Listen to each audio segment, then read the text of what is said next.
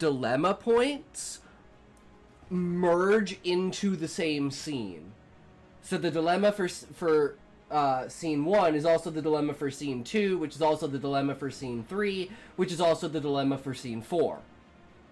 Thanks for hanging out. Thanks for chilling. Remember, as always, guys, if you can't say fuck you to your friends, who can you say fuck you to? Fuck you. So, I'm wondering if someone subscribes now and I get more money, is if Twitch is like stolen like $3 from me. Those fuckers, which means they've probably stolen like, now if they've stolen $3 from 1 million streamers, they made $3 million. That's a lot of money. Oh, we love to banter around here, bro. Welcome, welcome. We are actually reacting to steps for writing a short story. In this case, specifically short stories, because we always write short stories, and seeing how that, like, works with what we do. So far, this hasn't anything to do with an outline. This is more ideas. It's just a little bit of those things where it's like, well, it's the devil you know. Child's point of view, or even say the gun's point of view. Yes, you can write a story from an inanimate POV, although don't try that tricky stuff too often. Now, this is a great step because I don't think you can truly understand your story until you've looked at it from multiple points of view. True. Now, how do you and that's exactly what we did with Reverse 9/11. We're like, we're bad at transitions. It's like, how do we go through getting through Tanner's scene? And it was like, well, we split all the scenes up, and we use Daniel as the transitioning scene. He transitions from the poker game into the ship, or into the plane. He also transitions from Tanner doing all the drugs and fucking around. How long have you been writing? I've been writing for... Like, this story, like, the Reverse 9/11 story kind of looks like a family feud until it turns into World War III.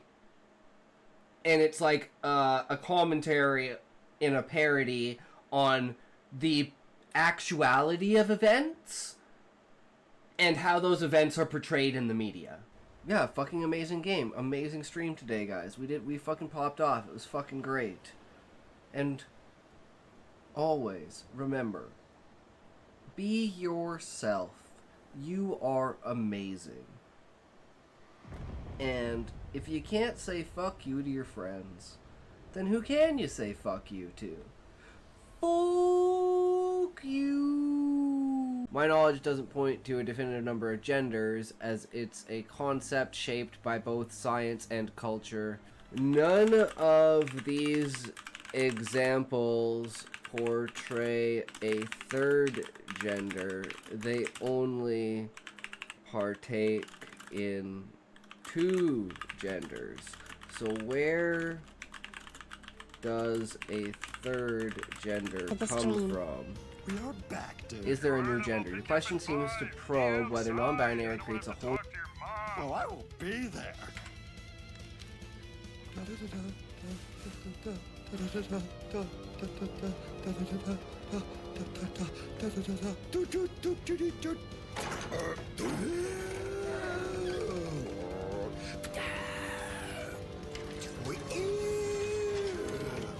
Daddy's home.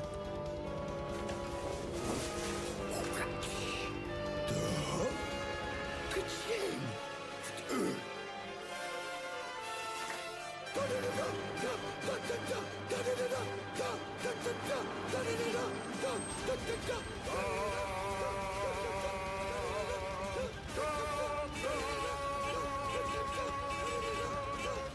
What hockey heard you the first time?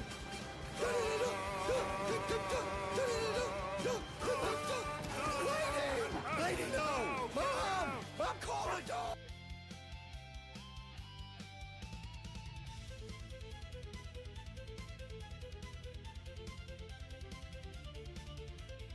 I'm glad that you are on Muffin's stream, because I like Muffin, and I think Muffin deserves a lot more attention.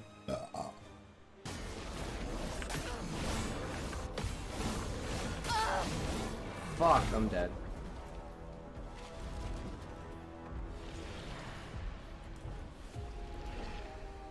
Well, we got to stage 1. Remember, if you can't say fuck you to your friends, who can't? Yo, yo, yo, boys, we back! What's up? Book, book! Thank you for the raid! Hell yeah, super appreciate it. Thank you very much. Welcome, everyone. Gat is, very sexual. Can either mean your ass or your puss. At least I'm pretty sure. I don't know if it just specifically means puss, if it also means ass, too. But I'm pretty sure it means both. Or you can derive both from it. But it's generally, you know, very sexual towards a... sexually derogatory towards a woman. Chair dance. True! Hitox will now dance for The you. only woman I'm derogatory towards is my werewoman that shows up on the full moons. You do very much, you do know what you do. You go, Zoe. You amp up the stream right off the bat because the first thing we are supposed to be doing was painting our nails. But I don't know if I'm going to do that. I am very Dancing, lazy. bitch, it ain't over yet.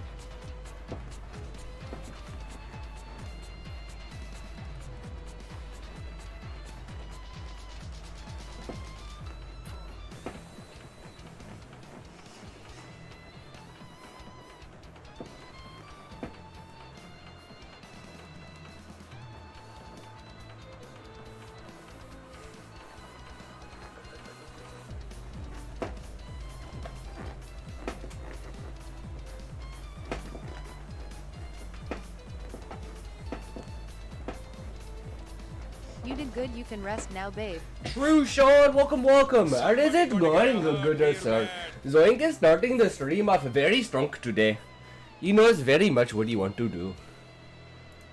But where we go for this, we do not know.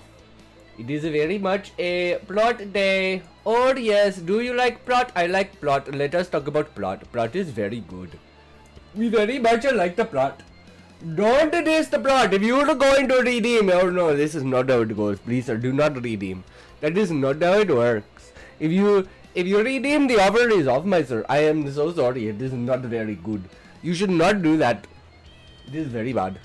But that is okay. We can get around it as long as you did not redeem it. We can keep going. Can you make not verified only chat? I do not know what you mean, Zoink. I am not quite sure. By what you mean by not verified only chat? Like, I don't know. And I am not Go sure. back to normal, bitch. This shit ass accent is killing me. True. Get up, you fat fucking. Oh my god, I'm close to 7K words. Hell yeah, book. Fuck yeah. That's what it's all about. Keep going, good ma'am. Keep going. Ah! Ah, it burns. Why do you subject me to this? You are terrible people. Figured out streaming. I also kind of figured out streaming. Hell yeah.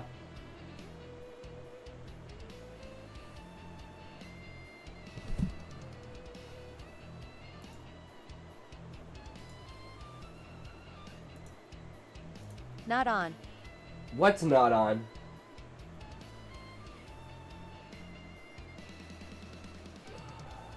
Did Zoink break something? Nice try, better luck next time, fat ass. Get back in that chair, you Paimon lazy betrayed ass me. shit streamer. Paimon This betrayed streamer is you. Garbage, I don't want these Super unfair delayed? Oh, the TTS might have been because No. there was already an, like there was already an announcement going on. In Genshin Impact. Yeah, I wasn't sure if that, if Paimon was an impact, it was Genshin Impact, or if that was a Weathering Waves thing. But I knew it was a gotcha thing nonetheless. Good old gotchas! They gotcha. Alright, so Zoink's already thrown out all of his points, so I guess that's a good way to start the stream, guys. Or I just have to assume that he threw out all of his points. But you never know. Okay, Zoink! You don't have to say it 100 times, dude. We get it. You got your ass beat by some little bitch Pokemon thing. I don't even know what the fuck Paimon is. Isn't it that little gremlin thing that follows you around?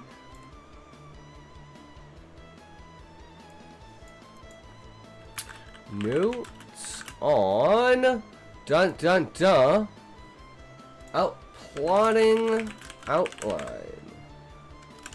I literally don't care enough to actually even Google it. It is of no interest to me. But, you know, this is. So once again, we're back with Claire Frace. This might be the last one we're doing on this, and then we'll be going back to, Book Fox. Paimon is Digimon, I think. Since that's the one that turns into Angomon and really kicks arse.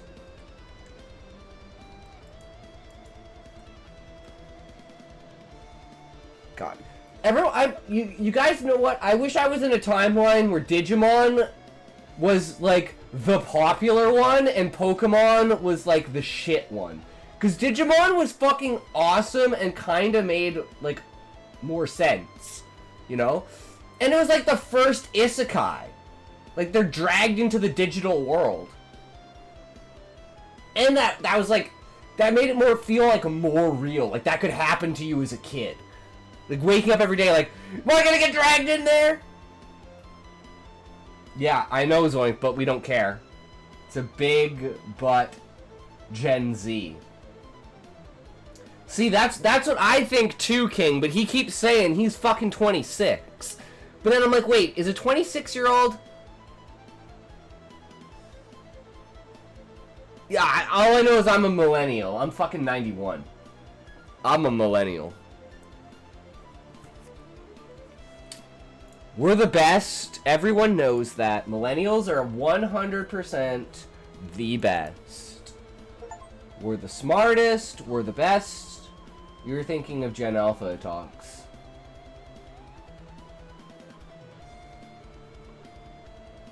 If he is 26, he is Gen Z. Really? I thought Gen Z was like... Wait.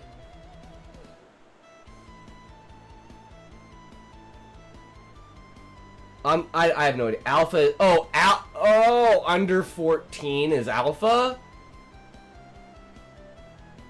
Why did it go... Wait, why did we... How did we go through, like, all of the alphabet? How did we get back to Alpha? Shouldn't we have started at Alpha? I don't understand where these fucking... Like, millennials make sense. People that like... You were born in the turnover from the 1900s to 2000. From the 20th century to the 21st century. That makes, like, insane amount of sense. This Gen Z, Gen X, Gen Alpha shit, I'm like, where the fuck did these numbers come from? Or these letters? Someone was smoking crack? I don't know. Yeah, they should have been called, like, the ones after 2000. Somebody going to get hurt real bad. Is somebody after, like, 2010? 2010 should have been, like,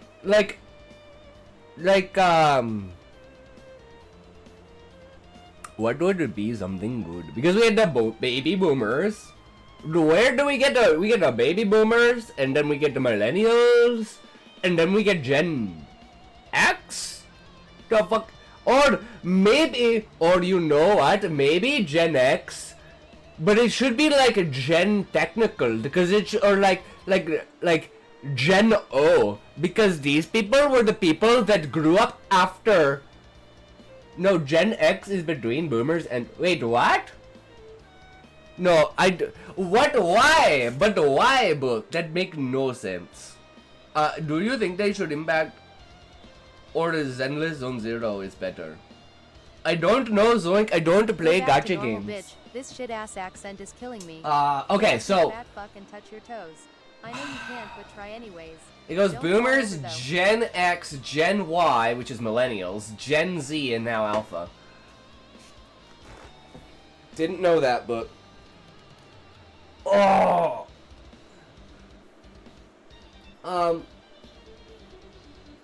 Okay, so then what's like the explanation reason for each, like, generation?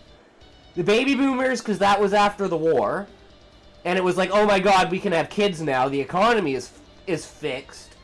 And then it's like, what was Gen X? Like, Vietnam? Like, kids that grew up at the very beginning of Vietnam? And then millennials would be, like, turnovers into the new millennium. Then the next generation would be, like, kids that were born after the internet. So kids that literally had the internet their entire lives. And then the next one would be the ones that were, Nice try, better luck next kids time, fat ass. during Get back in that COVID. chair, you lazy ass shit streamer. I'm old, but I like young shit. Grocket. Oh, I just have the facts, not the info. Damn! Good try, book. That's okay. I'll follow you into the pits of hell. Fuck.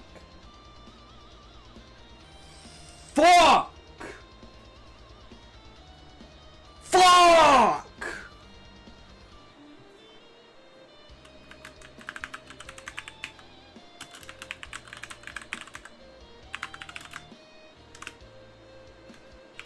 Let's do it, guys.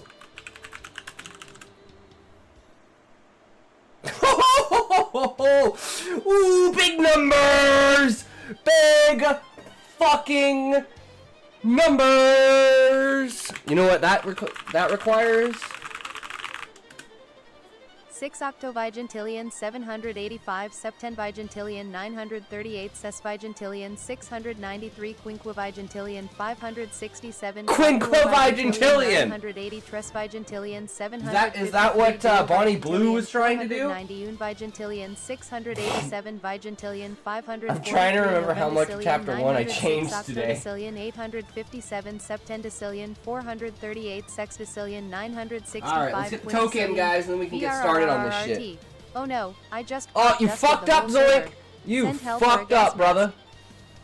43 undecillion 270. Wow, it actually worked still? 534 nonillion 300. You didn't get any vigintillions, though. 42 septillion 938 sextillion 733 quintillion 792 quadrillion 898 trillion 886 billion 352,378,932 feet dietary utero itikerkukuruiri 78,923,423 feet u ko kwa uw. Damn. That was insane, Zoink. You know how to talk, good sir. You know how to throw it all out there. I think I changed enough. I'm going to try to post chapter 1 in Discord again. Alright. You had too many letters! Wait, can I get some type of written explanation of the book being written? Which book, King? Whose book? There's too many books, plus there's Book herself.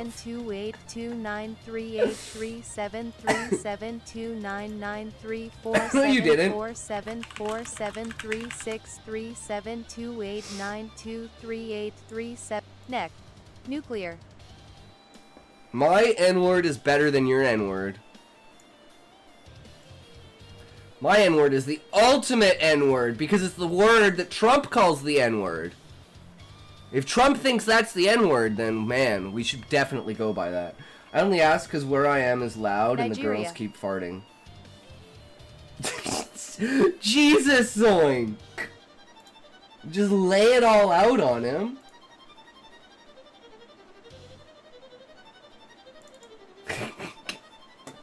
I mean, hey, you're gonna call someone out, at least, you know. At least know what you're doing. Is that the N-word? Okay, that one's a little pushing it because it does refer to a country. Nigeria. You know. It's true. Are they farting in tune at least? I don't know. I've never heard a girl fart, guys. I think at some point in time, just like the birds, women were replaced with robots. And when they go to the bathroom, it's just an oil change. I mean, that's just me though, right?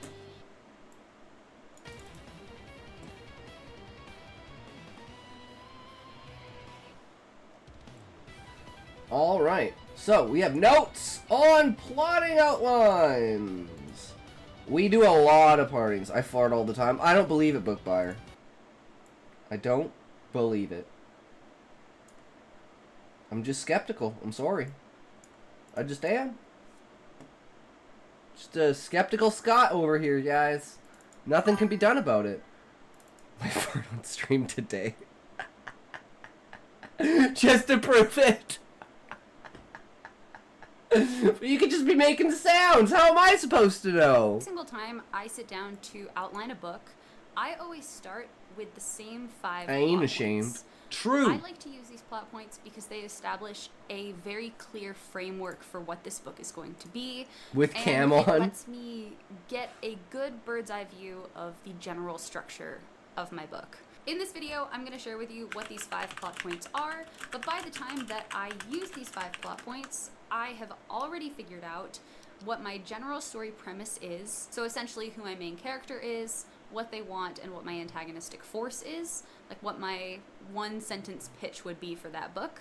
Because if I don't have this figured out, then it's not very helpful to go and try to figure out the plot points. I need to know the general sketch of what this story is about before I go and try to figure out what these plot points are. If you're confused about what a main character or a protagonist is, or what an antagonist or antagonistic force is, or even what a 1-sentence pitch typically looks like, drop a comment down below and I'd be super happy to answer that.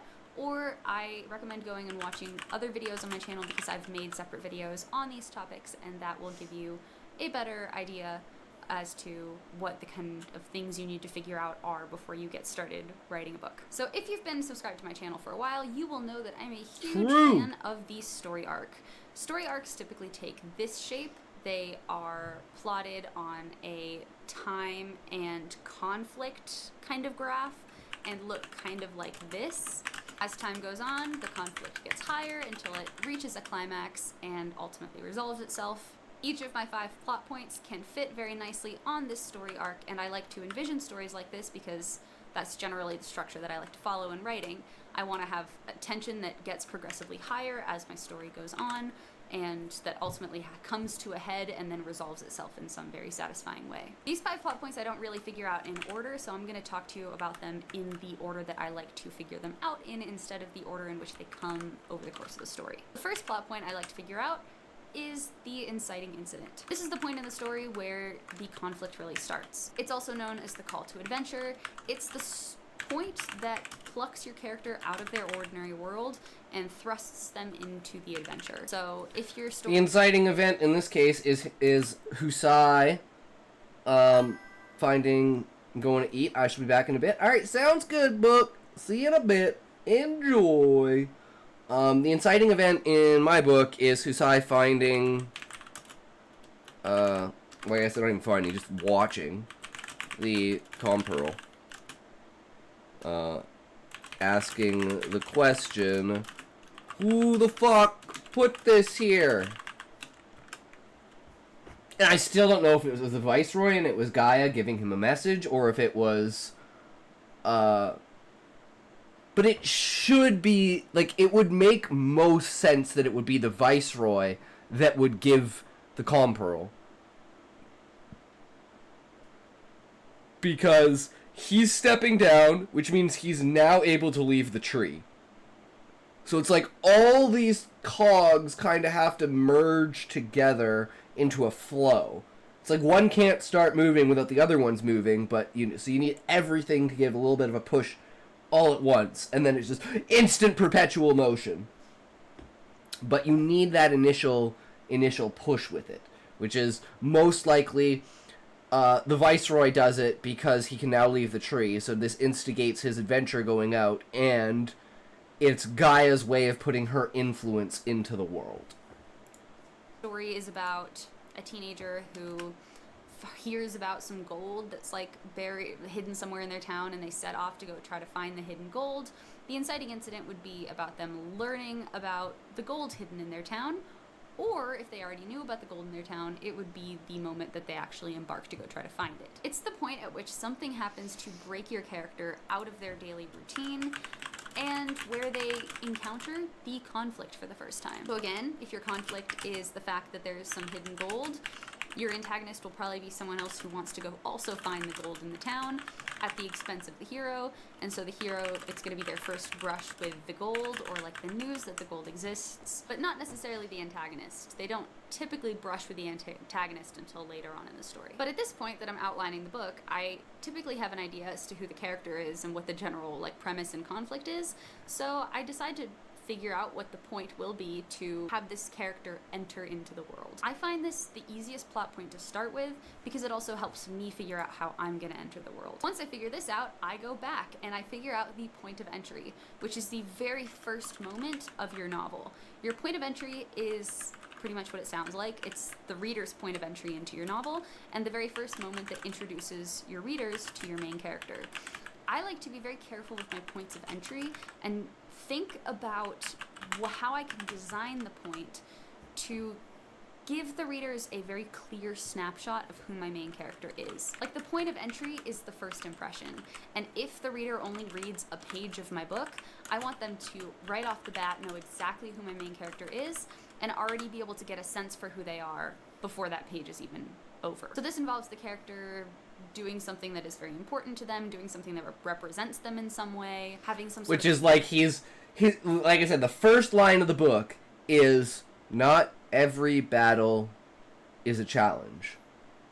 And this is supposed to be an oxymoron for his feelings because he's about to write a speech for probably one of the biggest events since he became the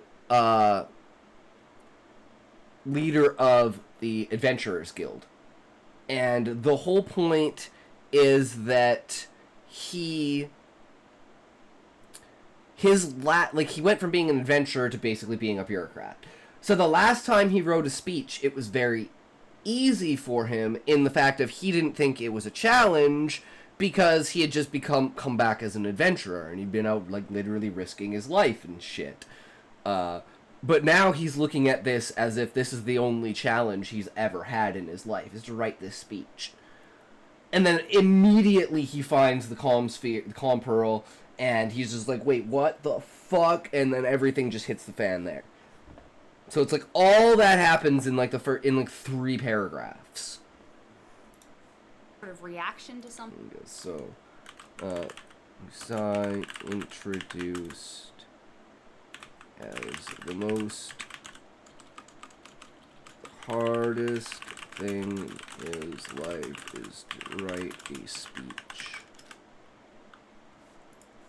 And whatever it reveals about the character has to be important. It can't just be this character like eating an entire brick of cheese for no reason and you just kind of show that they like cheese, but your story is actually like a hardcore serial killer thriller.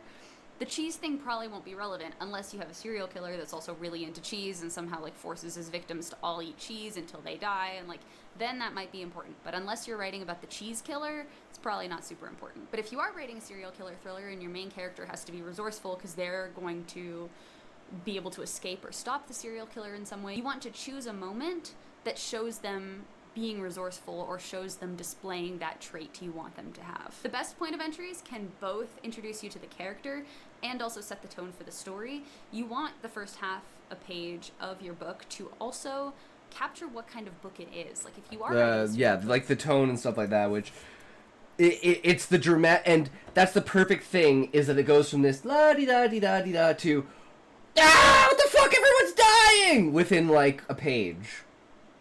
So it shows how things can just be instantly thrown on their head, which means every time that happens during the book, it's going to be almost subconsciously expected and like set as a parameter because that instantly happens right off the bat. Raymond Dow, welcome, how's it going, bro? We got a couple more of your essays to read, bro, so hopefully you'll stick around. This react is actually going quite fast, so, you know, we might actually finish it. Thriller, having that character do something kind of dark, or have like the tone be dark and gritty, or have them escaping something or running away from something, or, you know, they're on the subway and a guy says something really creepy and it gives them an unsettling Hell feeling. yeah! Really quick, smart response to it and a way to escape that situation, that would both show that they're resourceful and also set the tone that this might be a scarier book. The next point I like to figure out after that is the climax. So I'm really... And we have the climax, which at this point, okay,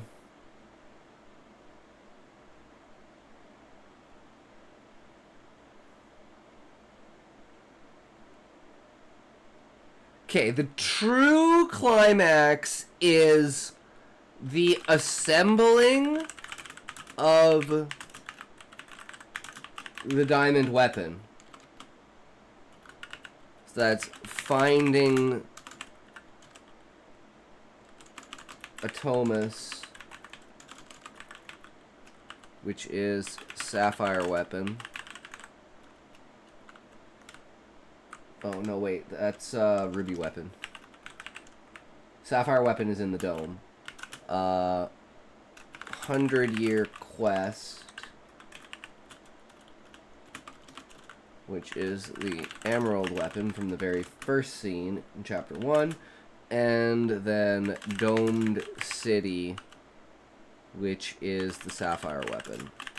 Put all those together and you get the emerald weapon, the ultimate thing. And that's the point where it's like you finally feel that they have a chance against the monarch, right? It's like we've built his weapon, we're using his weapon against him, we've pretty much learned everything, we've got the Warriors of Light, we've got all the Guardians, we've got all the information about the past, everything's pretty much been revealed, and now it's like, alright, let's fucking, do this.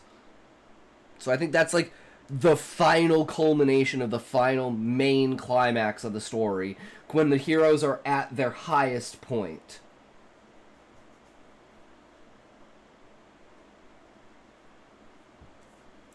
Skipping ahead here, like pretty much from beginning to end, but the climax is the part in your story where the conflict comes to a head.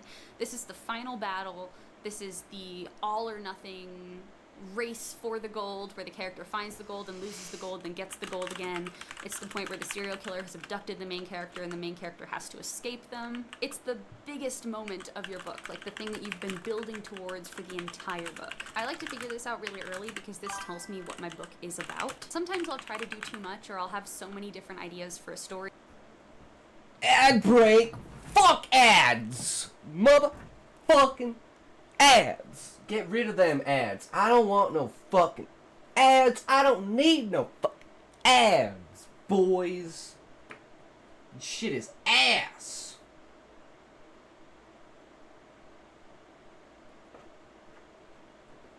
But it appears like, once again, guys, we're passing this test with, like, flying colors. Because, I don't know about you, but this is pretty much how I plan everything.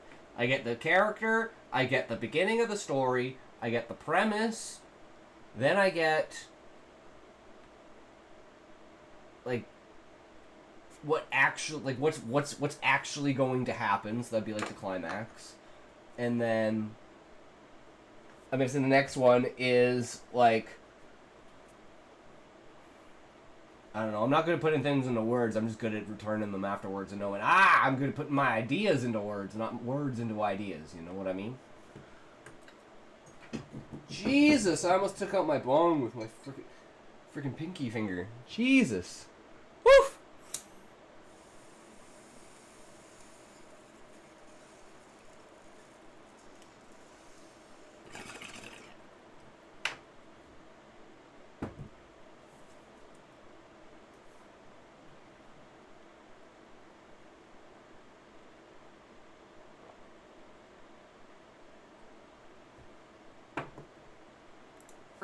But they can't all fit into the climax, and so figuring out what the climax is and boiling the book down to what the climax is helps me really figure out what it is that I'm writing, and it also gives me an idea of where I'm supposed to be going.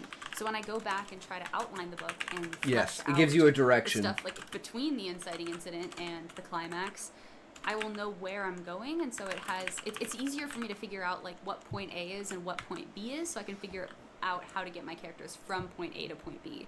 It's a lot harder to figure out what point A is and not know where I'm going and try to figure out where I'm going along the way. Not a That's just not how pantser. my brain works, and that's not how I write.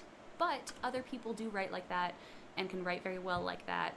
So this is only what works for me, and if your brain works better not knowing what point B is, then completely ignore everything I've told you in this video and just go do you.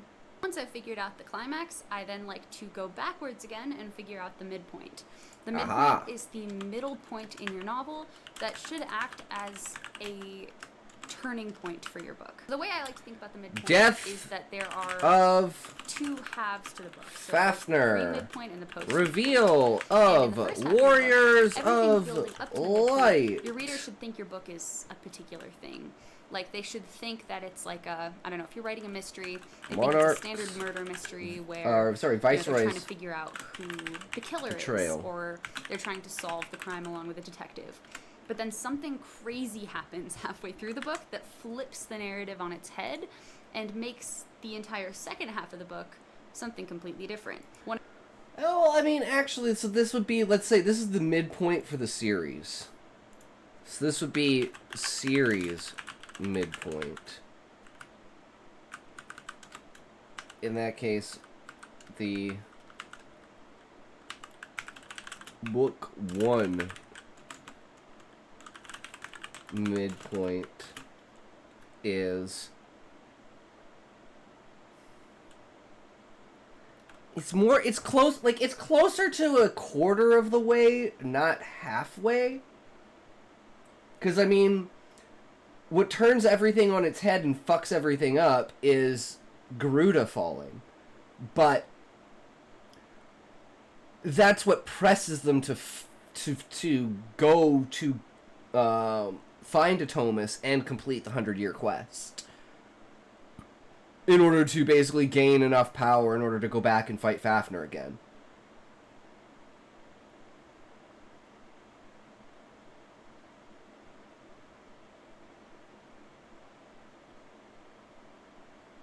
So the midpoint is like more of...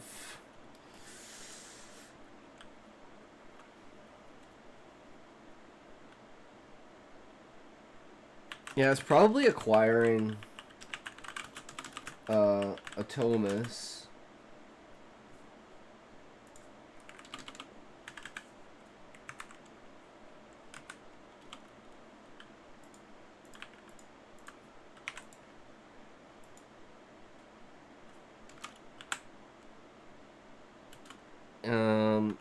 Forging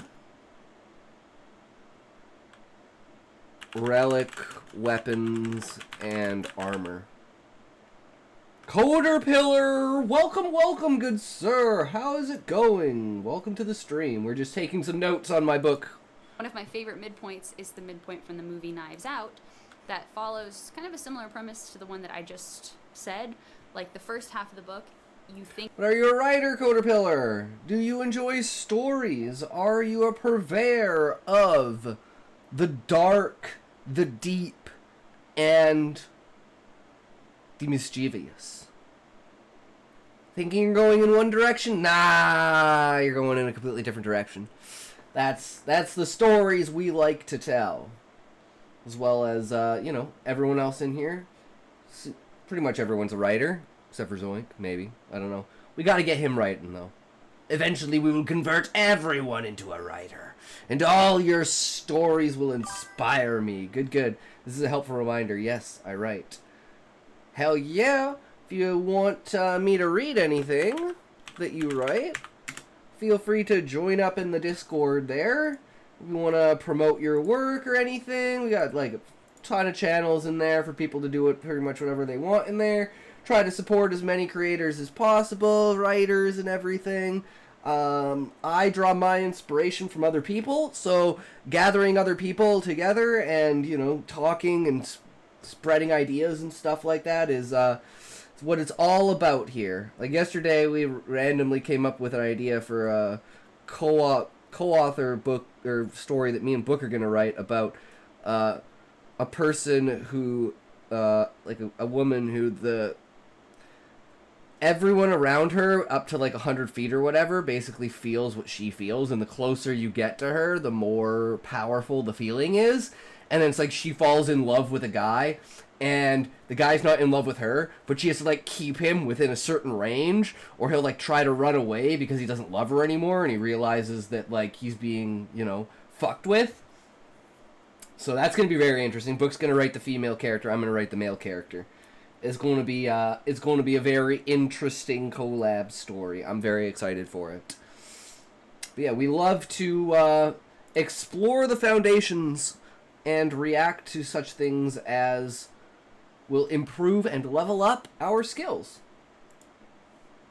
Unfortunately, I don't get to spend a lot of time on a single thing, but you know, that's what the notes are for. And eventually I will make a Discord channel with all the notes on it. I swear, one day I will.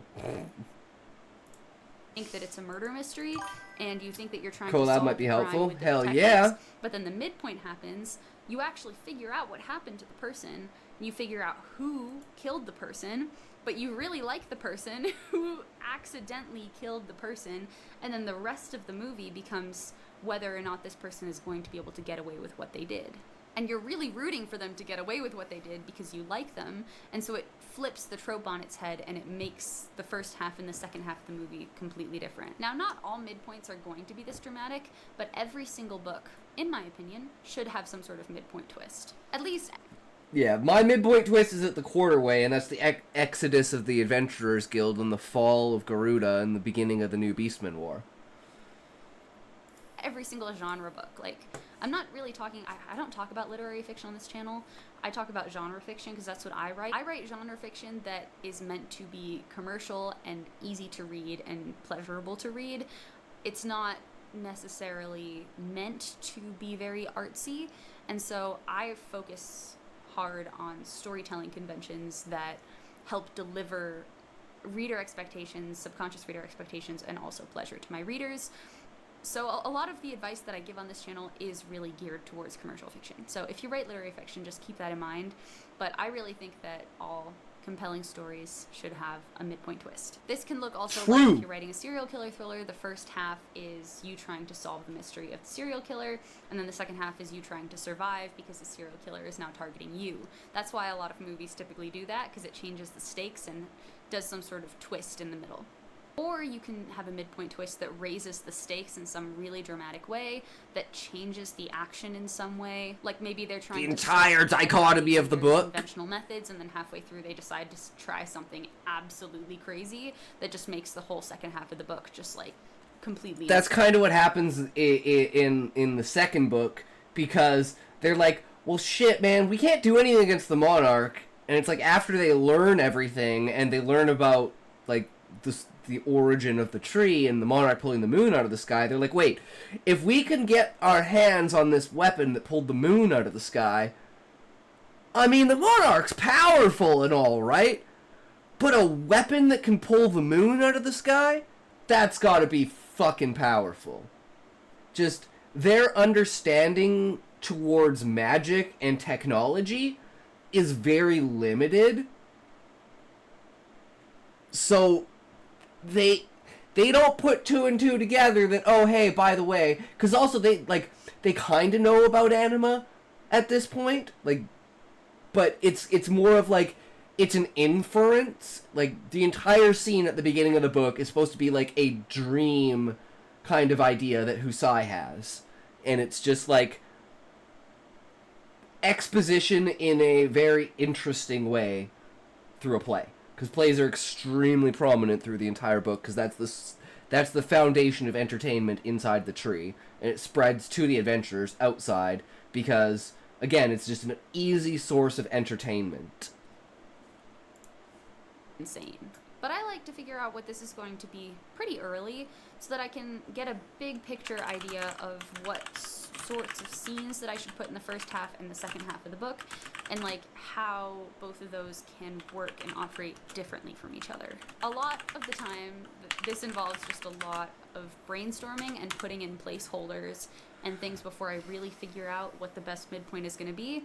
But I like having just a general idea. Like, I'll do a big brainstorm and I'll try to come up with the craziest midpoint that I can. True. And find one that really fits with what I want the book to be, and then build out from there. And maybe as I'm fleshing it out, almost guaranteed actually, I will think of something better and then go back and outline that and play with it. That's why you never get married to your ideas, and ideas that don't fit. My biggest thing that I do for ideas that don't fit, that I can't get out of my head, is I just write a story about them.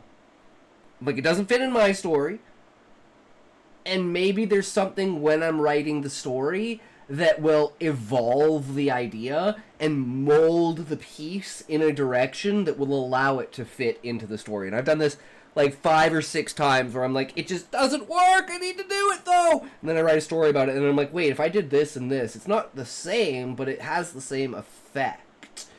And it's like, yes, that's, because the effect is what is important. More until it all holds together. Finally, the 5th plot point that I like to figure out is the resolution. This happens after the climax, and is what it sounds like. It's Discord just... keeps saying I don't have permission. Damn you, Discord. There shouldn't be any permission blocks from anything, because there's no roles.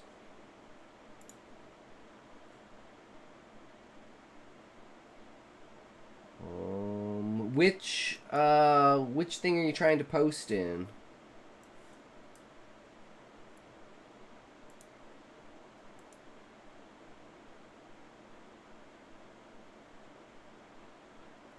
Because everyone should just be able to pop everything.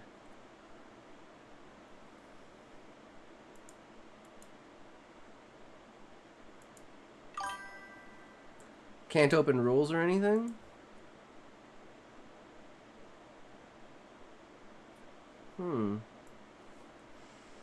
Someone else was saying they were having problems with this too.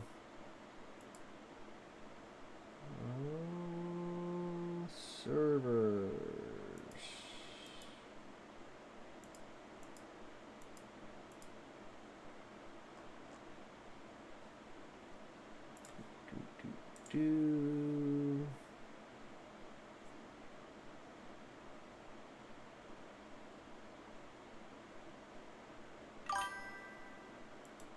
Look, welcome back. Coder is having a problem with the Discord book. Are you having any problem with the Discord? I don't really know how to use Discord, so I don't know why there wouldn't be.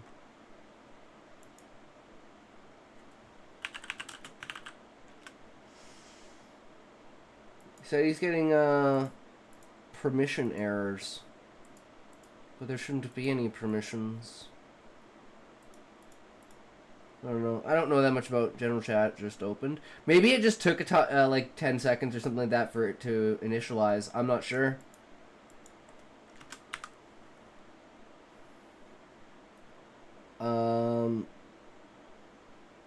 The resolution for the book,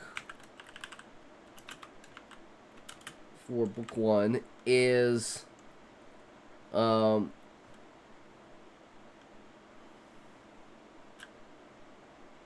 despite the death of Fafnir and the betrayal of the Viceroy, the most important event takes place. The warriors of light reveal themselves. And ever since chapter 3, Husai was given 3 tasks. The first one is to find the warriors of light, because the warriors of light will have a tablet that will explain everything.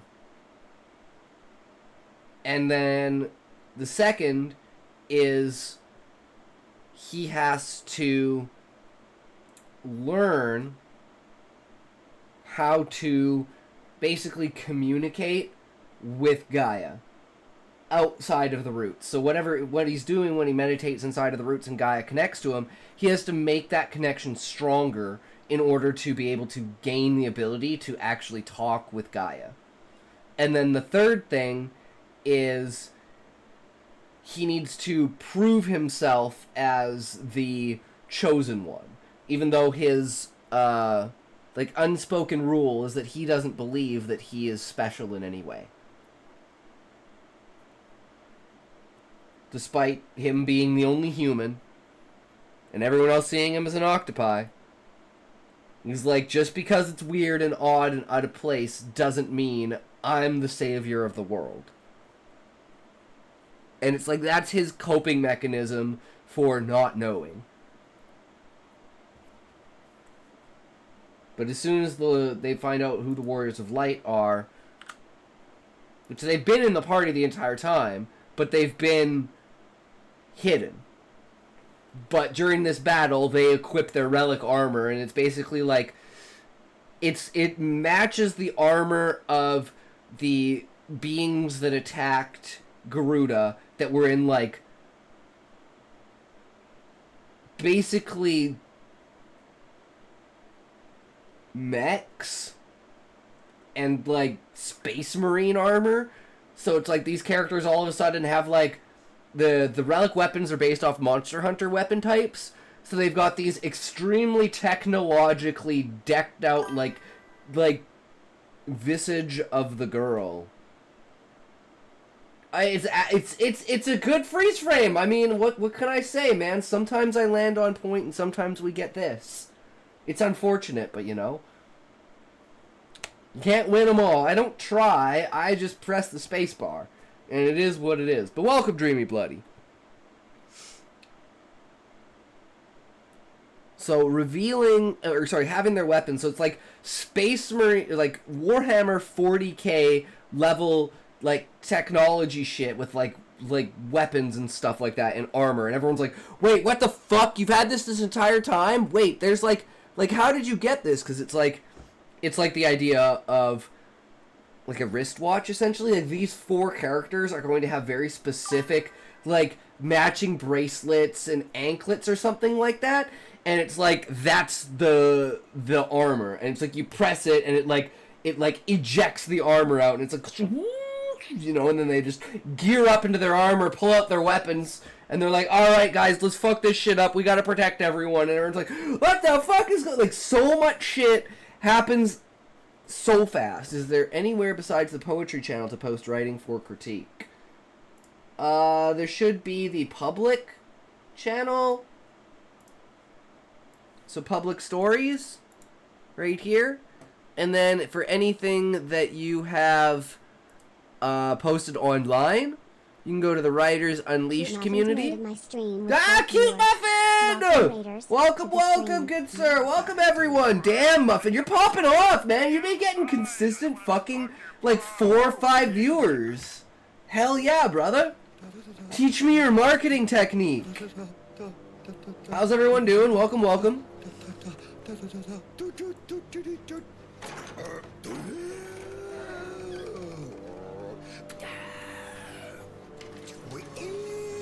Oh, this deserves a toke. How was the stream today, Muffin? What were you doing today? Was it Trackmania? Was it chess? Was it Subnautica? Was it Minecraft? Or are you finally gonna start doing writing streams? Oh!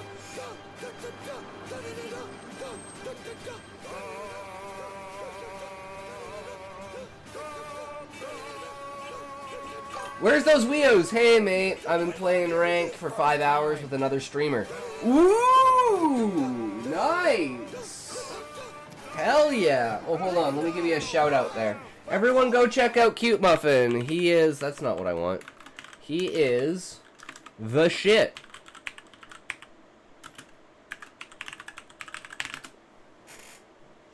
Go follow him. Check him out. He just got affiliate, like, beginning of the month. Cute Muffin has been fucking popping the fuck off, guys. It's crazy. It's crazy.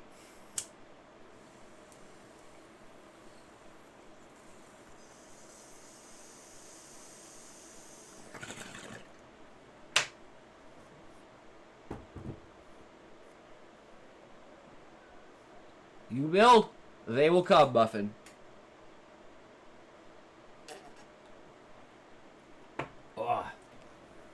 All right. Anything else for the finale?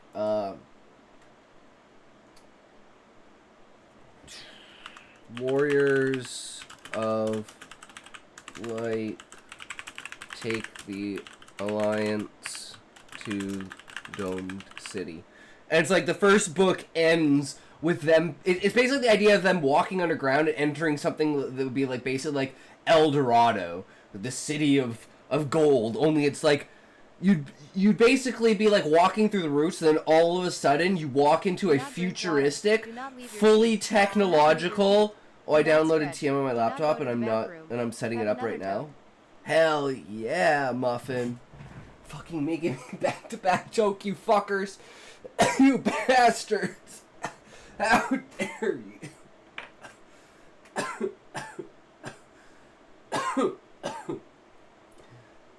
This amnesia's working well, I can tell you.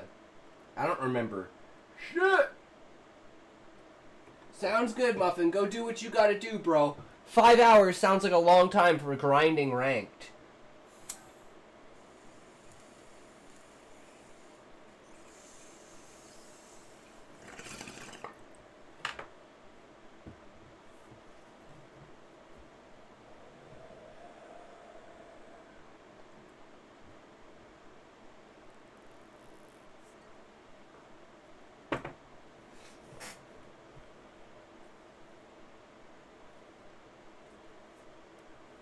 So yeah, the book will just end with them walking through the roots.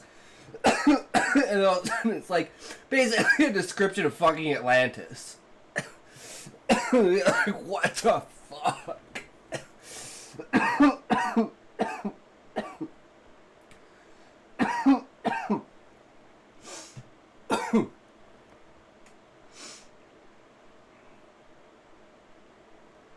And this is where I still haven't made a decision, a final decision for how the dome is.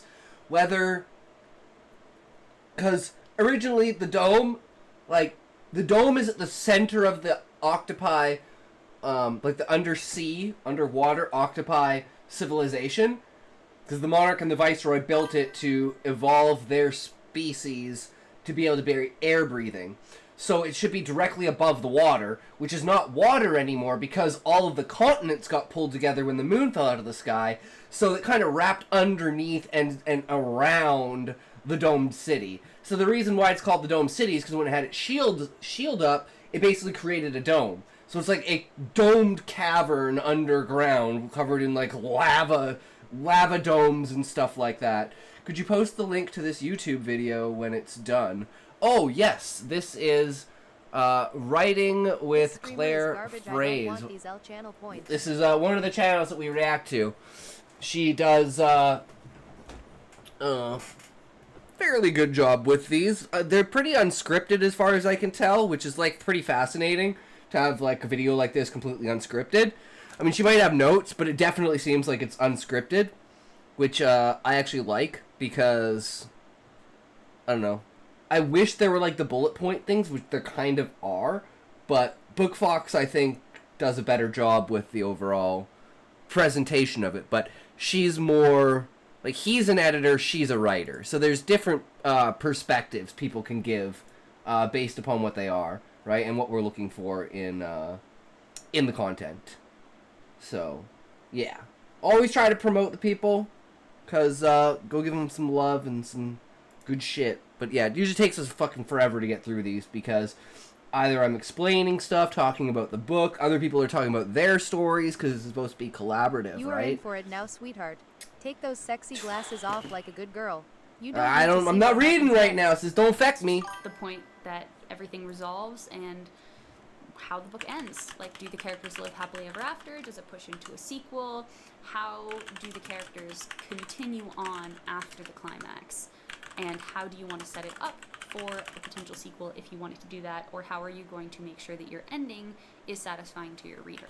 I usually write books in series, but I've also written standalones, and having an idea of how the characters are going to end up and where they're going to end up helps me figure out kind of the end of their character arc and how I want them to change from beginning to end. Because the characters are going to be very different by the end of the book than they will be at the beginning of the book. Very if much you've done so. your job right. Yeah. And if that's what you choose to do, write characters that change. I don't. But really so like writing there's a thing. There is to be said, because I don't think we were talking about this yesterday, but I don't think enough people actually talk about this. I miss my sexy librarian. You can put those sweet sight setters back in place, slut. Thanks. The idea that your character changes. Your character should change over the story. But there are bell curve type character arcs where your character starts out a certain way, then they change over the events of the story, and then they kind of fall back into their own ways again. And it's like,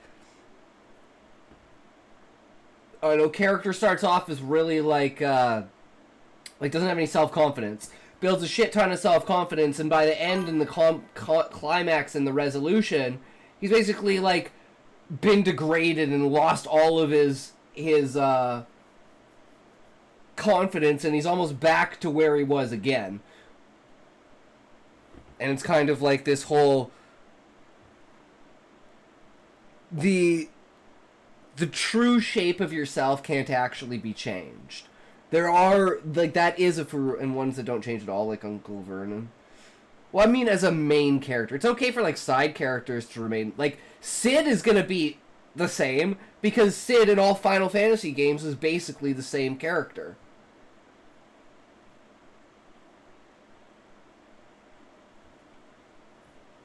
So, like, Sid's probably the easiest character to write because he's already been written. And I want him to be the one character that's, like, you know... Like, there's two words that I might have to change. And that would be chocobos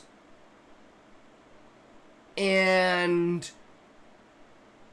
Like, maybe...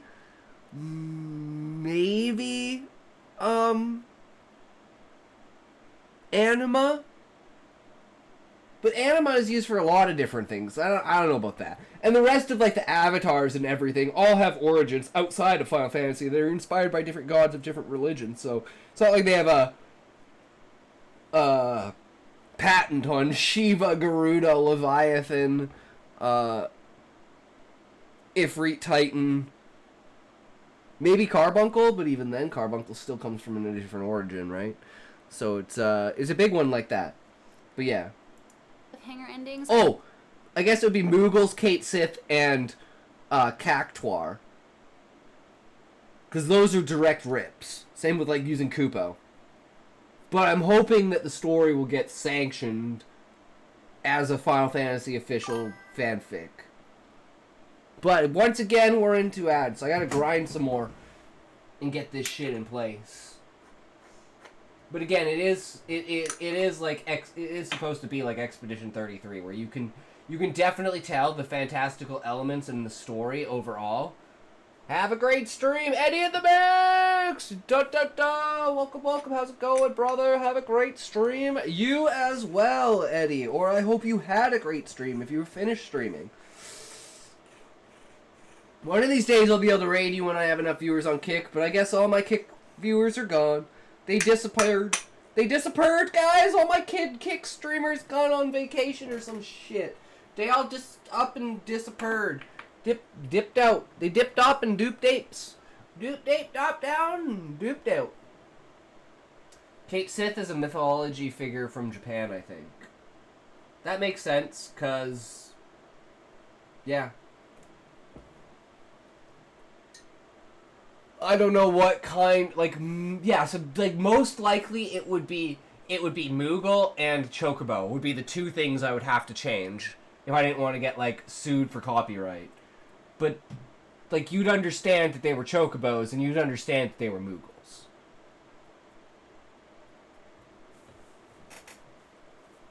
At least, like, but even then, like, the Moogles are, like, basically, like, pixies. They're supposed to be, like, not like they're supposed to be like a cross between like a pixie and an imp.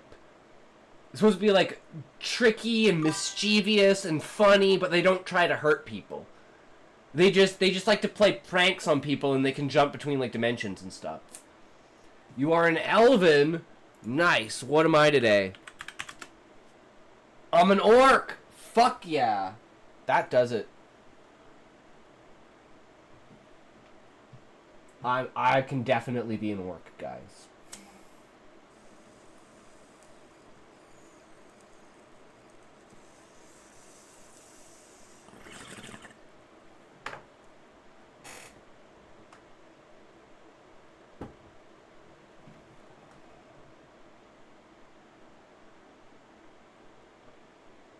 Sean, do you know the answer to the bad joke? Why was the phone wearing glasses? I used to do that, but I'm not a huge fan of that anymore, and I made a video as to why. That I can link in the description of this video if you want to go learn more about my thoughts on cliffhangers. But everything that I'm putting under these 5 plot points at this stage in my writing process is all just penciled in. I don't write in pen, I write like in whiteboard dry erase markers because I'm constantly moving things around at this stage and thinking of better ways to do things and more interesting ways to do things. Yep, just building on what you have as a Nothing foundation. is set in stone, and it's all a very organic brainstorm process. I'm just putting things on paper to see how I feel about them, and once I have 5 plot points that I kind of like and I'm feeling are okay, then I will go in and start trying to come up with scenes to fill in the gaps and get characters between each of these 5 plot points. What I like to do is I have this big whiteboard and I will write each of these plot points down. I'll draw out the story arc, write each plot point on the story arc, and then I'll take post-it notes and physically stick them on the story arc until I can kind of envision what the story is going to look like. And as I allow myself to brainstorm, I will often think of better midpoints, more interesting ways to do things, and change those. My rule of thumb for an idea is, number 1, come up with idea, then forget idea. Number 2, remember idea, write down idea, then forget idea. Then number 3, remember idea, write down idea. Notice you already have idea written down, star idea. That is a keeper. Because you have organically came to that conclusion over and over and over again. No matter what you do, you always come back to that conclusion. It is the only way that it could possibly happen. Those are the keepers. Plot points around. But these are the 5 plot points that I start with because it offers enough structure for me to be able to see the book from the big picture, but not too much structure that it's overwhelming. So that's all I got for this video on the 5 plot points that I like to start with when outlining. I hope that it was helpful. If you have a second, I'd be super grateful if you could like this video and also subscribe to my channel. My name is Claire Fraze, and I'm an award-winning author who makes videos sharing actionable writing tips that helped me make my own writing better. I'm the author of the 5-book paranormal thriller They Stay series, along with my debut novel that I published in high school. I have a couple of books keep forgetting next year about this. that are coming out that I'm very excited about, and I am in the process of sketching out rough outlines for some of the books that I want to be writing this year, and that's kind of what inspired me to come make this video. Do you also like to outline your books? If you do you like to outline more than I do or less than I do? Do you have plot points that you like to figure out before you start writing that really help you? If so, let me know down in the comments below. I would super appreciate hearing from you. I'll throw in my 2 cents with my plot filter. Cause this is how I plot. Let me find a blank one here.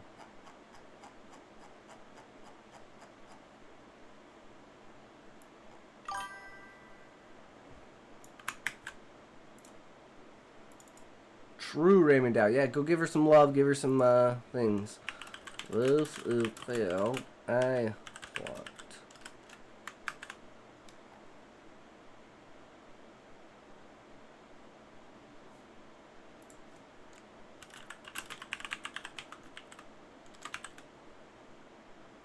Boom.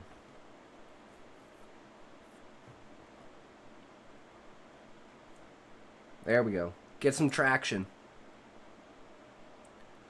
All right. So, since we didn't do it yesterday, we should probably do commentary today. What do you guys think?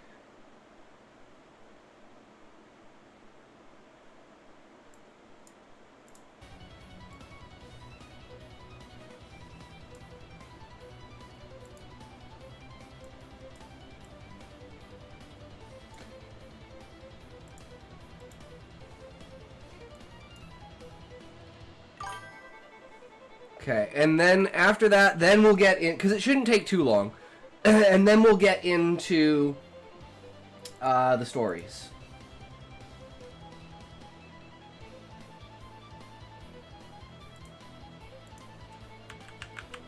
I'm ambivalent.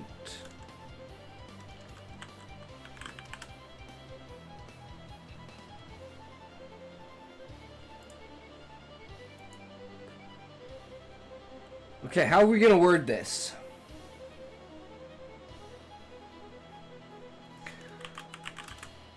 With the newer... This basic bitch stupid streamer can't even get his camera right. Fuck freeze frames.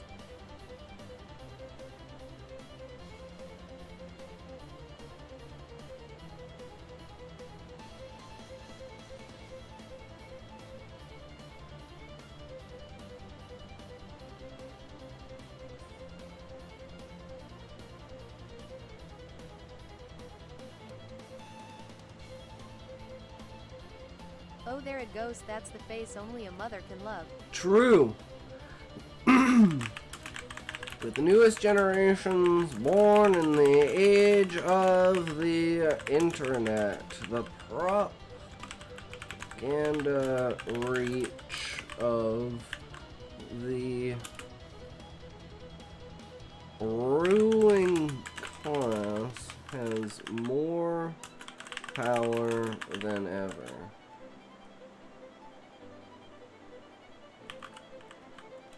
The newest generations looking down on older generations as if 1983 didn't exist.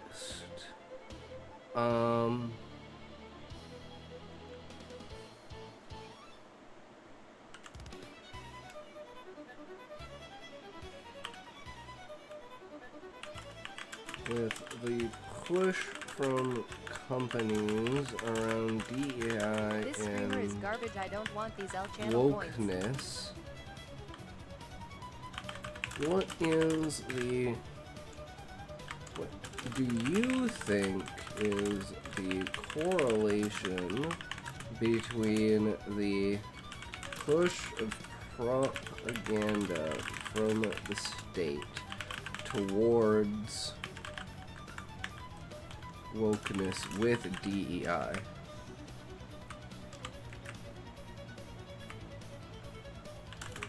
Has this had a significant impact on the perception that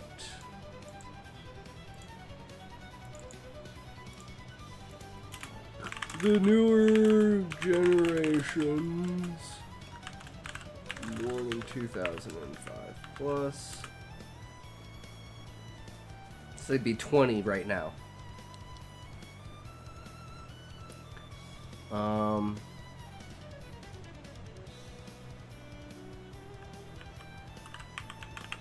towards how state pressures and pushes propaganda, are they more susceptible to it now than any other generation, given that most, how would you say this?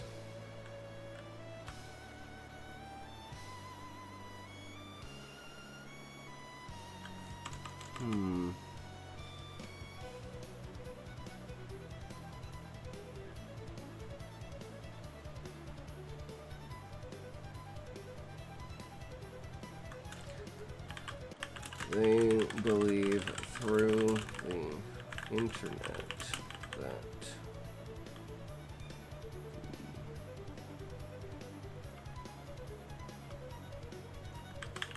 think they see through it,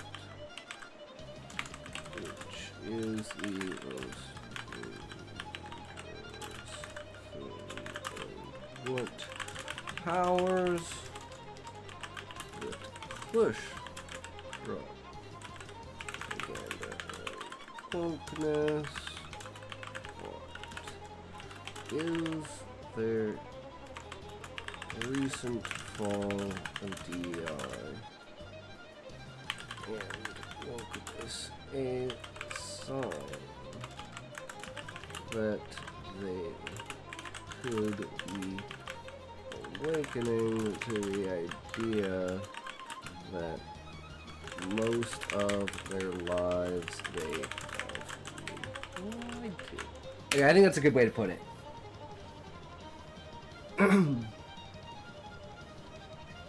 I should have put on think. Shit. Okay, let's redo that.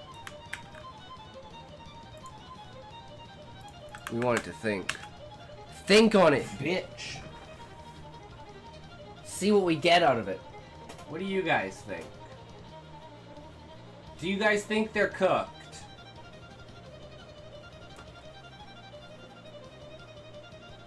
I mean, we're talking about people that were like 14 and 15 during COVID.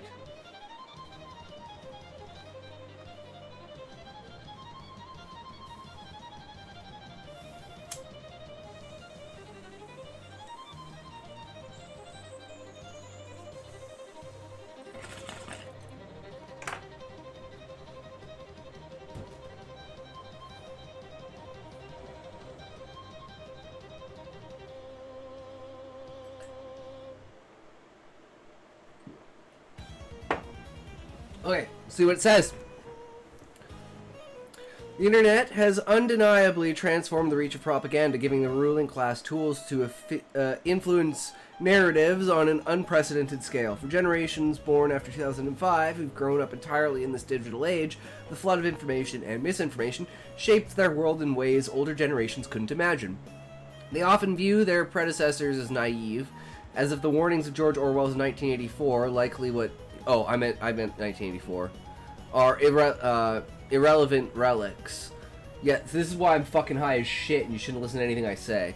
Yet this confidence in their media savvy might be exactly what makes them vulnerable. The internet amplifies propaganda's power, cloaking it in memes, influences, and viral trends. Yeah, like I don't think kids nowadays understand that like the political memes that they have today.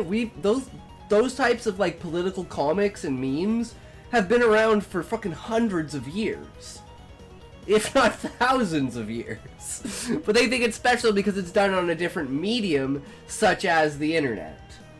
Which, that's a scary thought to think of as well, right? Because you're never the first, it's just they're the first to have such a medium that has such a widespread influence and such power that, God, it's fucking scary to think about.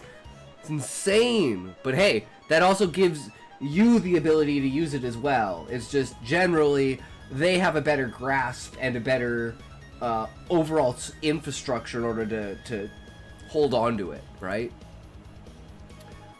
Yet this confidence in their cloaking in memes, influences, and viral trends, while they push for diversity, equity, and inclusion, and wokeness adds another layer to this dynamic. Let's unpack your question step by step. The internet and propaganda's new reach. The internet has turned information into a double-edged sword. It offers access to endless perspectives, but it also empowers the state, corporations, and other elites to spread propaganda faster and farther than ever before. Algorithms curate what you see, creating echo chambers that reinforce beliefs rather than challenge them. Younger generations, immersed in this environment from birth, might think they're immune to manipulation because they can Google a fact or scroll X for truth, but that's the trap. Propaganda today doesn't look like old school posters or TV ads. It's subtle, personalized, and often disguised as authentic voices. The ruling class doesn't need overt control when they can nudge you with a trending hashtag for an AI-driven newsfeed. DEI wokeness and state propaganda. What's the connection? You asked about the correlation between state propaganda and the push for DEI and wokeness. It's a messy picture. On one hand, DEI and wokeness stem from real issues. Inequality, discrimination, systematic biases, and aim to address them.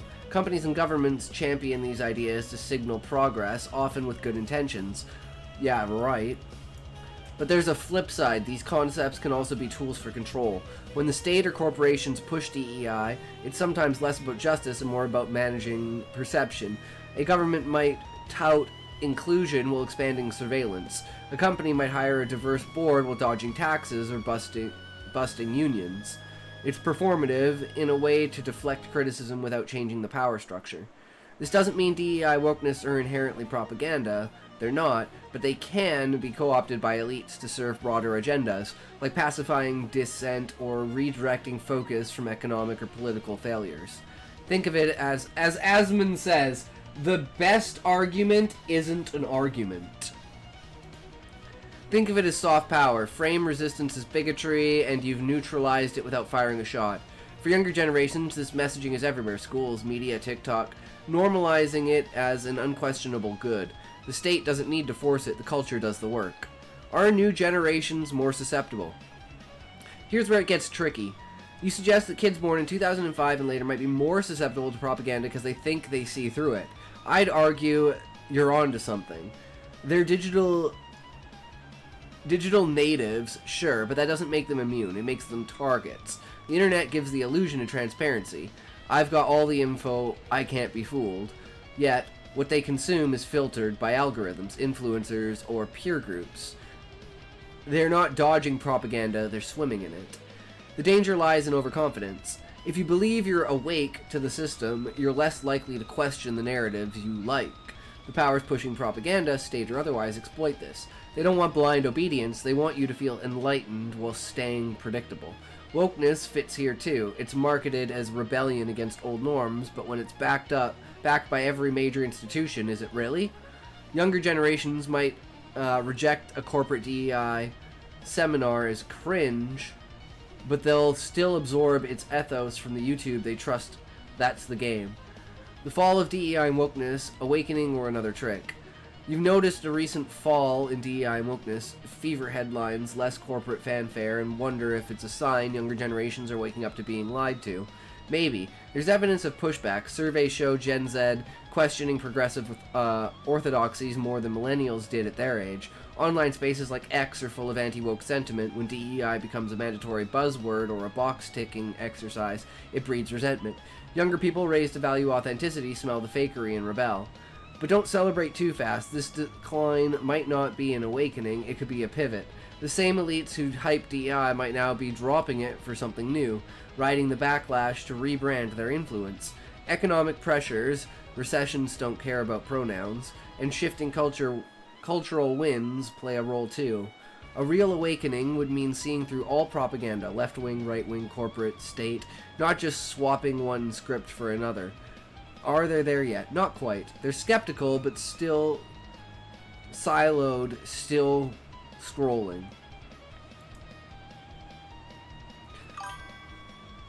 Getting TM on my laptop wasn't a good idea. Oh no, Muffin, what's going on? Is it not working? Tying it back to 1984. Orwell's 1984 warned of a world where truth is whatever the powerful say it is, enforced by surveillance and repetition. Today's propaganda doesn't need a big brother. It's decentralized, crowdsourced, and weaponized by the internet. Younger generations might scoff at the idea they're living it, but the parallels are eerie. Constant monitoring, hello, smartphones, rewritten narratives, cancelled tweets, anyone, and a culture that punishes wrongthink. The difference? They've been sold the cage as freedom. So, has the state push for DEI and wokeness warped the perception of propaganda? Yes. By blurring the line between justice and control, they are more susceptible because they think they're immune. Absolutely. The internet's their strength and their blind spot. Is the fall of DEI a sign they're waking up? Partially, but it's not the full story. They're stirring, not free. The ruling class still holds the reins. They've just changed the saddle. Nice. Forgot why I did in the first place. It works, just the quality's horrible, and I suck at using keyboard to drive. That makes sense. Can't you hook a controller up to it?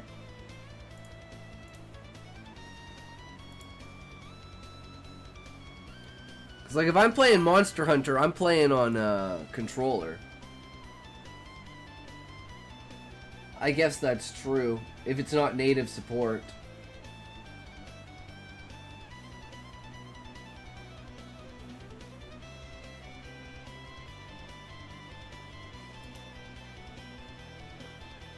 Code, are you still here? Because I'm not seeing your post in here.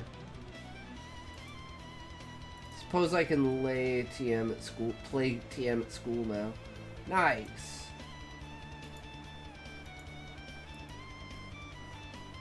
Trying to find this here.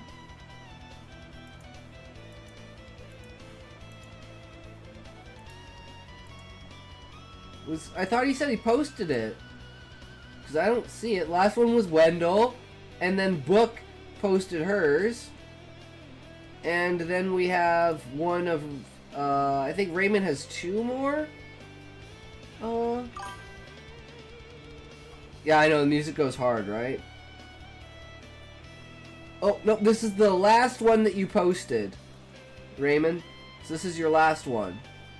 And this is a redoing of Chapter 1 by Book. So this is like the 5th rendition or 6th rendition of the Chapter 1. We read Chapter 2 yesterday. I can't find Code, his,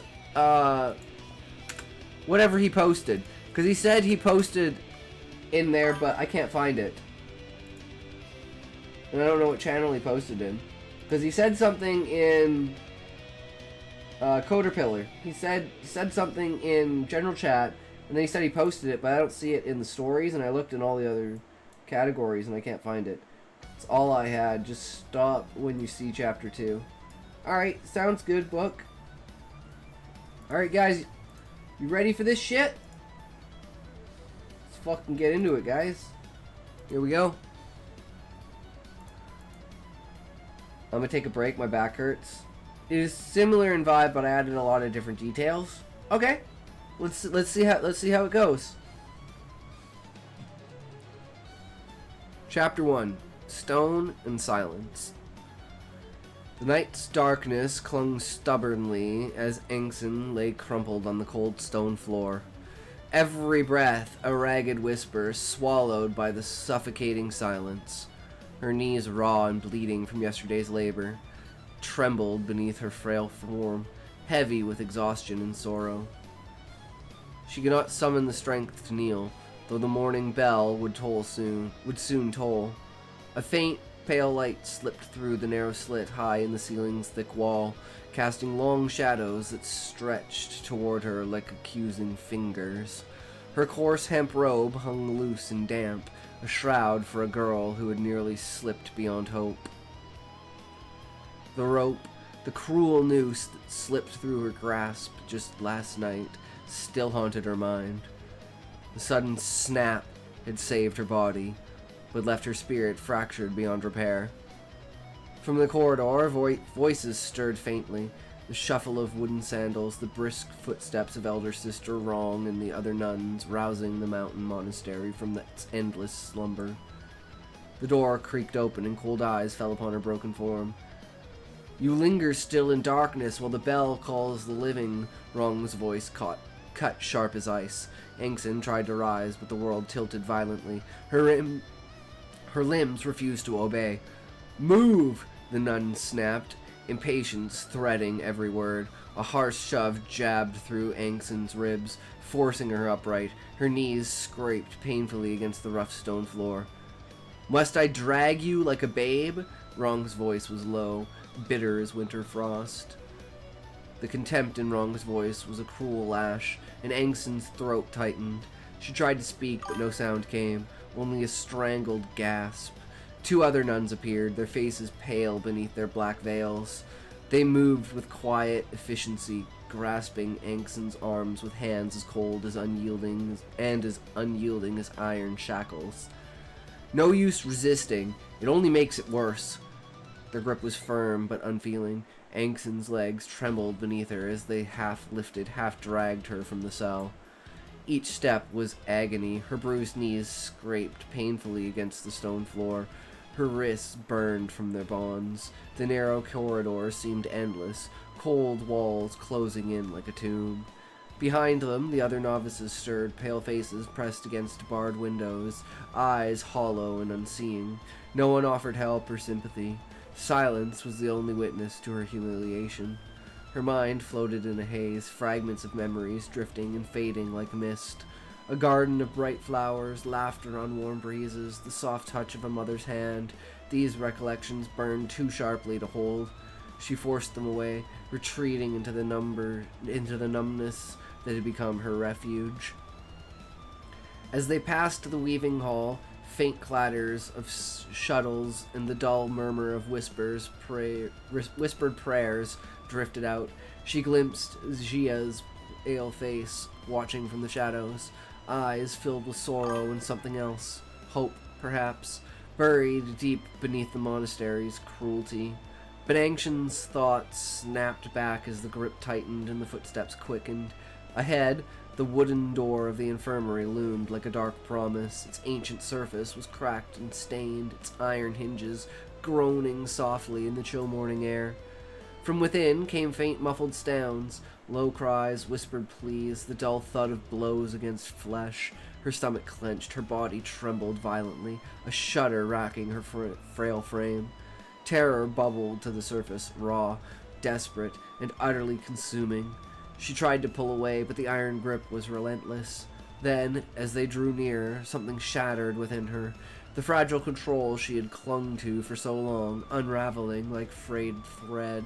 A warm wetness spread beneath her, dark against the coarse hemp of her robe. A fresh wave of shame and despair crashed over her as she realized she had lost control, her body betraying her in the worst way possible.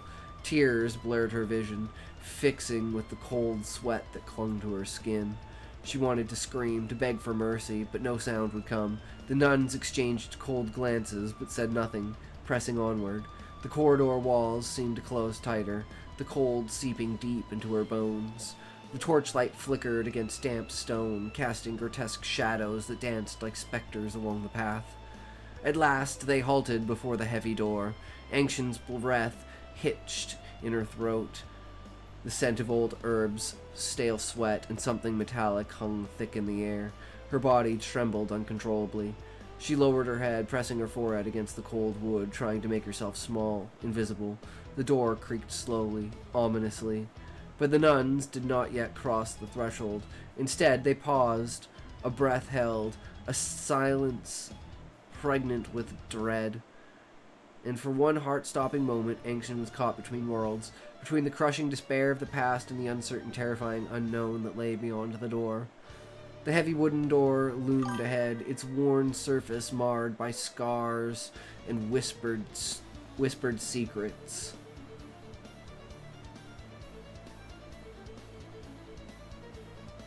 Fucking ad breaks.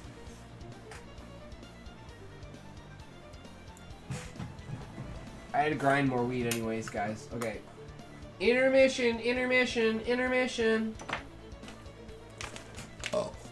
This is fucking beautiful, by the way, book. I fucking love the imagery. It is so brutal. It is so dark.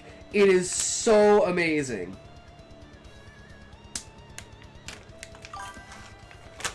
No worries.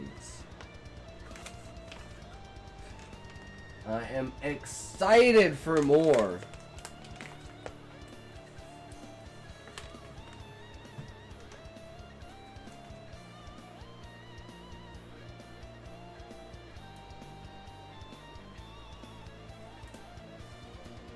And this is why you should never be worried about a rewrite, because if you want to rewrite it, it means you think you can do better, and if you can do better, because that's good. I'm just thinking back to what Chapter 1 used to be, and I'm thinking about my book and what Chapter 1 used to be and what it is now, and it's just like that evolution process. You can read it all if you want, but it's up to you. I know you have other stories to read. Well, I only have Raymond Dow's, essay because I can't find Coder. I don't know where he posted it. It's not in any of the channels. So I don't know if it just wouldn't let him. I don't know why that would be. I have no idea. You should just be able to, like, I mean, that's what Shayra did. Just joined the Discord and posted all their stuff. Raymond should be here. Yeah, you're here, right, Raymond? He was before. I don't know if he left.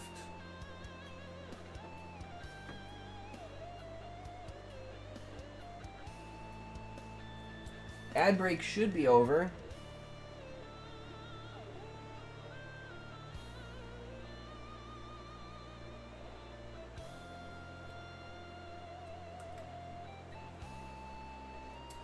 Well, either way, it is what it is.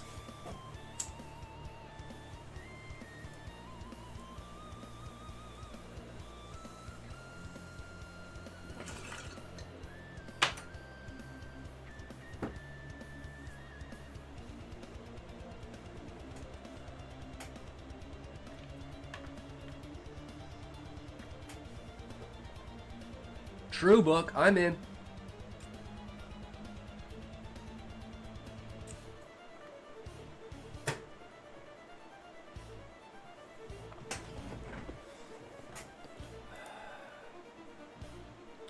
Ancient's forehead pressed against it, her breath shallow, body trembling as the cold pressed deeper into her bones. The two nuns grasped her arms, prepared to haul her inside, but a soft, uncertain voice broke the tension. Tense silence. Stop. All eyes turned. A young apprentice nun stood hesitantly a few steps back, pale and trembling, clutching her robe's hem as though it were a lifeline. She's not to go into the infirmary, the girl whispered, voice barely audible, yet sharp with urgency. The abbess has made a different decision. The older nuns paused, fingers tightening slightly on Ancient's arms, but waiting. The apprentice took a hesitant step forward, eyes darting nervously between Ancient's broken figure in the dark doorway. She's to be married, she said softly, the word heavy with unspoken meaning. One of the senior nuns narrowed her eyes, voice low and suspicious. Married? To whom? The apprentice swallowed hard, lowering her gaze as if the truth weighed too much on her to bear. To a man the abbess has chosen, she murmured. A man who pays handsomely. My internet died so hard. See, there you go. There's always a reason for something, right? Welcome back, Raymond Dow. Internet is a brutal thing. I am so glad my dad has done everything in his power to make sure that the internet is the most amazing internet ever, so he can watch YouTube on his smart TV. And for that, we have the best possible internet.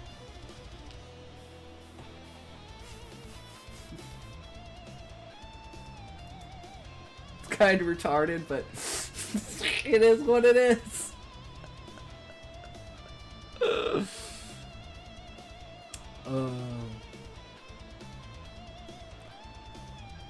A chill seemed to settle over the corridor, the morning light dimming in the heavy silence that followed. Ancient's hollow eyes flickered with a faint recognition, her fragile spirit stirred by the cruel reality hidden beneath the guise of marriage. The nun said nothing more, the truth hanging between them like a noose. The apprentice watched Ancient carefully, sensing the fractures beneath her shattered form, a secret difference yet to be revealed. And though she spoke no further words, a quiet resolve settled in her heart. The monastery's grip was losing, but the path ahead was dark and twisted. The rough silk brushed against Ancient's raw skin, the stiff fabric unfamiliar and unwelcome. She lay curled on the cold stone floor of the chamber where they had left her, a quiet cell apart from the others. Suffused with shadows and the faint scent of crushed pine and dried herbs, the heavy folds of her coarse silk robe tangled at her limbs, weighing her down more surely than chains. Her body felt empty, drained of everything but an aching hollowness. Her breaths came shallow and uneven, each one a struggle against the cold fog that clouded her mind. In the corner of the chamber, a small brazier burned low, casting flickering orange light that trembled across the rough stone walls. Ancient's eyes fluttered open briefly, catching the silhouette of a young apprentice nun sitting silently against the far wall, her gaze fixed on Ancient with quiet, inscrutable watchfulness. The apprentice, named May, never spoke, but never left, the silent sentinel who seemed as much a part of the cell as the stone itself. The door opened with a sharp creak, and the heavy footsteps of the Niang healer echoed down the corridor.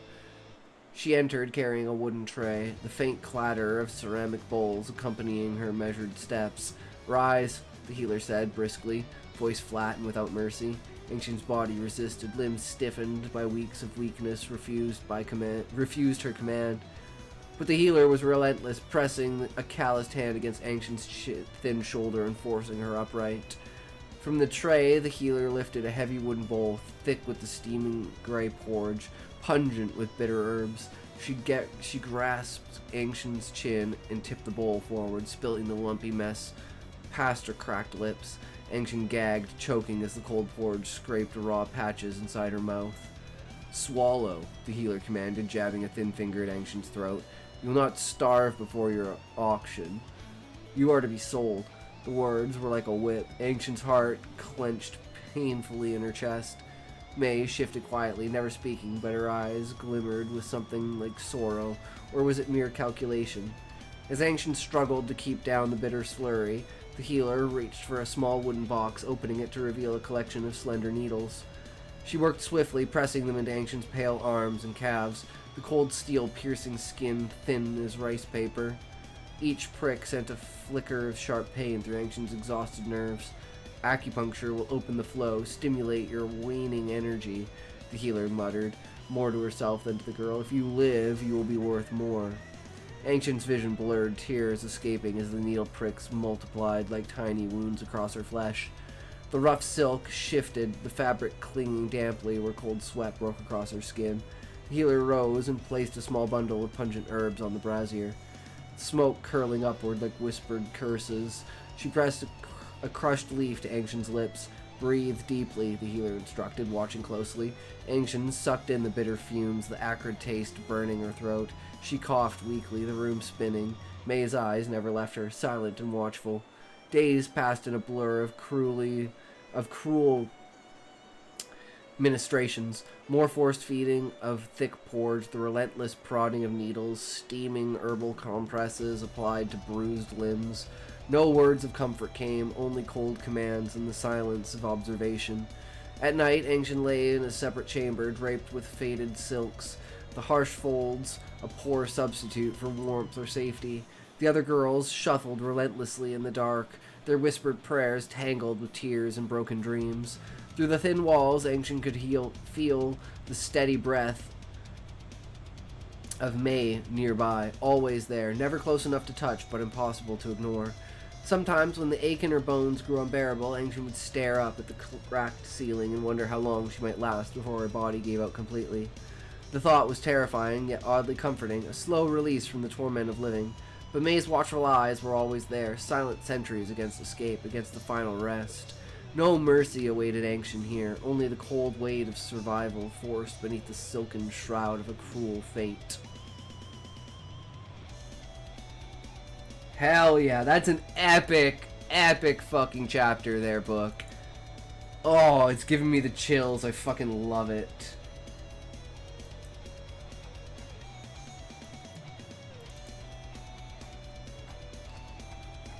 And I'm so interested to see who the person who bought her is. I need chapter 3.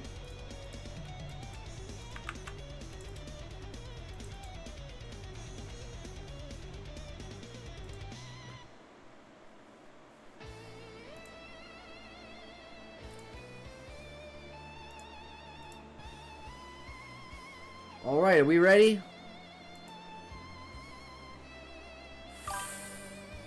I'm up to chapter 3 and it's still not the auction yet. Nice.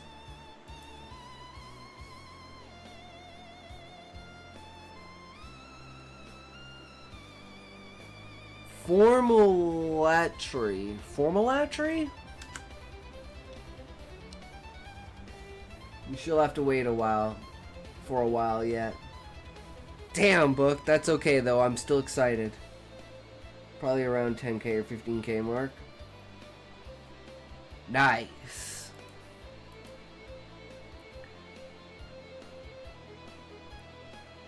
There are those who claim that form is everything. In art, of course. They say it without blinking. That without form, there is no work. That without technique, no judgment is possible. That form is the ultimate, if not the only, criterion for deciding what deserves attention and what doesn't. They repeat it like a mantra at festivals, workshops, theory books, academic panels.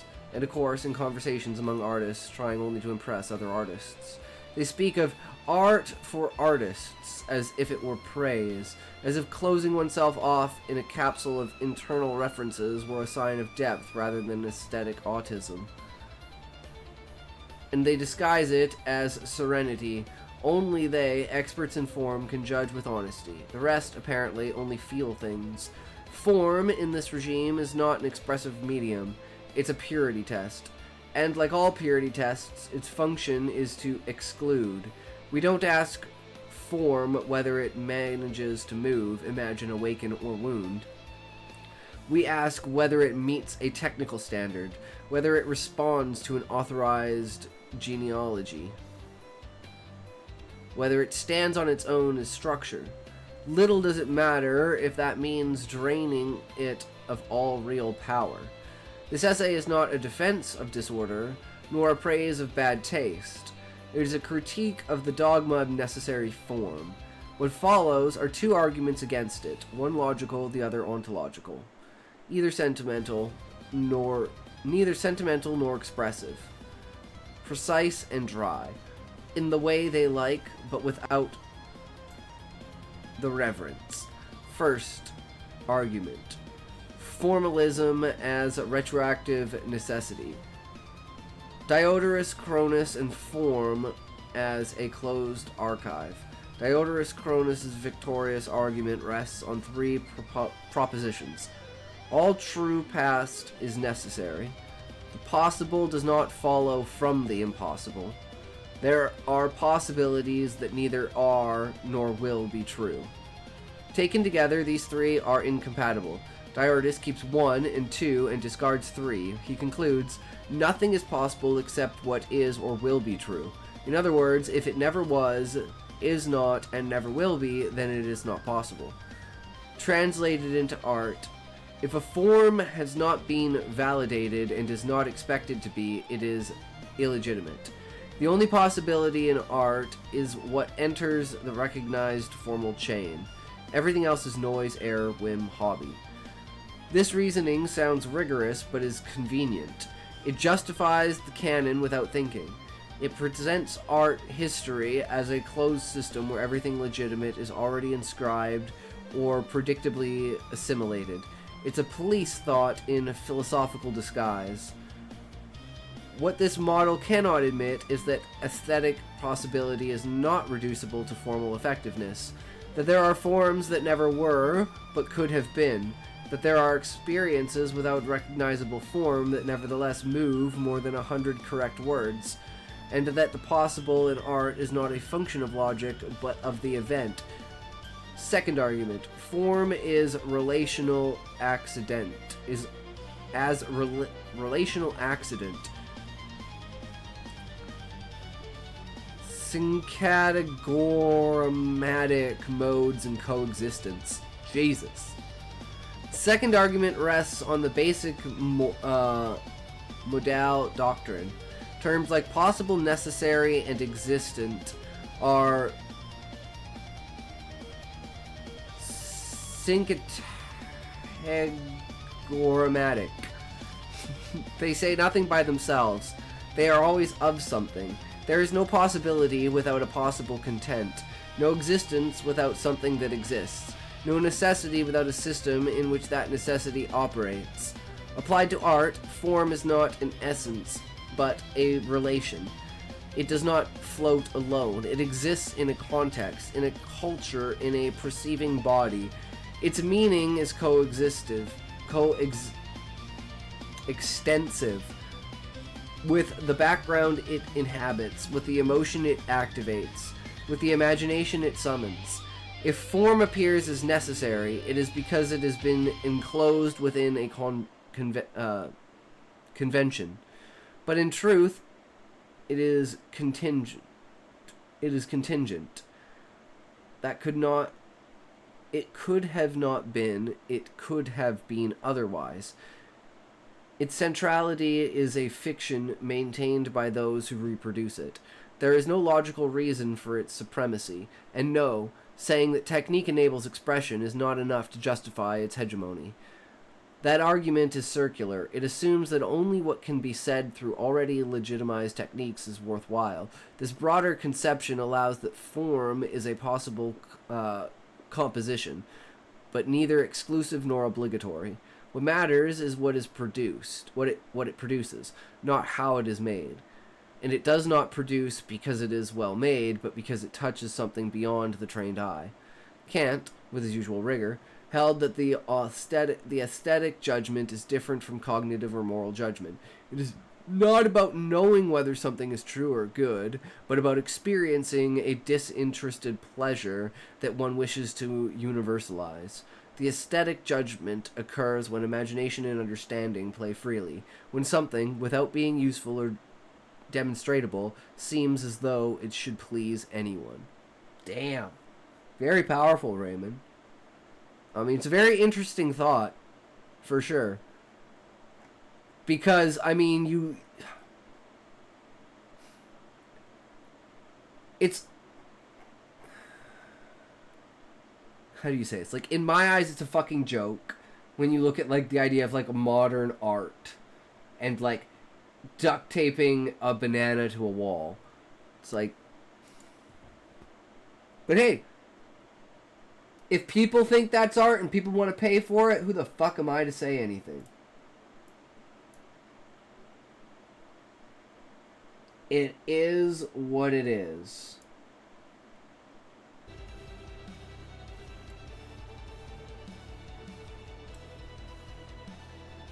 Sometimes you win, sometimes you get fucked.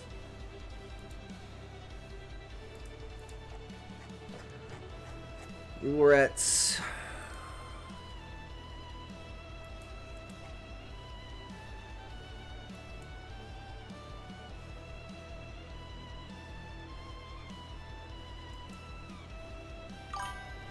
I don't remember if read the Mobius essay. That one is more me talking about one single artist and not the whole of art. I don't think so, Raymond Dow. You said you had a couple more that you needed to translate, so maybe it's not in there yet.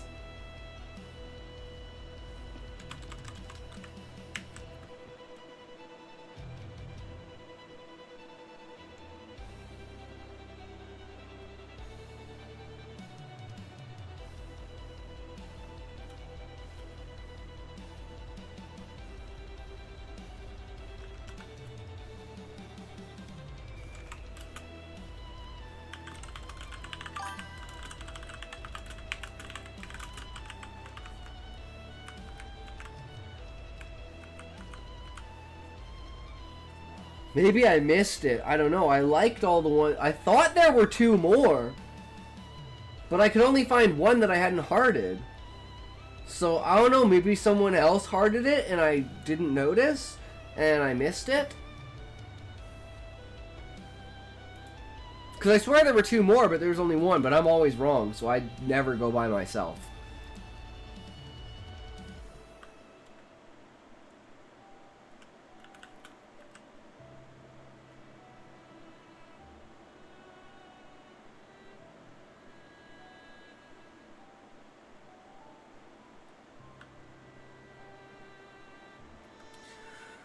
I'm not quite sure, like something like, okay, go on, or like, that's quite ambitious. Because by the end of this, he's supposed to have changed his parents' mind about their perspective towards the Adventurers Guild and him joining the guild. But they come to, like, some sort of conclusion about him leaving.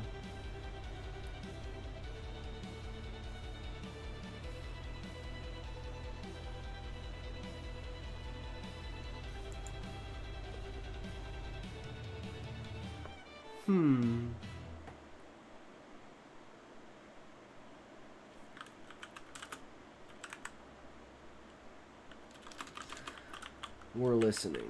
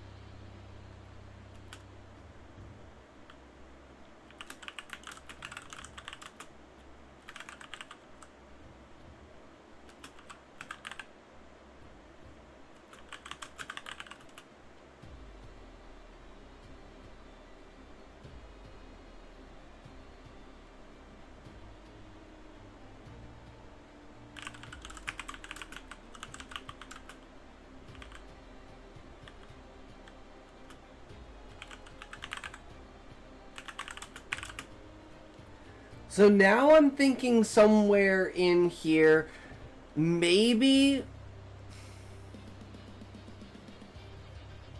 this could be a conspiracy theory, maybe this could be truth. But the idea that Duart's parents are doing this with the company, because they're avians, right? And at this point in time, there's not even a single avian in the government. The entirety of the government is still 100% octopi. Avians and insectoids basically don't have the same rights yet. And that's why the Adventurers Guild is so popular among insectoids and avians as opposed to octopi. And why that's causing such a clash in the tree even now, when the Adventurers Guild is still being like set up and the rules are still being figured out and everything.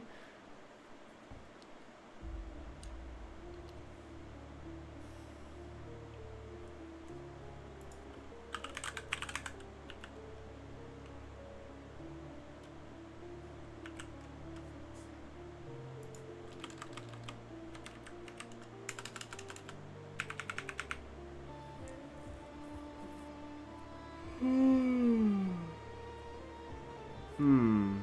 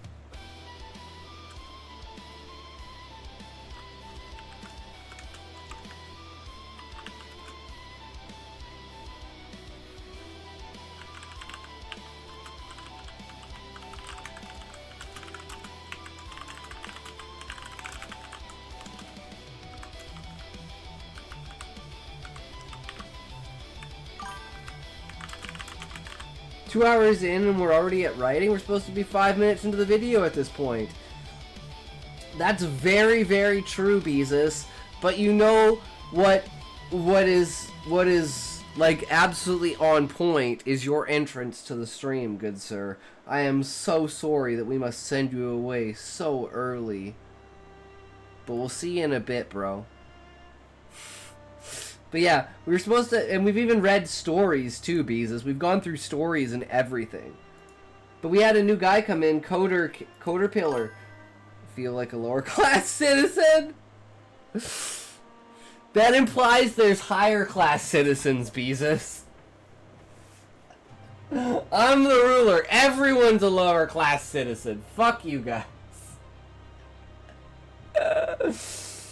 Oh man. Guess it's toke time if those ads are out. Still says they haven't popped up yet.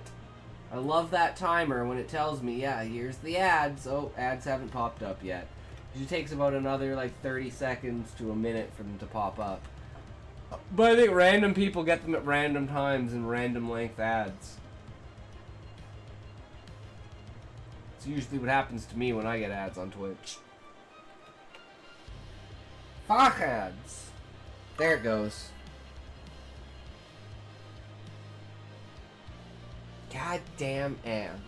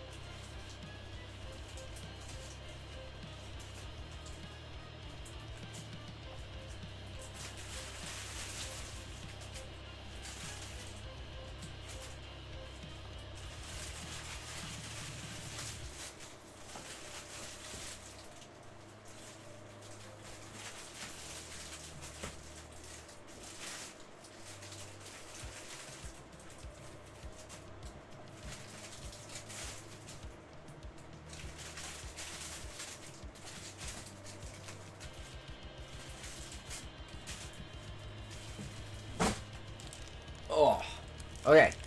So we're back. So what have you been up to, Beezus? We've just written a wee tiny bit today. Trying to figure out... So, the new idea here is that everyone publicly knows that Duart's parents are against him being part of the Adventurers Guild.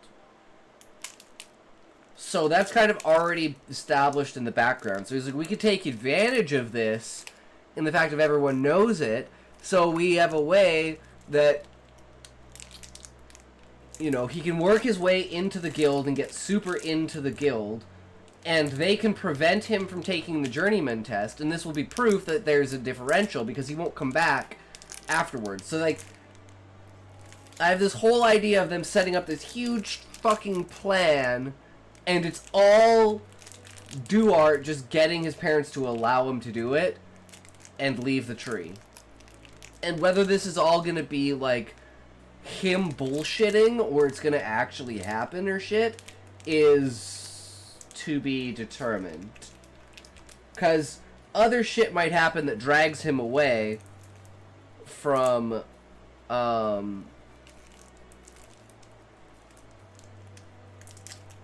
like the idea, like the whole death of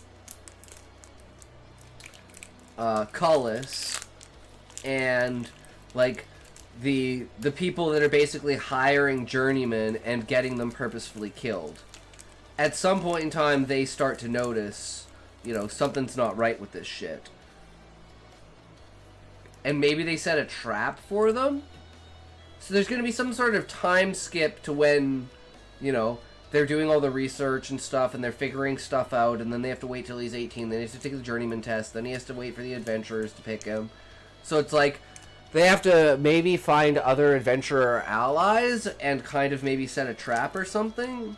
So, you know, I'm just kind of got ideas flowing through my head right now. But this conversation is extremely important to everything else that happens.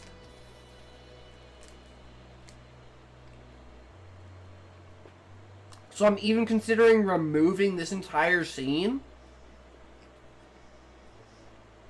and having this as a flashback later.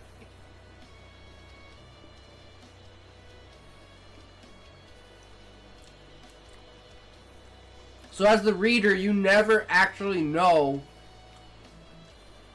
until a certain point that Duarte and his parents are actually in on it.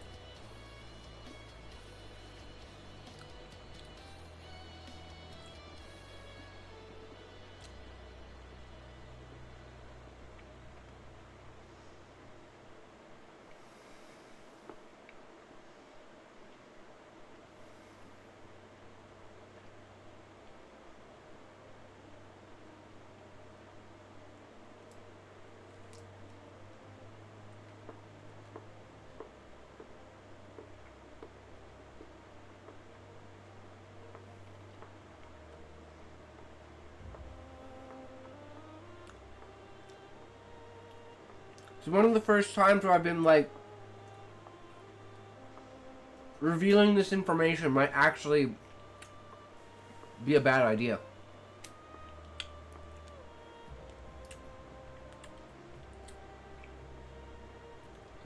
But then again, it's like, he gets completely sidetracked with this, with the whole Cullish thing.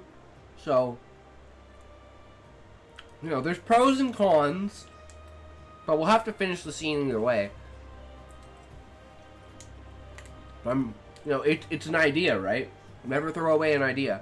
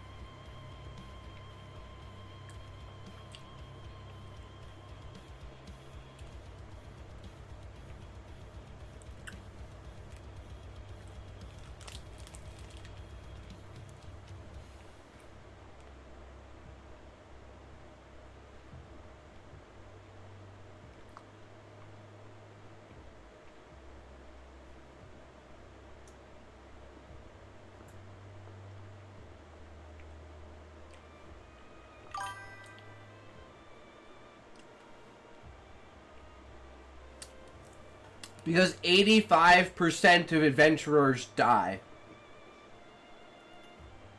Maybe even more than 85% of adventurers die. Within like the first 5 years of them adventuring. Yes.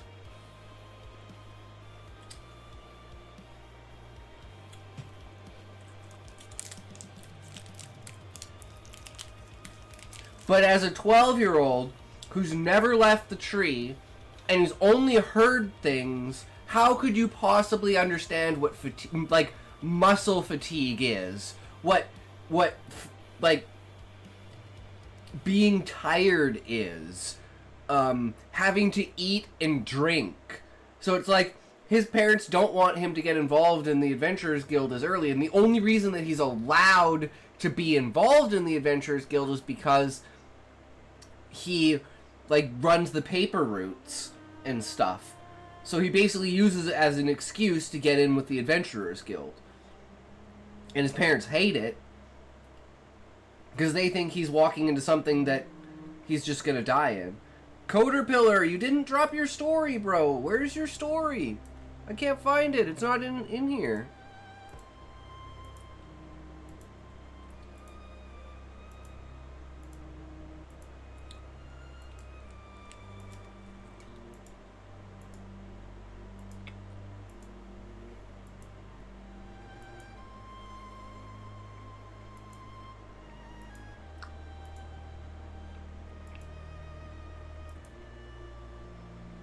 Were you unable to post it?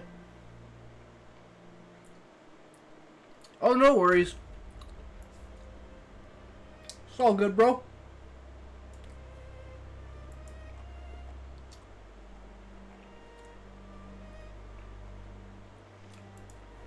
And then his parents will make the ultimatum and say that he won't be able to become an adventurer until he's 18 in order to keep the public presence. And they're hoping by the time that he's 18, he won't want to be an adventurer. But the problem is that Cullis dies, and he eventually finds out that the reason that so many like journeymen and adventurers die is because there are adventurers out there who are malicious and are purposefully getting adventurers killed. And this is where they develop the whole taking away people's licenses, monitoring adventurers, and the introduction of paper in order to facilitate this, and paper that basically can't be destroyed and can be like certified as authentic, is like extremely important for all the documentation needed in order to find out and punish people that are basically bad actors.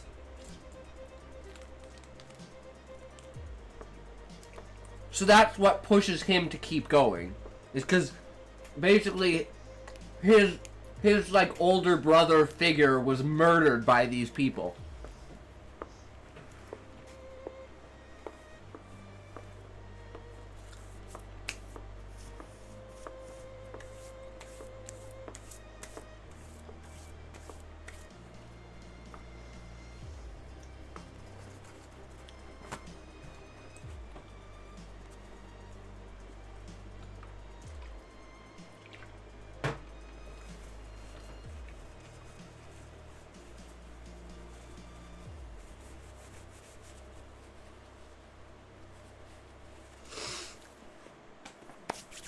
Alright.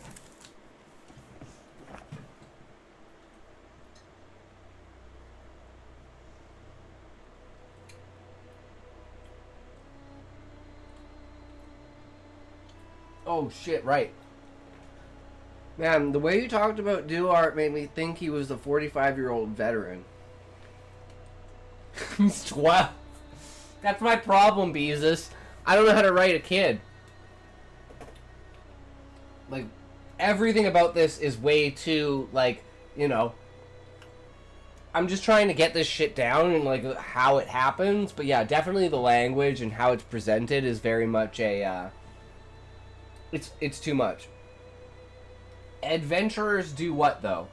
In this world, Coder, adventurers procure goods, become famous, conquer dungeons, explore the world, and in the case of this world, there's no real history, so they would be the people seeking the history of the past and why the world is the way that it is. And basically it's because the stagnance inside of the tree has caused people to want to find more in their lives. And those people leave the tree. But then the outside world is so brutal and so fucked up, and the tree is so paradise and heaven, that just most people can't even deal with it. Because it's like they've lived their entire lives without the need for basically anything. Like, you don't get any muscle fatigue. You don't get tired. You don't have to sleep. You don't get hungry. You don't need to drink. You just exist. And you can't die unless your head gets cut off. Probably gonna have to have you read the rough draft of my newest chapter if you have the time. Like right now, Beezus, I am 100% down. Let's fucking do it. I hope it's right now. Fuck! You got my hopes up, Beezus. Well, I want to do it right now. Excuse me.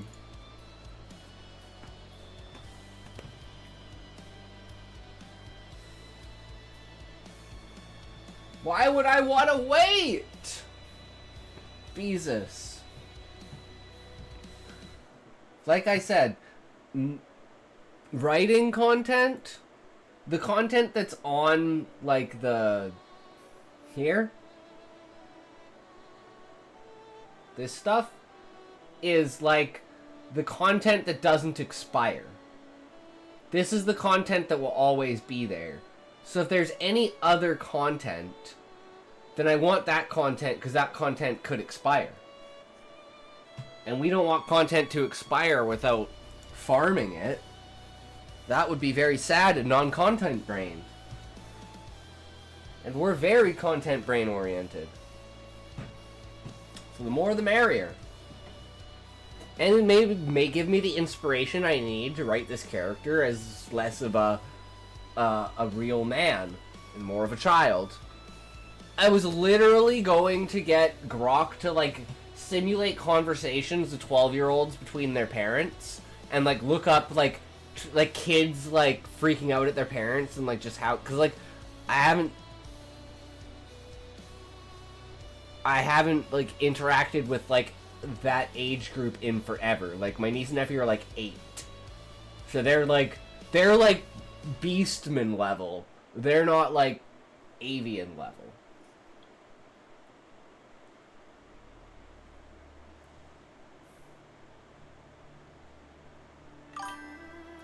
I'm almost cringing at how cheesy I made this act. It's a bunch of emotional turmoil, and I'm terrible with that. Just let me know if I did too much or not.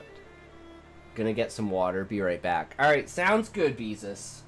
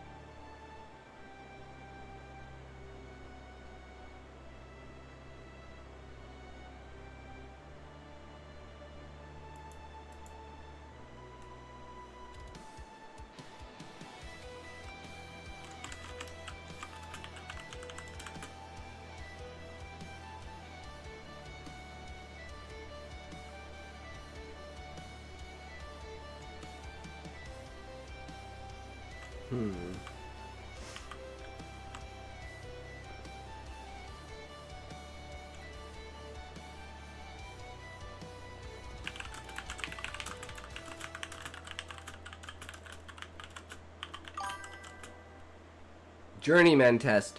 You have to take the journeyman test allows you to leave the tree, and journeymen are basically squires, and then as a squire you get picked up by an adventurer.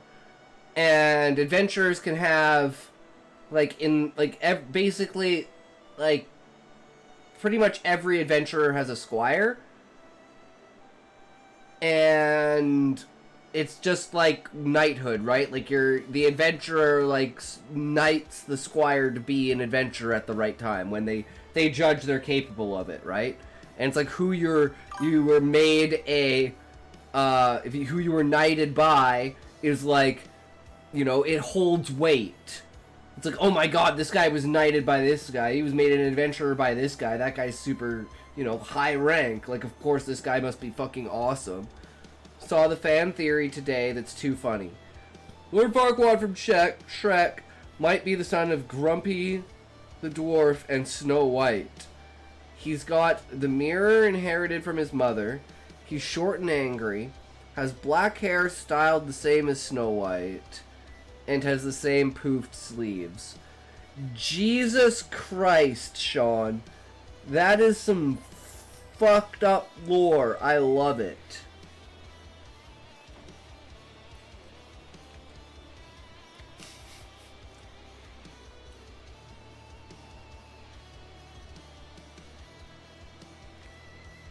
That's really fucked up.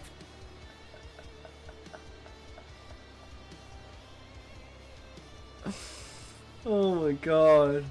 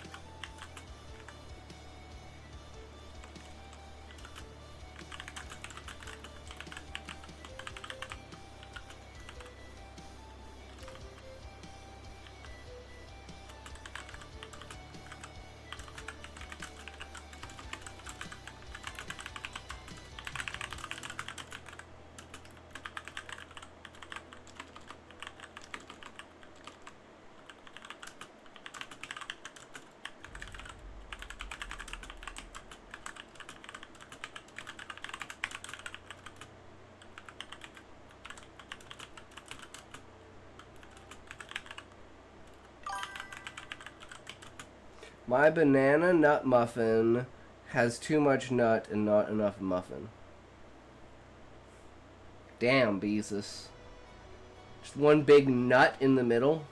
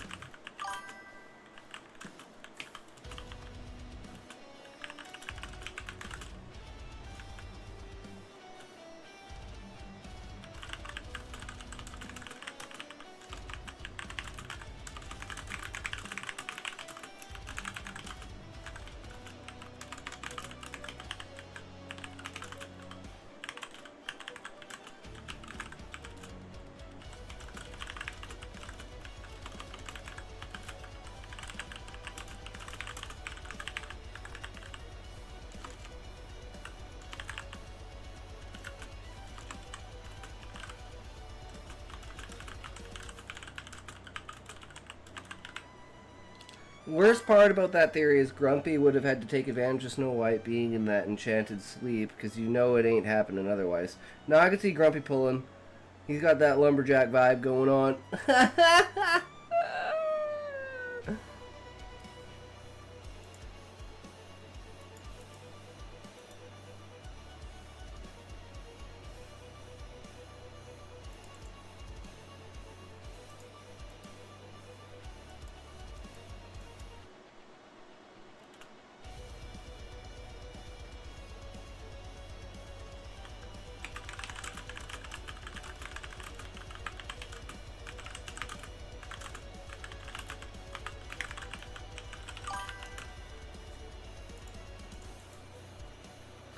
Prince's true love kiss is what wakes her up, and they get married straight away.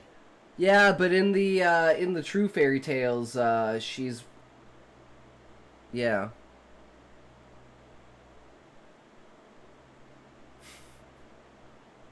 Yep. Alright, well, the ad break is coming up, so when the ad break is over, then we will read Beezus' act. Act 5. I'm super excited, dude. What about Act 15? What about Act 14, Beezus? I only remember Act 13, or was that, like...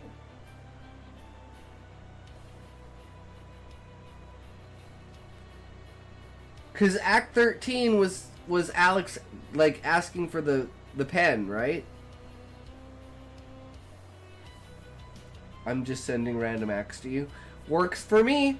Like I said yesterday, if your chapter doesn't stand alone and you need to read the previous chapters, each chapter should be able to stand on its own in order to evoke someone. Like, you should be able to grab an excerpt of it, read that, and not feel like you're completely lost and fucked up. That's in the original fairy tales, but this is DreamWorks, which is Disney, so their version it's their version you'd be going off of. I guess that's very true.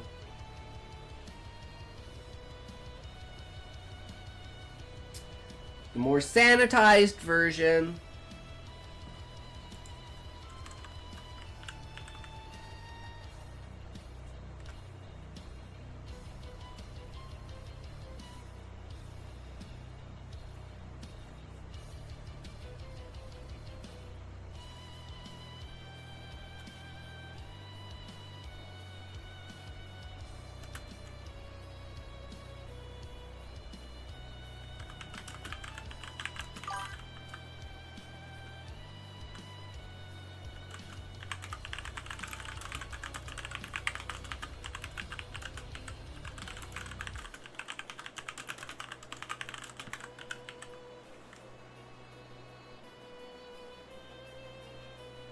Alright, it's shit ass, but hey, we finished it. That's what matters. This scene is completed. Man, I got 3 readers yesterday. Feels like I've been popping off. Hell yeah, Beezus. That's what it's all about.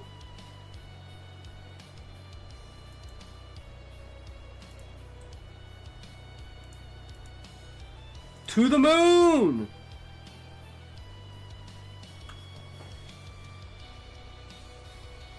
Are you on ads right now, Beezus? Because it says you are. Oh no. Ads start in 15 seconds. Never mind. This thing fucks me up half the time. Okay, you will be in 1 minute, though. I wish it would just show me when the ads start.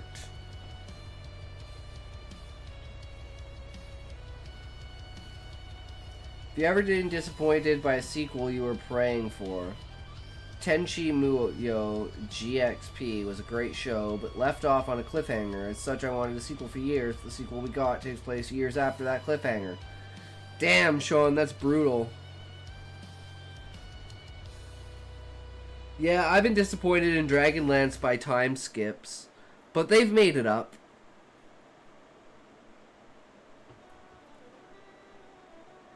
Like Takisa stealing Paladine's daughter, Mina, the Goddess of Tears. Tenchi Muyo had a pretty good spin-off, only the main story and that one are good in my mind. But But then again, I enjoyed both of those when I was younger, so I'm not sure if they hold up. True. Okay, there's the ad break.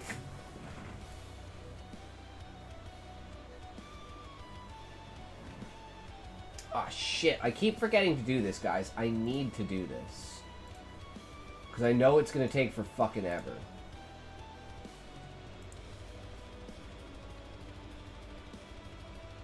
GXP was good, as was War on Geminar. There's a pretty samey spin-off that's decent too.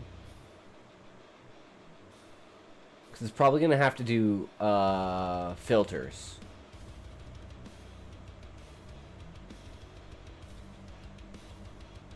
Yeah, shaders. So while it's doing shaders, we can do this.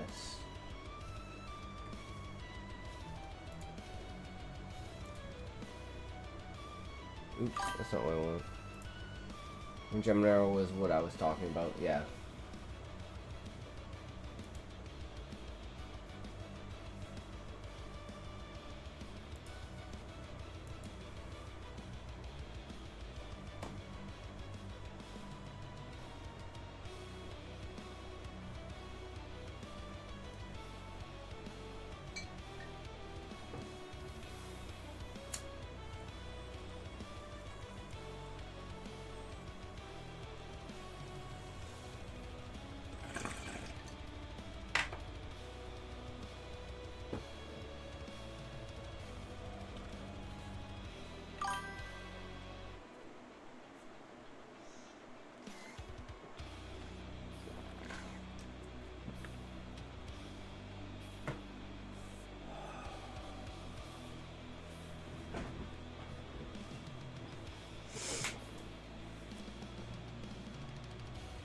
Okay.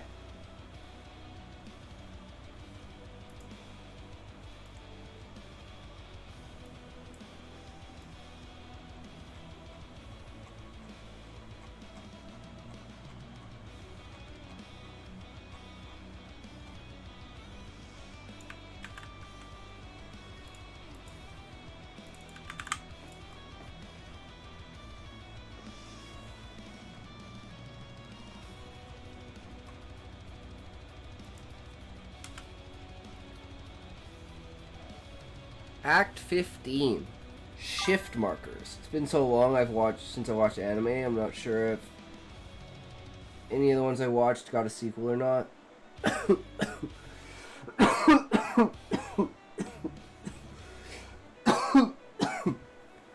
It's always kind of nice coming back and having like 3 seasons of an anime to watch. Setting. Deep in Sector B. Date. Sometime in May 1995. The group trudges silently through endless yellow hallways. Grant and Elliot lead, heads bent close together as they look across the map in Grant's hand. Grant points at each turn they come across, and Elliot continues to shake his head. No. It would be neat in that one, since the Jerian royal family, of which he's a part, are immortal, for the original family to show up at some point shortly after the war ended, and he meets his real self, since he's supposed to be a made being with implanted memories. Interesting. Until finally he nods. They make a turn down a narrow corridor dimly lit by flickering lights, in one corridor not too far in the distance. On the other side of it sits a dead end. Grant. Seems like we're here now. Elliot looks at the map, then again at his surroundings. Elliot, nervous. We are, but are you sure this is a good place to set up? There's only one exit out of here, and if anything comes down that hallway, we're boxed in. Grant, calm. You're right, but there's also only one entrance, and no blind spots. We can all hide around the corner from whatever might see us in the main hallway, while also removing the chance of something sneaking up on us. Grant turns to the group. Grant, we're setting up camp here. The rest of the group quickly springs into a practice routine. Alex and John just watch, unsure of what to do. Isabel rolls her shoulders and sets down her bag. Malcolm suddenly begins scouting the area in front of them. Nora moves to sit down against a portion of the wall where the yellow wallpaper is peeling off a bit. She slides down, exhausted, as she wipes the sweat off her brow. Alex and John look around, unsure of what their expected role is now. Isabel, have you decided on watches already? Grant, 3 shifts of 2 hours, 2 people each. First watch, John, Alex, and Elliot. You're new. You get an extra set of eyes. Second, me and Malcolm. Third, Red and Nora. Alex glances at Grant, the broken man no longer there, replaced by the version of him they first met. Alex found comfort in seeing the old Grant again. But now he wondered which version was real. John, 2 hours? Is there a clock we don't know about, or are we expected to count? Grant, depends on if you're capable of counting that high. They stare silently at each other for an uncomfortable length of time before Grant finally relents, sighing. Go find Elliot. He'll fill you in on the rest. Grant stalks away from the two of them, disappearing down the corridor. Nora, couldn't even bring yourself to give him a fake laugh? Nora tosses her bag between the two of them, kneeling right in front of them as she fumbles around in the bag momentarily before pulling out a matchbox. The sound of tearing carpet draws Alex's eyes away from Nora in the center of the hall. There, Malcolm tears away a piece of the carpet, revealing a cement foundation underneath. The sight of something so normal, almost making Alex jump back in fear. Malcolm does this a few more times until there's a large square of carpet missing in the middle of them. Once he's finished, Nora walks towards the pile of carpets and starts to bundle them up neatly, after which she sets one of them into the center of the bare floor. Finally, she lights a match and sets the roll of carpet on fire. Why are you starting a fire in the middle of the carpet? What if it spreads? Here, catch this. Malcolm tosses his bag at the two of them. Alex steps forward to catch it, but staggers slightly as he's hit by an unexpected weight. Alex grunting under the weight. What the hell did you pack in this thing? Rocks? Malcolm unzips the bag in front of him. Reaching in it, he pulls out several bricks, one after another. Malcolm, help me line these up around the edges of the hole. It'll do enough to keep the fire from getting out of control. John, you had a huge fire back at your camp. If this is how you kept it going, why didn't I see patches of carpet missing everywhere? Malcolm, the only thing that breaks down here is people. Malcolm starts to line the bricks around the edges as he speaks. Small gashes are gone within minutes, but break a wall and the hole stays there for weeks. In our camp, we always have someone trimming back the edges of the carpet to make sure it doesn't grow back to reach the fire. Malcolm finishes, laying down the bricks, before picking his bag up. John, and what's the point of the fire? There's too much light in here as it is, and I doubt you want to send out a smoke signal to the things wandering around this place. Malcolm, as long as we see it coming, we have a good chance of dealing with whatever comes our way. But we can't do much about the things we can't see. The lights staying on aren't a given down here, and you either choose to be prepared for those situations or hope that whatever god you pray to is the right one. Because as soon as you find yourself in the darkness with those smilers, you're either dead before you know it or alive just long enough to know you're dead. After speaking more words than he's said during the entire trip, Malcolm leaves, ending the conversation in a confusing note. He walks over to an unoccupied section of the wall by himself before pulling his hunting knife out of his bag and returning to sharpening it once more. Alex whispering to John, I don't usually like to talk behind people's backs like this, but what in the world is wrong with that dude? He hasn't talked to us a single time this mission until now, and he leads off with that. John, he gave us information without trying to force some fake connection on us. There's worse people to have around than an honest stranger. Alex glances back towards Malcolm, who's now running his hunting blade along his whetstone. Alex, well, let's hope we're lucky enough to not run into whatever he's been sharpening that knife of his for. Isabel interjecting herself in the conversation. You don't need to worry about that. The only things he knows how to do is either swing a knife towards something or sharpen it for the next time he does. Isabel moves between them, sitting down in front of them as they look between each other. She opens her mouth to speak, but no words come out. She looks away from them, mumbling to herself softly as she grips a handful of carpet. After a few uncomfortable moments, she forces herself to look back at them, but her eyes stay downcast, unable to meet their gaze.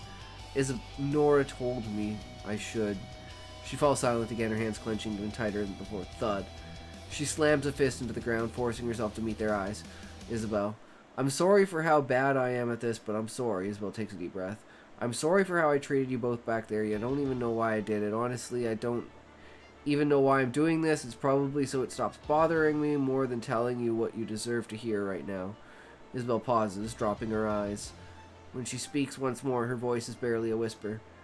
John, I'm sorry. Most people never manage to find their voice down here, and I've never seen one find theirs as quickly as you did. Honestly, that's probably why I was so upset when you spoke up. It felt like you hadn't waited your turn. Isabel stops speaking as she pulls one of her knees to her chest before quickly moving it back to the floor as she tries to find a comfortable position to endure this uncomfortable conversation. I'm not sure if that really qualifies as an apology, but I don't think I'm capable of knowing what to say to make up for what I did. But at the very least, I promise I won't make that mistake again. John nods at her. It's not just you that needs to apologize. I should have never said those words, knowing how much they would hurt you. The tension in Isabel's shoulders began to relax. Isabel, you don't need to apologize for what you said to me. Besides, I'm pretty sure words hurt a hell of a lot more than bullets. Lot more than bullets do. Isabel turns her attention towards Alex next. There's a soft smile playing on her face now. This seems out of place compared to the cold exterior usually covering it. Now, how do I start with you? She shifts her weight forward, resting her elbows on her knees as she stares deeply into Alex's eyes. How am I supposed to apologize to you when all I can think about is how annoying your face looks? You look like someone who would do anything for a laugh, even if it just meant you were the one doing it. Honestly, I can almost picture you just watching a kid build a Lego tower for hours just to kick it over the moment they finished it. I knew from the moment you walked into the camp, you're nothing more than an emotionally stunted adult who's too immature to take anything seriously. Alex. I honestly thought you all hated me, but I'm glad to hear that it was all in my head. I appreciate your kind words and accept your apology. Man, this is a lot rough than I thought it was. A lot more rough.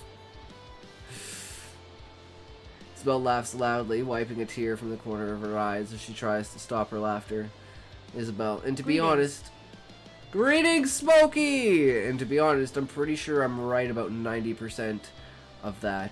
But there's definitely more to you than just that. There's millions of cowards like Elliot, ready to abandon their allies just to see the next day. There's 1,000 of loose cannons like me, only capable of using a bullet to fix their problems. There's even a few like John who would gladly risk their life to save someone they care about.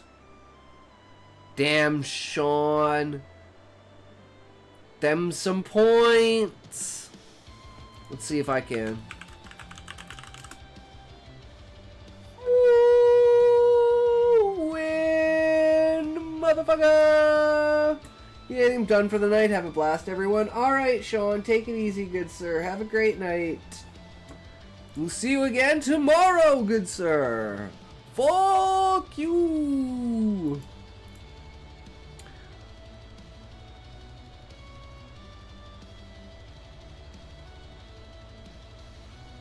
Isabel moves closer to Alex, putting a hand on top of his head. Isabel, I thought I saw everything down here until I met you. A person dumb enough to throw themselves in danger for others and too stupid to question why they're doing it. But even though I can't explain why you did it, I'm glad you did it. True, Smokey. True. You saved us all. Me, my friends, and my bullets. The way she says bullet makes it clear which group she values most. Isabel. There will be a day when I can repay what you did for me with more than just meaningless words, but for now, thank you, Alex. Isabel smiles at Alex, her eyes filled with kindness and respect, two things that made Alex uncomfortable. Unable to hold eye contact anymore, Alex shifted his eyes towards the yellow abyss, almost hoping that one of the horrors dwelling within would show themselves and rescue him from the situation. Epic background music? True, bro. That's what I think, too. If I'd have done that as often as I failed to meet them, I'd have fallen down as CEO instead of a licensed punching bag. John. I'm sorry about him. He may look cocky, but he breaks the moment you try to stroke his ego. I promise you he actually appreciates your compliment, even if he doesn't look like he does. Do not go to the bathroom. True, Smokey. I'm almost out of water. Fuck.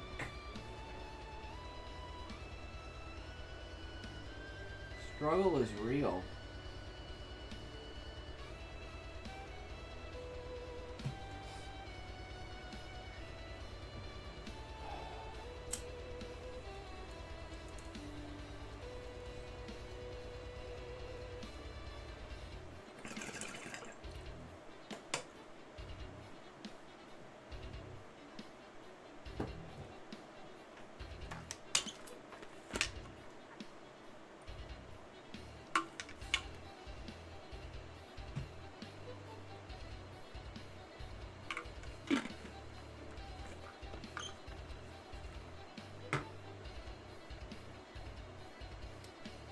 Oh. Woohoo! Ooh-hoo-hoo-woo-foo. True. Even if he doesn't look like he does, Isabel stands on her feet, wiping the grime from her hands onto her pants. Isabel, maybe I've been staring at his face too long, but I can see what you're talking about. He is always this easy to read. Is he always this easy to read? John nodding. He is, which also means you never have to worry about him lying to you, Isabel. Terrible liar, immature and mostly harmless, makes him seem like an adorable child, doesn't it? Did you toke yet? You didn't cough. No, that's because it's amnesia. My lungs forget that, my lungs forget that I smoked, so I don't have to cough. It's like perfect. She leans down to run her hand through his hair one more time. Isabel. Oh, and feel free to call me Red from now on. It's faster to call out than Isabel. And you'll need every second you can get in tense situations. Okay, then take another. Is it 4:20? I mean, it might be 4:20 your time. I'd have to go grab more water. I have to go grab more drink, Smokey. I'd have to go grab more drink.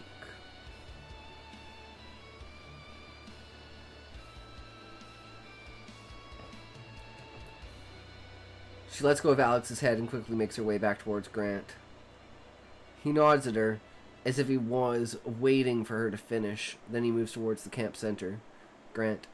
Alright, everyone, get some sleep. First watch, you're up. Alex and John head over to Elliot, who's already standing alone at the edge of the camp, fumbling around for something in his bag. The rest of the camp starts to settle in.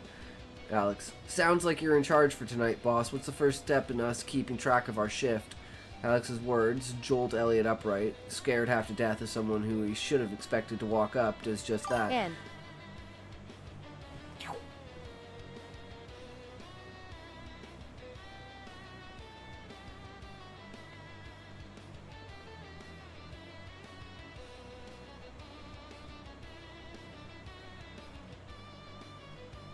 okay, that was dumb. Like, I moved my head out of the way, but I moved my chest into the way.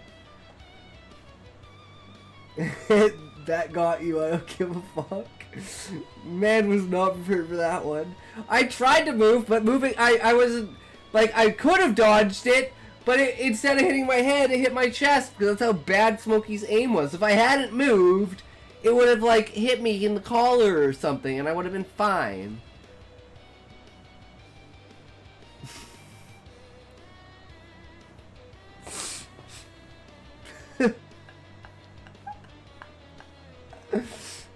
Damn it.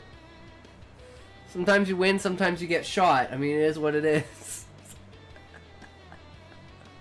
That's how you play Russian roulette, boys. Should have expected to walk up. Oh, shift markers. We all use here. I'll just show you. Elliot continues to fumble around his bag before pulling out a drip tube with a large glass vial on the top of it. smoking a fatty right now, Jesus, I am baked. True! Pump it up, Smokey! Pump it up! We all use here. I'll just show you. Elliot continues to fumble around his bag before pulling out a drip tube with a large glass vial on the top of it, then pulls out the bottle of water and pours it into the vial, filling it up halfway. Our shift is done when the water finishes dripping to the other side. Malcolm cuts 20 pieces of carpet and tosses them in one by one. His shift ends. Whenever the last one finishes burning, we all have our own way of doing it, and most of us try our best. Without a clock, you can never really be sure. Whose story is this? This is Beezus' story.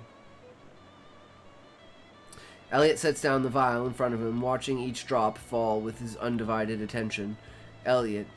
Whatever you choose, just remember it's better to go longer than shorter than you think. Sleep is valuable down here, and not many people react well when they think they've been robbed. That's something to think about another day. Thanks for the advice.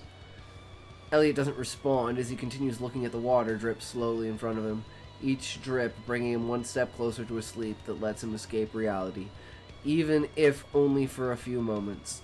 The group sits in silence before Elliot speaks again, his voice softer, more controlled now. You know what they call someone who loves life too much? What do they call them? Cowards. Because the more value you find in living, the less valuable another person's life becomes. They all sit in the now familiar silence once again. Elliot. Does a life become more valuable when another was lost to save it? John. Depends on how those lives were lost. The silence stretches a bit longer before he speaks again. Elliot. Every roadblock, every gap I've crossed was bridged by the body of someone who cared about me more than I did about them.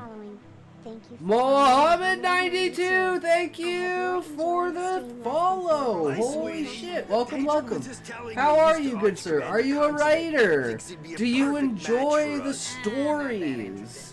Are And you smoking? Who? You. Why? What? Why are you smoking? Maybe. What? When did you start smoking? 1980. true. So you have been lying. Do you enjoy Makes sense. dark Build ashtrays, fantasy, burning great pines, humor, and and pushing the edge of hairspray. storytelling? ChatGPT said, okay, so Gerald woke up in a drawer, not a bedroom, just a drawer, like inside it he had cheese in his pockets. He didn't know why outside was purple rain, but like it hurt a bit when it touched your skin. He walked backwards because forward was banned on Tuesdays. Yes, Smokey. That's fucking amazing. Who in the world just Smokey did? Obviously, Smokey did. That's ChatGPT.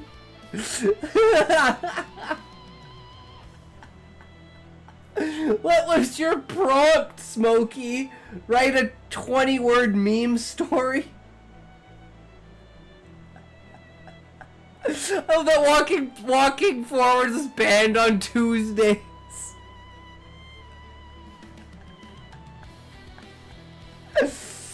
Oh, I wanted a turnip story, but it was bad. I think of a small story. Oh my god, that's so good, Smokey. Oh, you're killing me. Keep it up, brother. That's what AI is all about.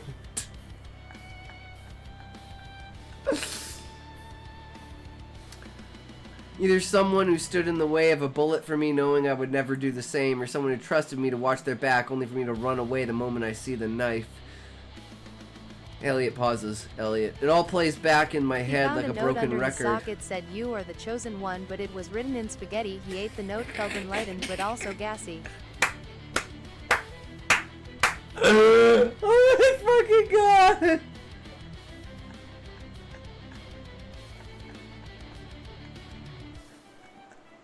Spaghetti note, he just eats it. You're the reason AI is going to turn on us, Smokey. A squirrel offered him a deal. Trade your left eyebrow for the ability to smell betrayal. Gerald said yes without blinking. Now every time someone lies near him, he hears bagpipes and tastes onions.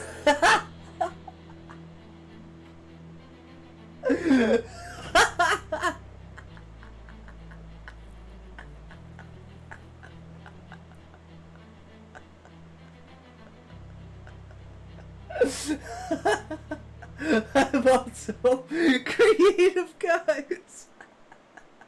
I absolutely fucking love it, Smokey.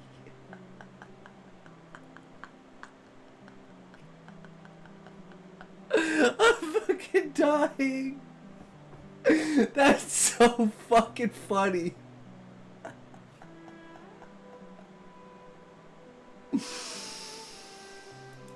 Oh my god.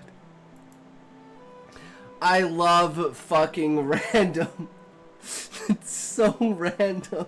Then he turned into a pineapple and everyone clapped except Kevin the snail. Kevin knew too much. No one survived the sequel. Finn. Oh my god.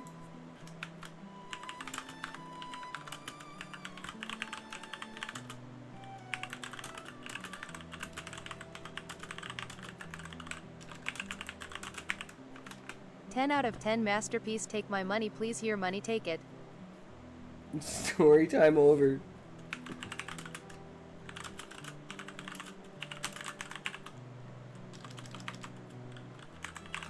"No, I gave you money."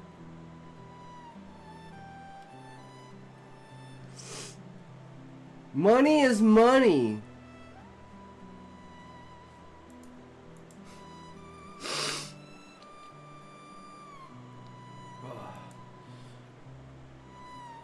Rupees, please. Here's your 12 rupees. It all plays back in my head like a broken record. Every sacrifice, every eye filled with tears, and all the blood. Silence washes over them, no one daring to speak. Finally, Elliot breaks the silence once more, his voice raw. Elliot.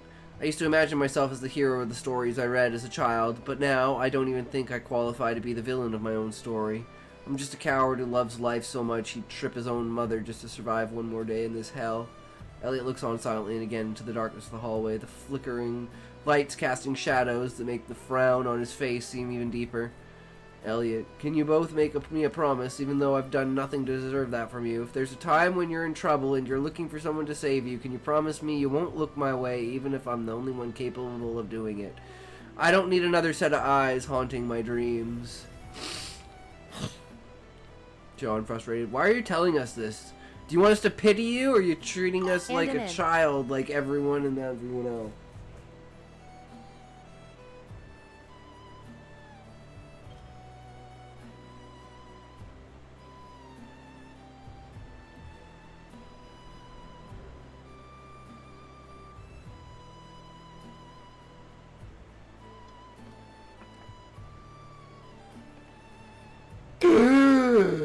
Oh my god.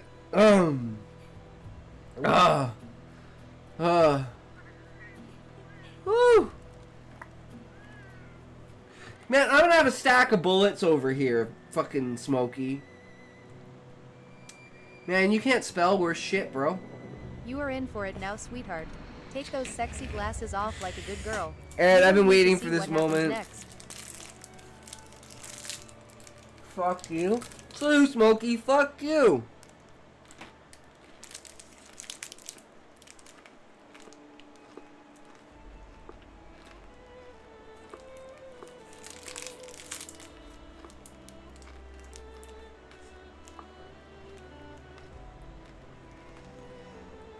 Deep-throated or small peen?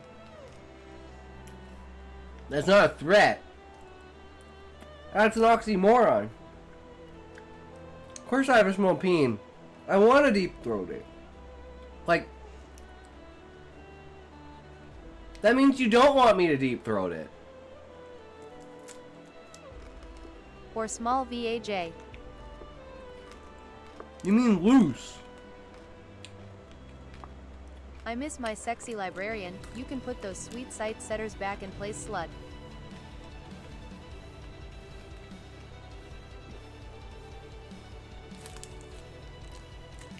You are in for it now, sweetheart. Take those sexy glasses off like a good girl. You don't need to see what happens next. Hell no.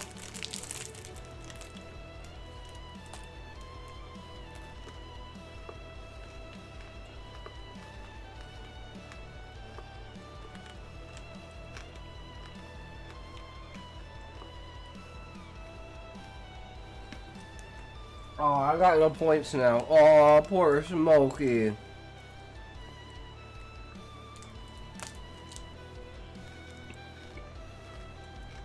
Inflation is brutal, isn't it, Smokey?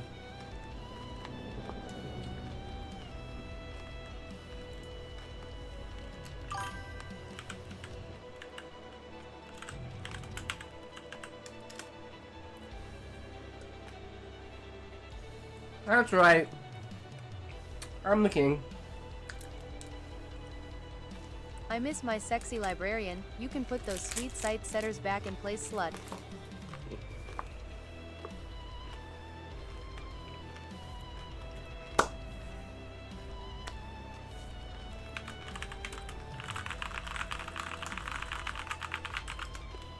Six un vigintillion 897 vigintillion 548 novemdecillion 976 octodecillion 359 septendecillion 48 sexdecillion 763 quindecillion 594 quaduordecillion 765 tridecillion 834 duodecillion 685 undecillion 346 decillion 357 nonillion 680 octillion 935 septillion 700 just as ads are starting. I'm gonna go grab a drink. I'll be right back. Make sure Monster Hunter's still doing its thing.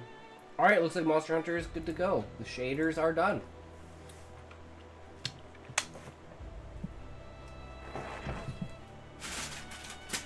You got 666 smoky points. No clue why. Redeem for Whispering Hoodie Crying Taco. Teleport once but only to Ohio. You click redeem, your room turns sideways, snail shows up, nods, stream ends.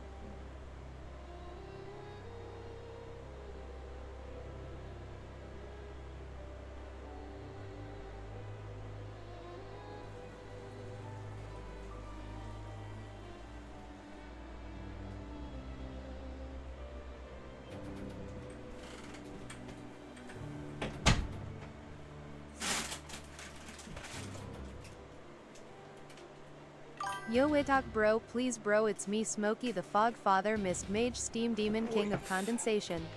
I need those smoky points, man. 366 I've been dry, I'm out no here clue redeeming why I air. redeemed for. Whispering Hoodie, Crying Taco. Teleport once, but only to Ohio.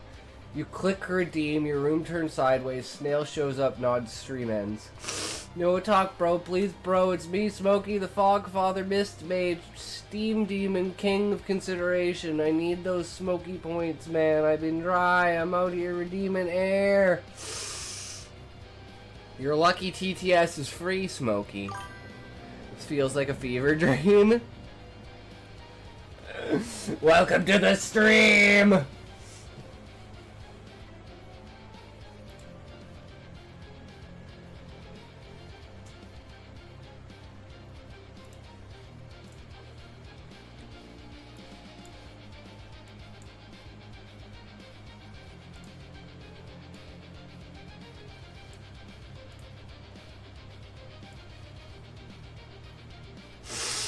Okay. Sorry, my nose is freaking out.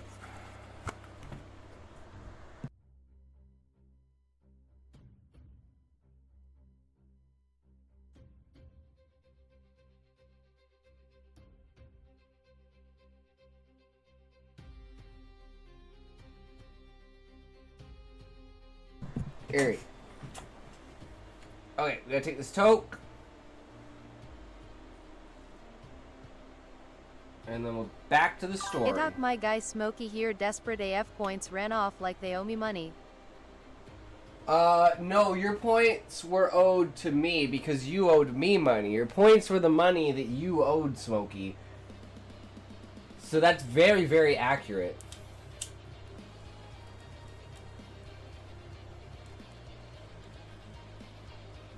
Sorry, no English.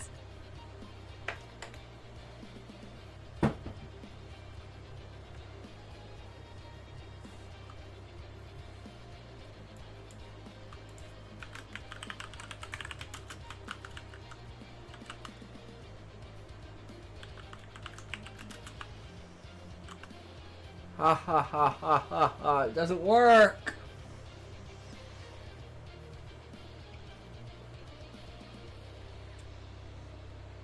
I already gave you points. If it doesn't work, it's not my fault, Smokey. I mean, I clearly just gave you points. So, I don't know what you're saying, but I just gave you points. So you can't complain.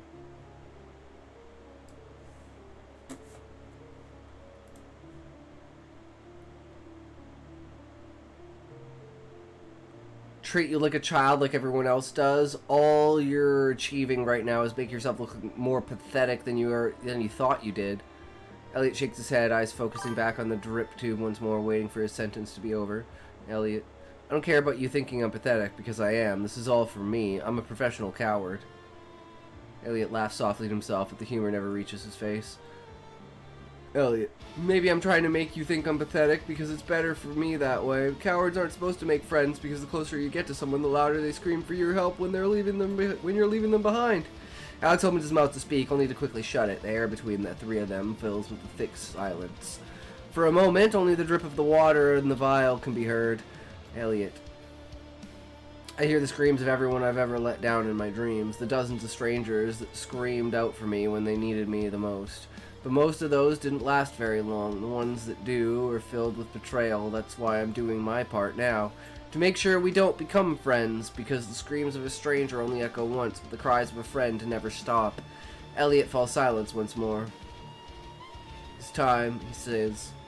This time, he stays that way, focusing completely on the tube, fully absorbed in each drop. The fire crackles, highlighting the insistent hum of the lights, creating the perfect frame to put the awkward moment in. Alex's eyes start to droop, nearly closing before he's woken up by a tap on his shoulder. Elliot, you two can go now. That's the last drop. John and Alex walk slowly over to an unoccupied section of the wall. Lying down again, as soon as Alex closes his eyes, he hears the shuffle of two sets of feet. There's a soft sound of carpet being cut as Malcolm starts to get his shift markers ready. The shadows on the wall make them almost look like they're warping, but Alex does his best to ignore it. Through squinted eyes, he sees Malcolm crouched over one of the sleeping bodies, whispering something softly to them. The body doesn't even shift, unaware of his presence. Finally, Malcolm walks over to Grant, tossing the first square into the fire. He watches the flames, while Grant watches the darkness. Alex closes his eyes once more, ignoring the shifting shadows as they make one last desperate attempt to stop him from finding peace. Damn, Beezus. Fucking insane, bro. This shit is dark.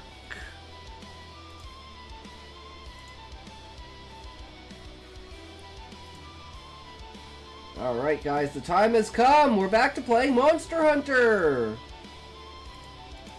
Fuck yeah, guys. I'm sure there's been some updates. So, let's get the fucking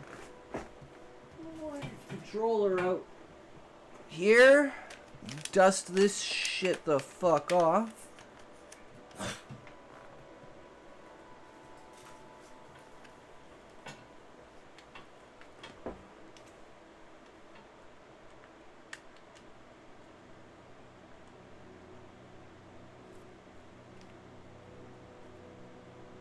Alright, let me know if Monster Hunter's too quiet or too loud.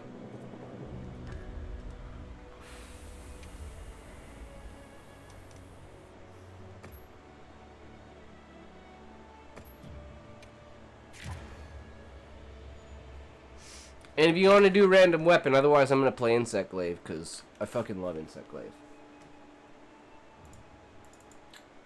But for now,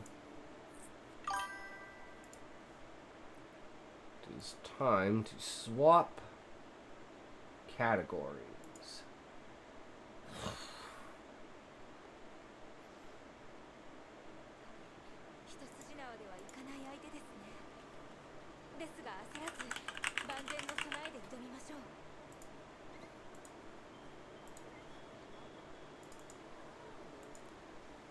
Use a whip. I wish there was a whip weapon, Smokey. That would be interesting.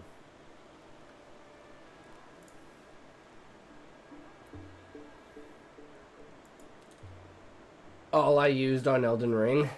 Nice.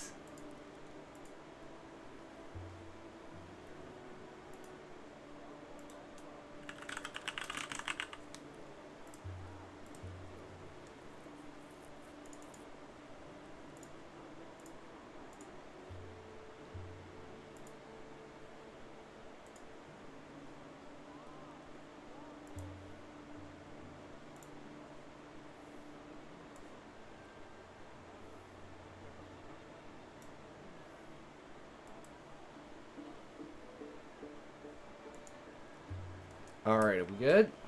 Everything looks good? We are good to go. So, redo the assignment. What assignment?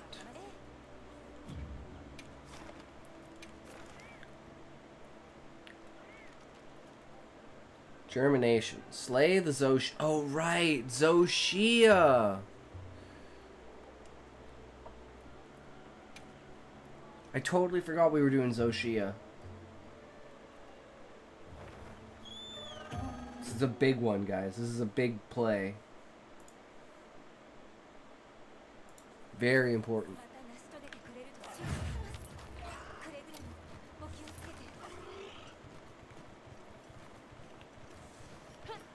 Wait, do we need to... I don't think we really need to restock. We should be fine. We gotta remember how to play. I remember that triangle and O are swapped. Sneak attack? Nice.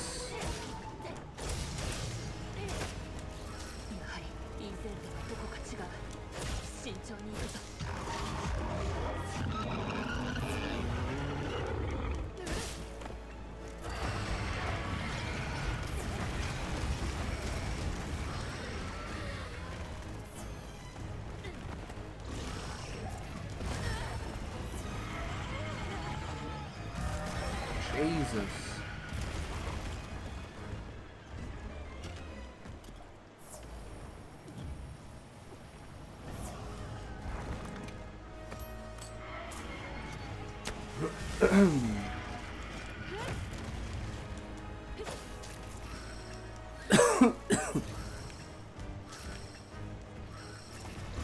Why can I not hit anything on him?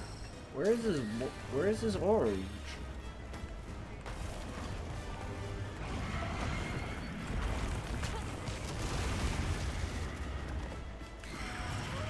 Saw it there for a second. Yeah, there we go.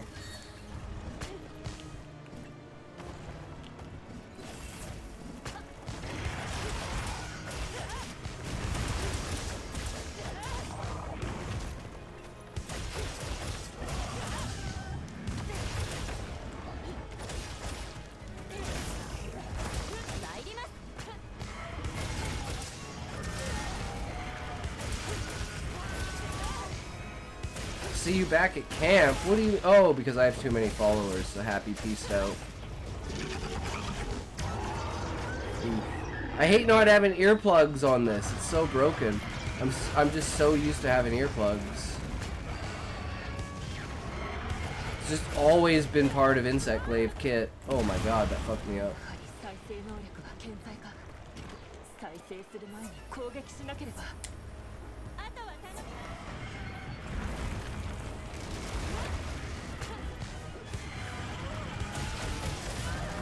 Ow, that hit me?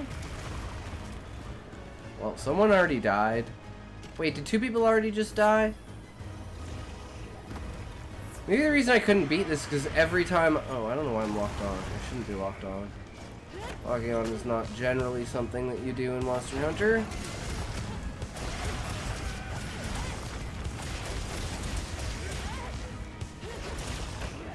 Trying to get that mount.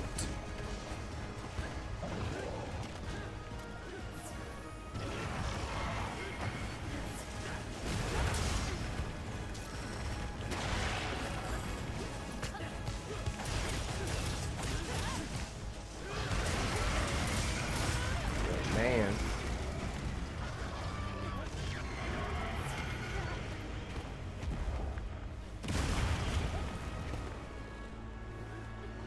I was scared for a second there, but I think we got it.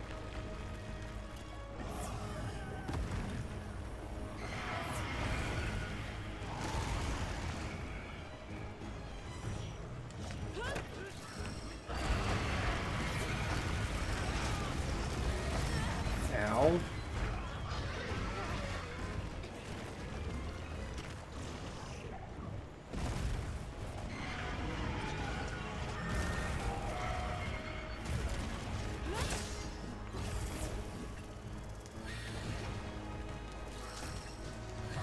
Damn it.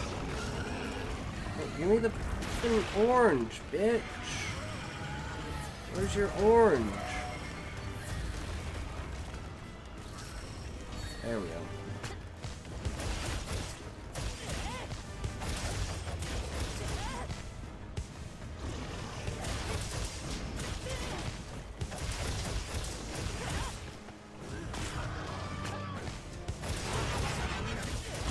Ooh, he pissed. Guy, he pissed. Oh, fuck. Nice. Wait, did they change how mounting works? Fuck, they changed how mounting works!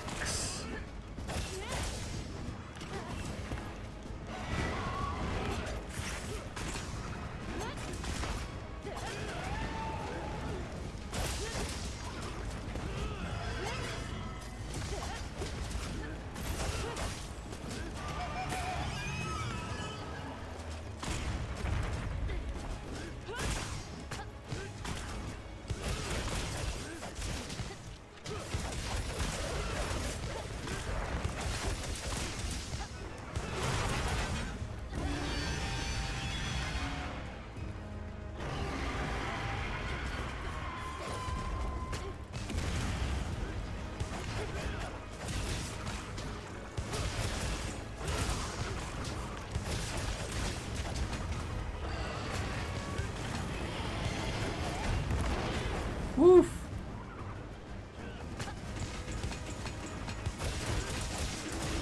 That's pretty scary. All right, one down.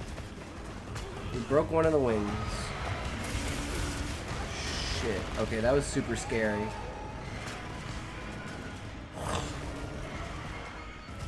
Where do we go from here? We're just breaking pieces off of this guy. Gotta make sure I don't get fucking smacked.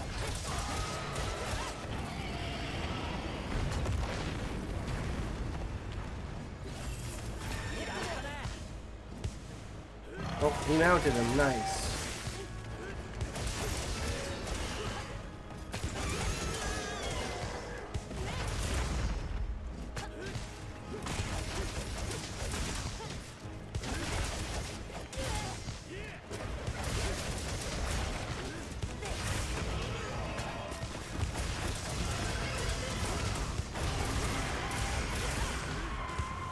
Ooh, that hurt.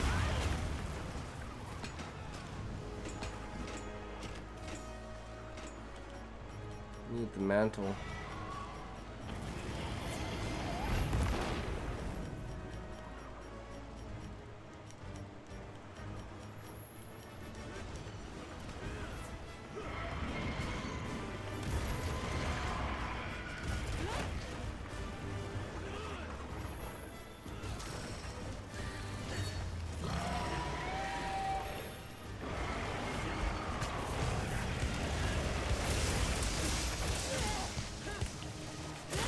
Did I get it? Yes, we got it.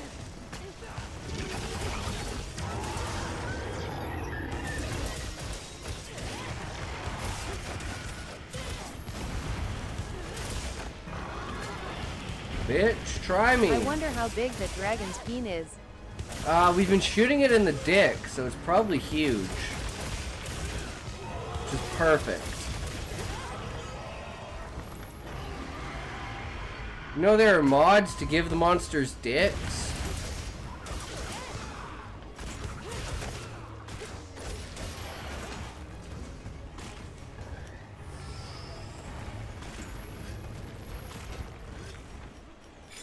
I bet you turned it off before stream, right? Of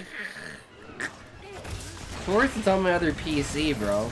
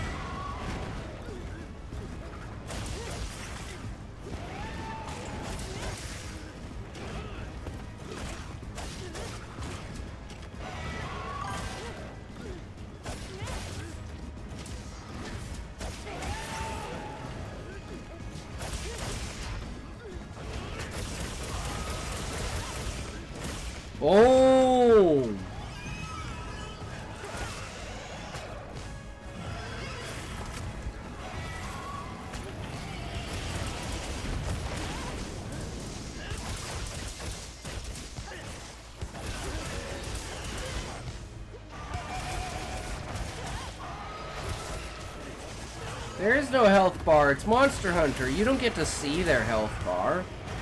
You have to intuit how much damage you've done to them.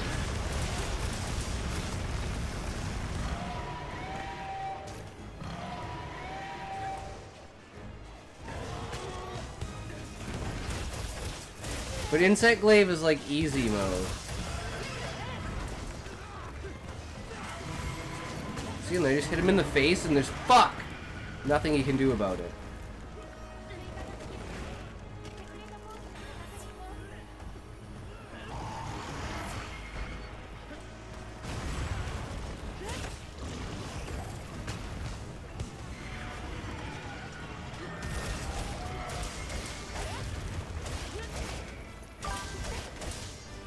And playing GTA 4 is fun. I can't wait for GTA 6, dude. It's gonna be the first GTA I play since Vice City.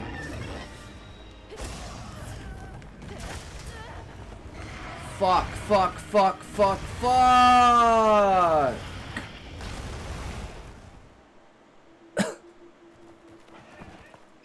I'm bad.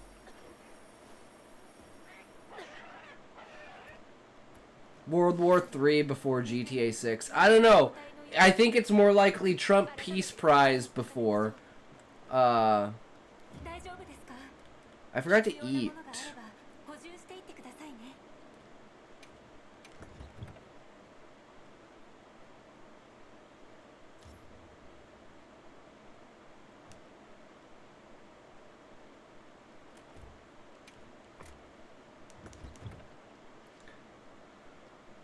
Good try. It's one word. It's one word, bruh. How hard? How many times do you have to do it and fuck up before you learn how to do it right? Thank you for redeeming chair dance.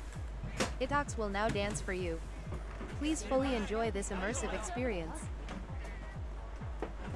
Oh no, someone else died. How many deaths do we have? How many deaths do we have? Fuck you, fuck you, fuck you, fuck you, fuck you, fuck you, fuck you, fuck you, fuck you, fuck you, fuck you, fuck you, fuck you. True!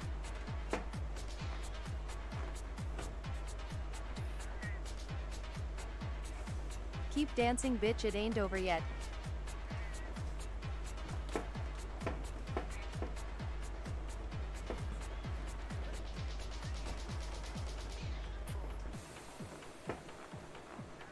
Now I am poor.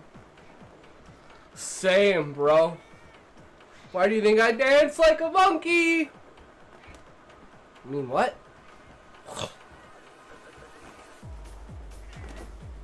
True.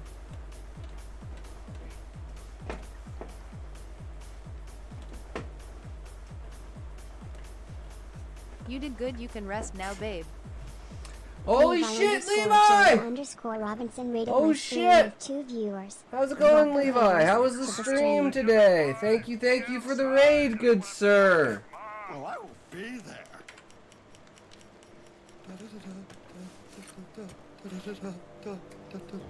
W raid, true. Radaton exhausted from it.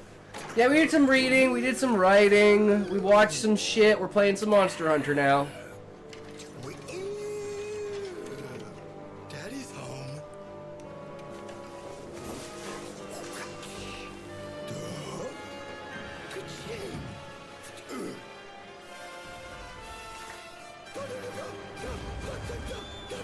Gotta get back into writing, but Sunday is reading day. Nice. I think Levi would look pretty as a woman too. Lol, Smokey. He's a fine Christian man. I thought I just jumped into death. I got super lucky there that I was delayed. A cute one, yeah.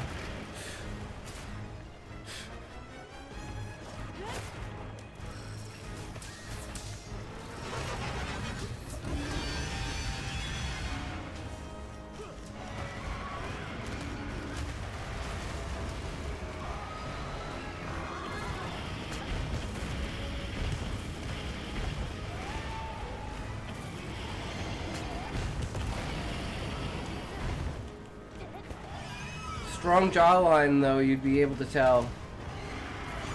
Oh, nice. Dropped him. Just dropped him.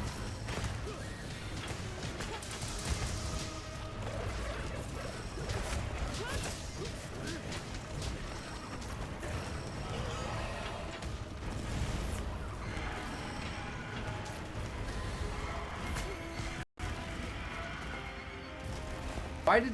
What the fuck just happened?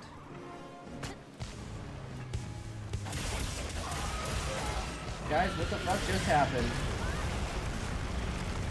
Did any... Wait, I'm so confused.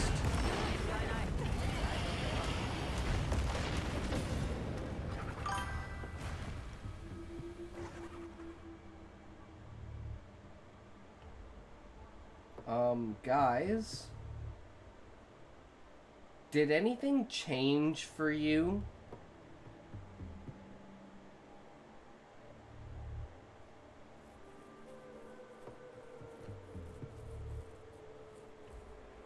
I'm super confused right now.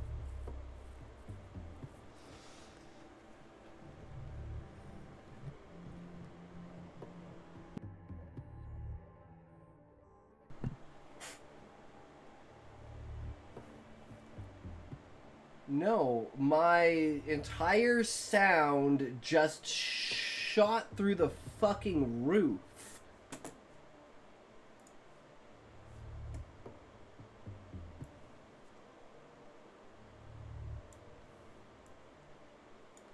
Like, everything is 20 times fucking louder. What the fuck is going on?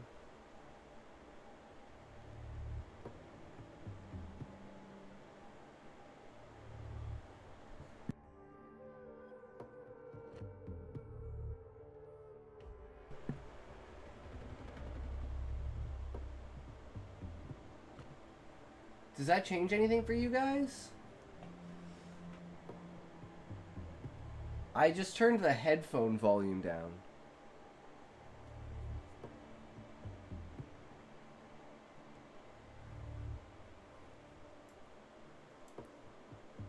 I'm so confused, and now it's gonna, at some point in time, it's just gonna go back to what it was. Wait. What do you mean I'm muted? I'm not muted. Smokey, what do you mean? I'm not muted.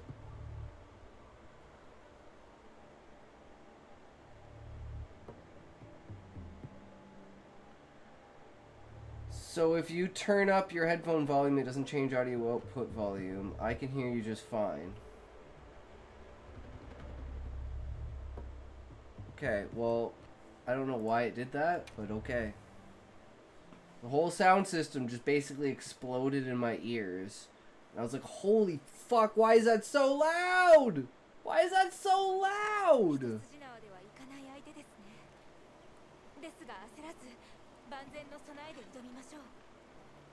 Okay, well, we gotta kill this Zoshia, but people just keep dying, so this shit is brutal.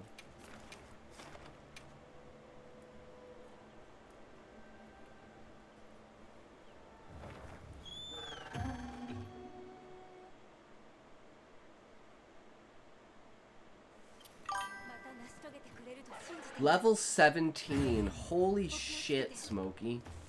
That's insane.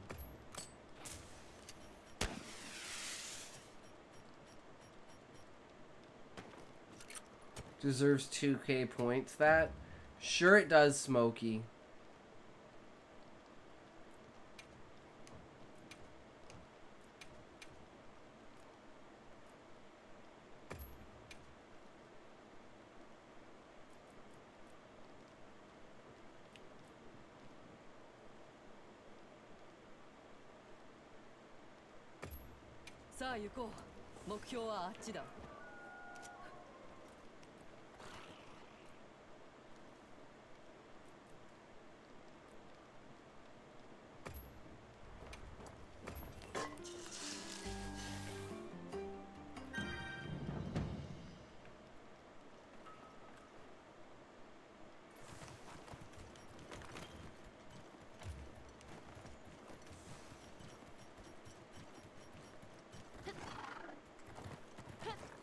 Okay, let's do this.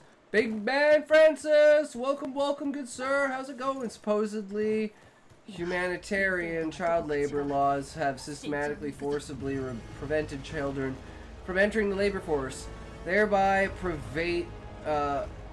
privileging their adult competitors.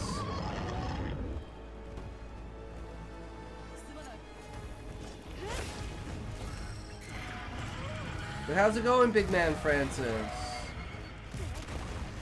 Do you want a primo quote from our boy Murray Rothbard?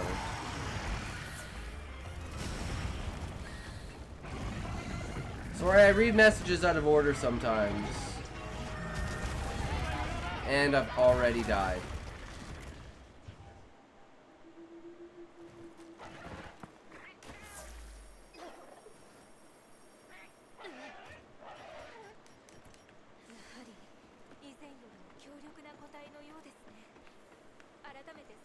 Make sure you're well prepared. Yeah, this one seems very, very difficult.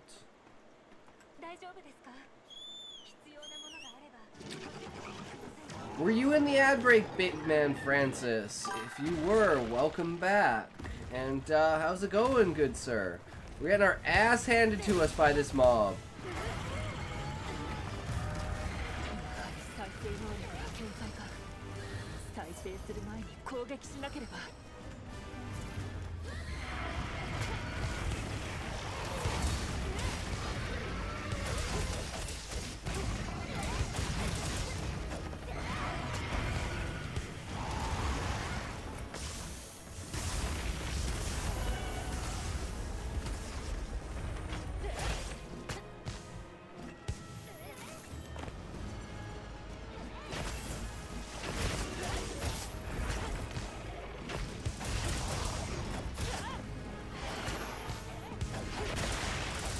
There we go, one down.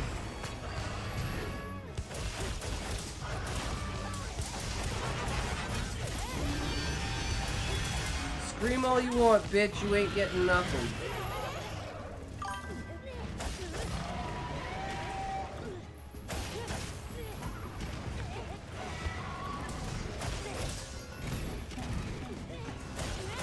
But they changed how mounting works. You can't do the spin move anymore.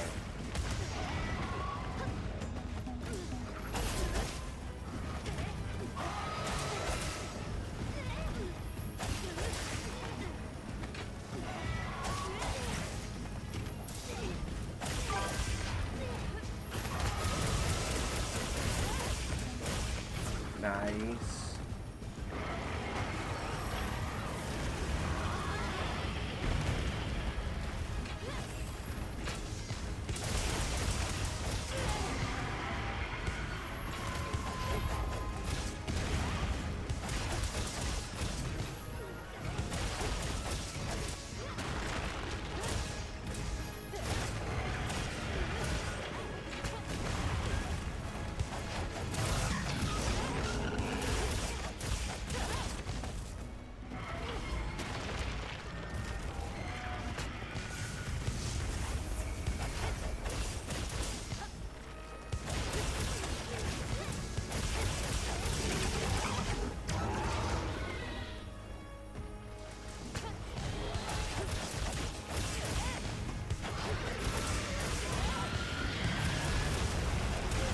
Try and hit me, bitch!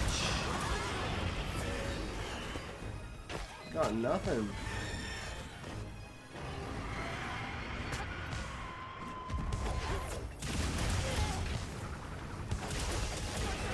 Nice, got another mount. That's what I'm talking about, boys.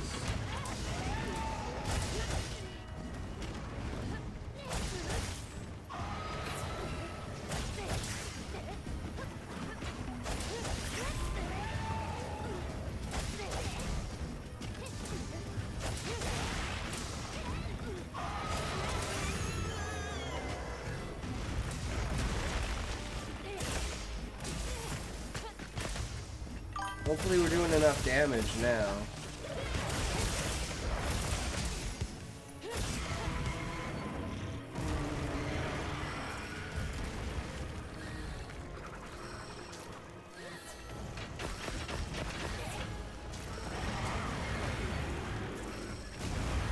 Just want your body, bro. Give me your body.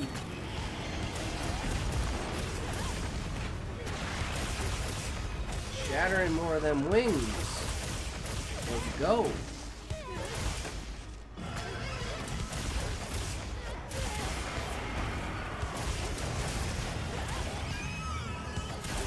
not happy about this.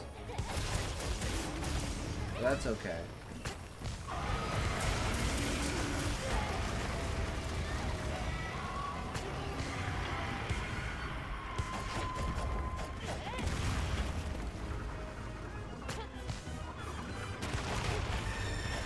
Damn, they moved him back.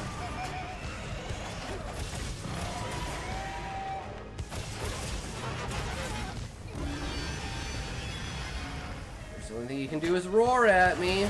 Just yell at me, bitch. Oh shit.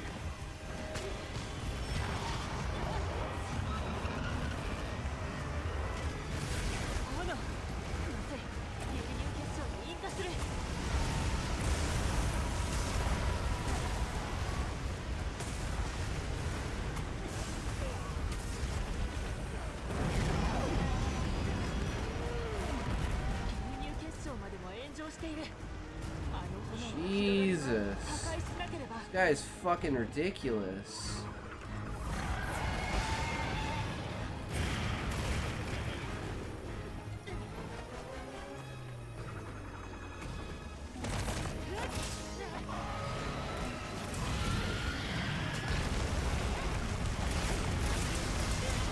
We're getting some good hits though.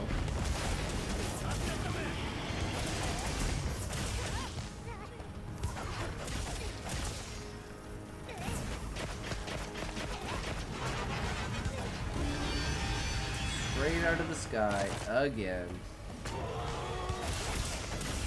Stay away from that tail.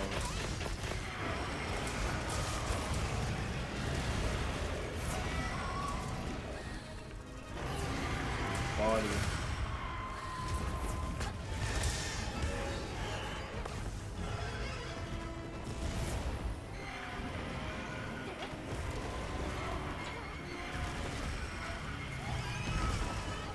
Oh, nice. No matter what, I just can't get yellow.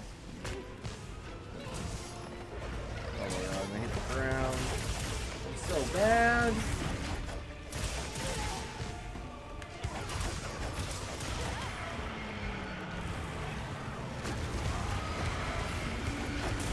Oh shit.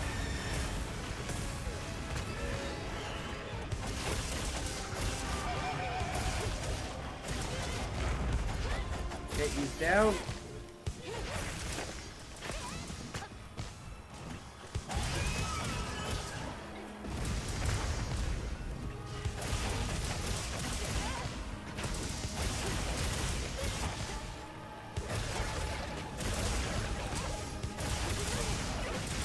Yo face, bitch! Yo face! Oh shit.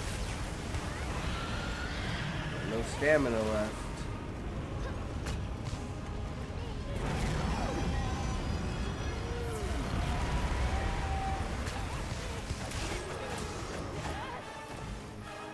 Completely missed him.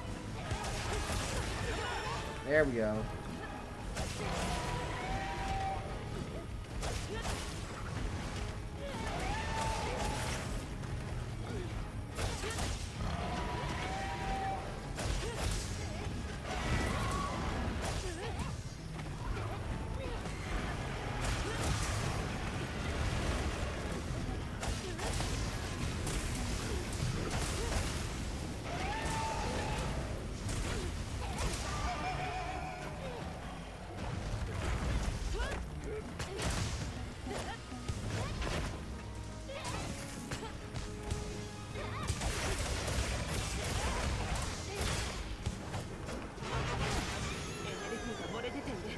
Down again, bitch. That's what you do. It's called the stun lock for a reason.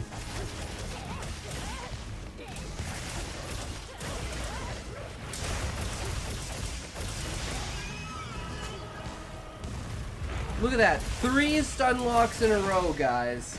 That was insane. That was all from breaking wounds specifically at the right time. Use the mechanics to your advantage. Jesus, he's going hard. Oh shit, oh shit, oh shit, oh shit.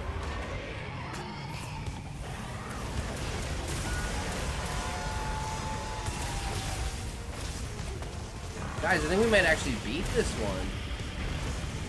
I'm the only one who's died so far, and that was a complete bullshit death.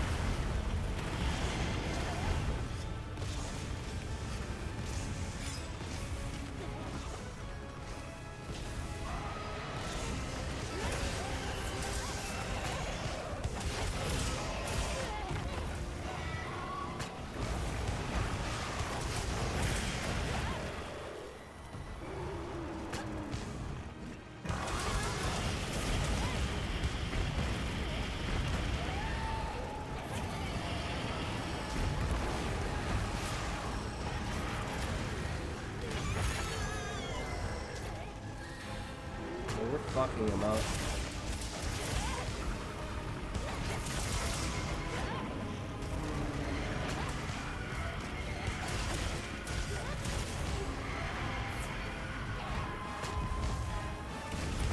I want his tail, though.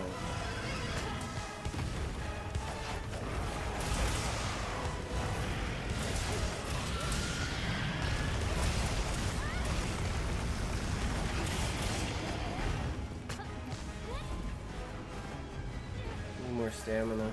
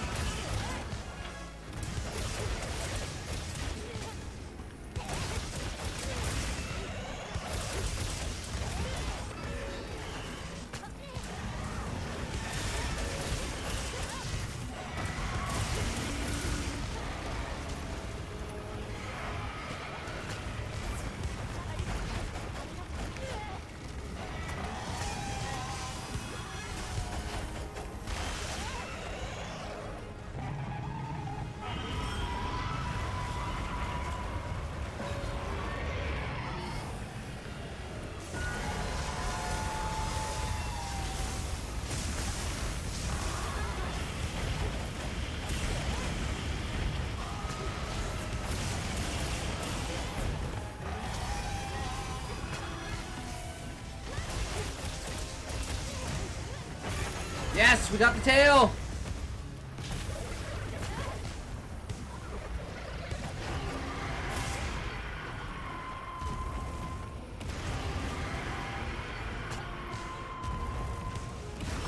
No, that hit me out of the air.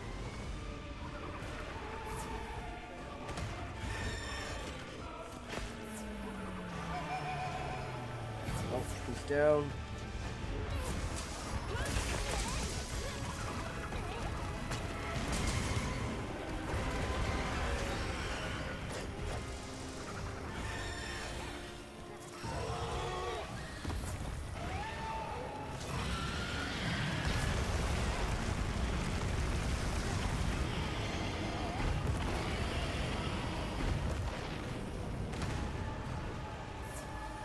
Oh damn, he's at skull level. I gotta get his tail though before I forget.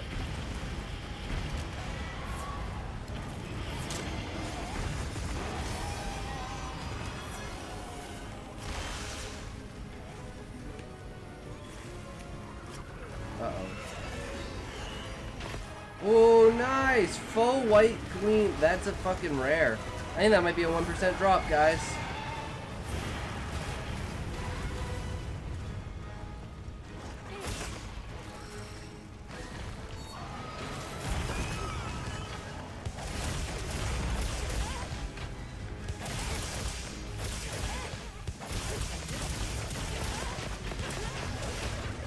I don't think I'm gonna be able to get another mount on him though.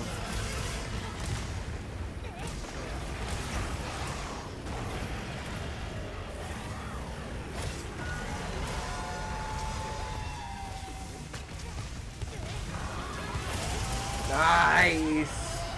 We killed him!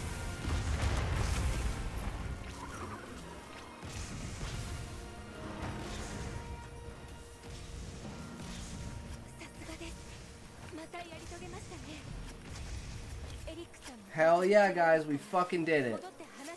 That's what it's all about. Another white gleam orb? Damn.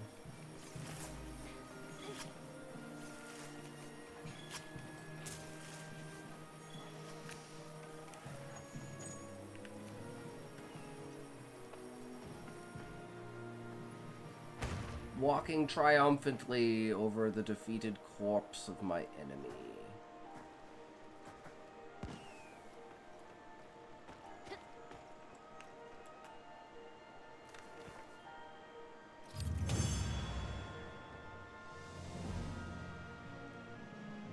Fuck yeah. Well, that was a good hunt, guys. Adrenaline, weakness, evader.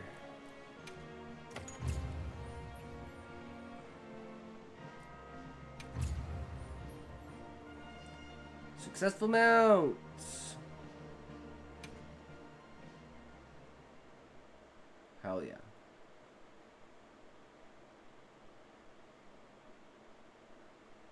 So what's next? おかえり。みんな無事でよかったよ。ああ、お疲れさん。これで俺もまだあれを調査できん。でもなぜゾシアが復活を？僕なりに考えていたことがあってね。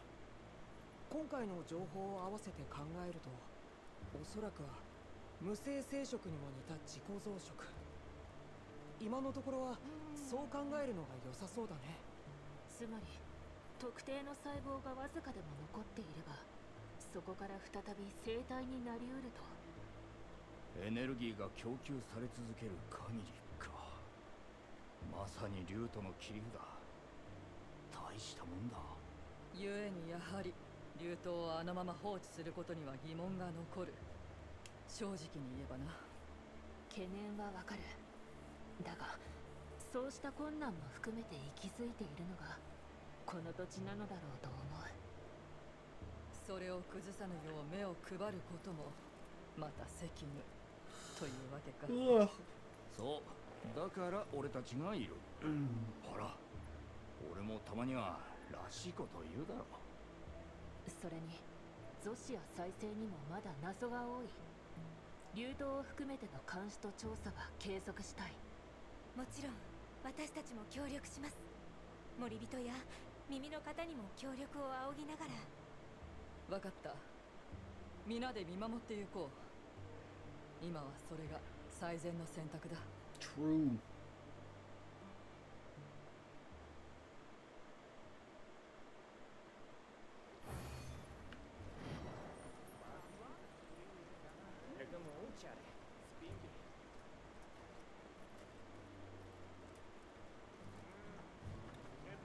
Nice.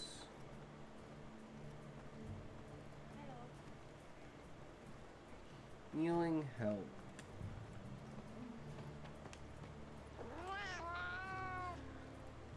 A shipment of rations has come in.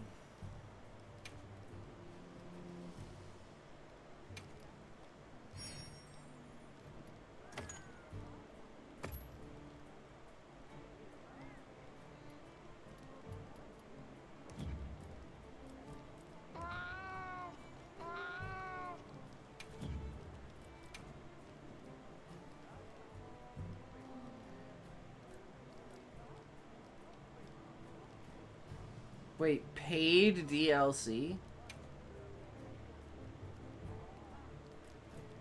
Wait, they're making you pay for this shit instead of giving it to you for free?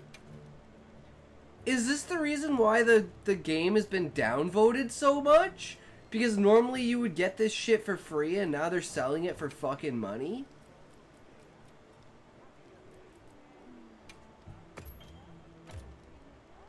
And you gotta do... Fuck that. That's super fucking annoying.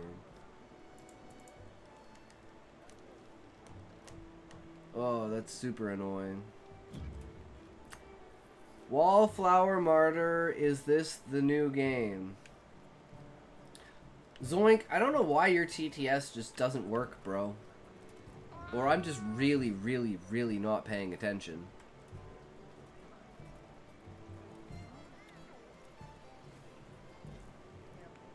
Capture a vigor wasp. I don't know what that means.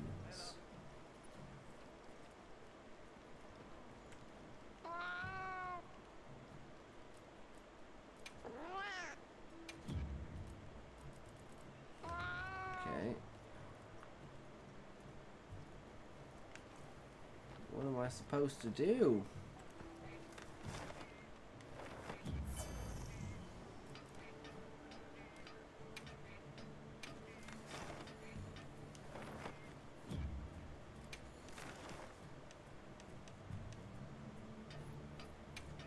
Quinn wants to talk to you? Alright, let's go there.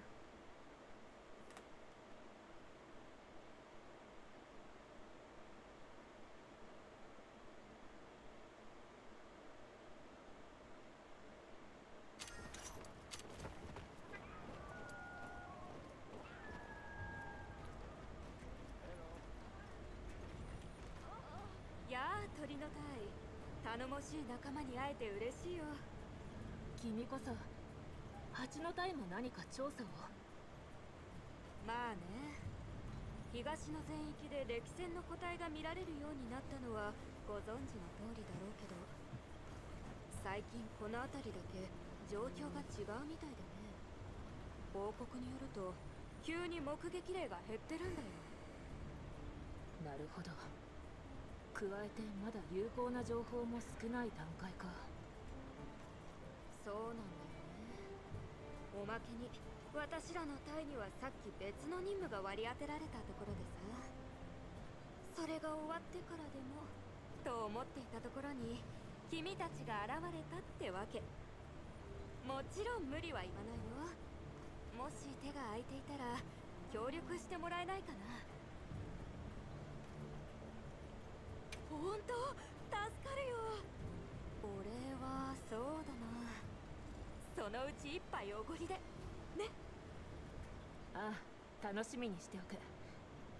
ところで現状で何か分かっていることは。そうだね、中層と上層の一部はまだ十分に調査しきれていないんだ。まずはそこからかも。了解した。そのあたりから当たってみよう。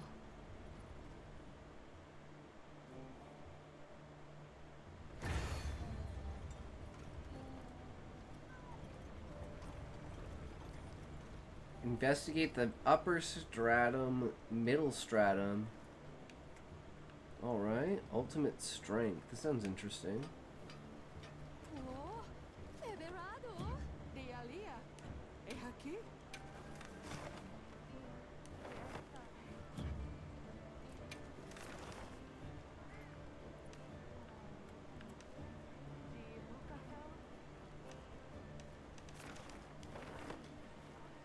Okay.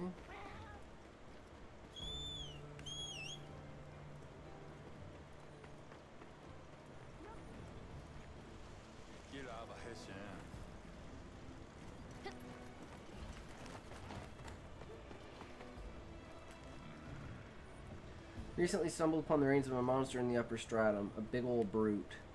I'm just glad I didn't run into the thing while I was still alive. Judging by the marks left, it took quite a beating. Maybe they'll work up at grade 8. Ooh.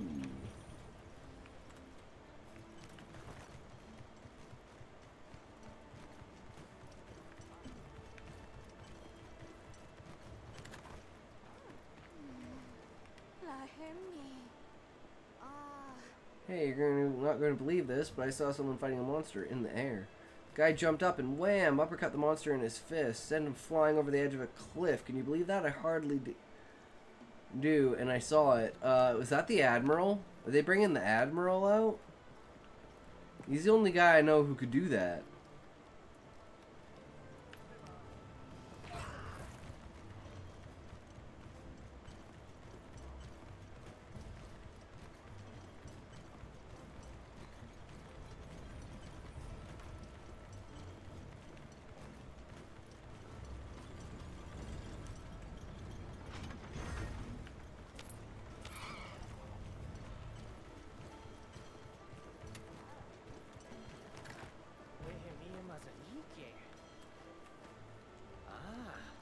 Oh, hey, it's you. You really saved my skin back there. Like a total rockhead, I walked right into that monster's nest. Thought for sure I was done for. Boy, I was relieved to discover that the monster had already been slain. I have you to thank for that, right? Wait, right? Okay.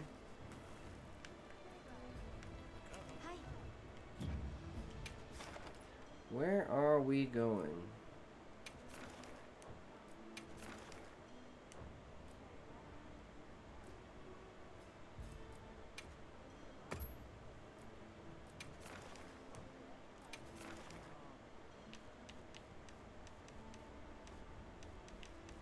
I don't know what that is.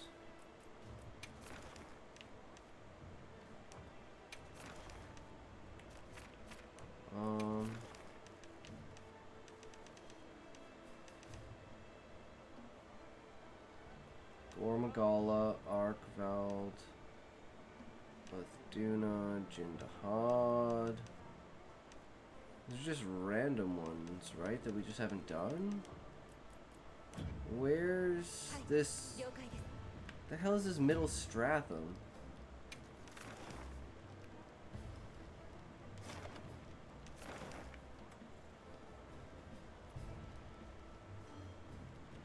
So confused.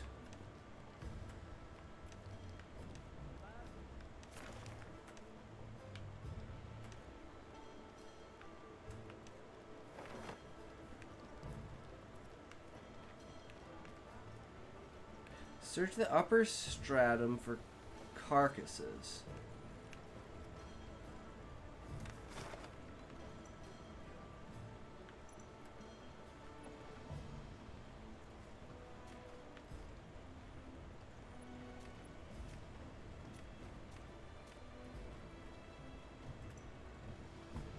I mean, I'm just Googling it. I have no idea.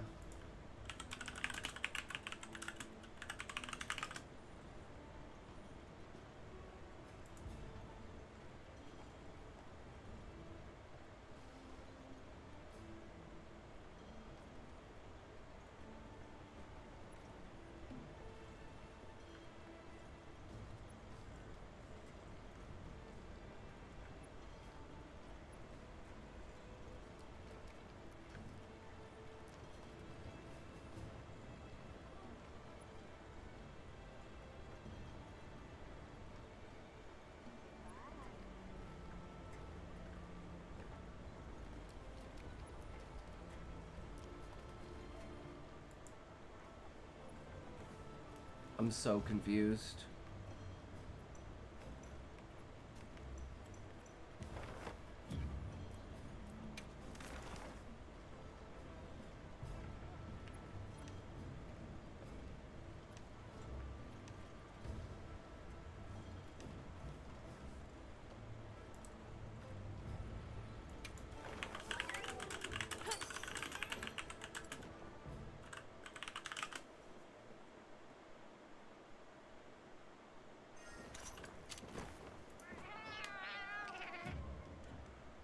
Okay, it's apparently in the oil well basin.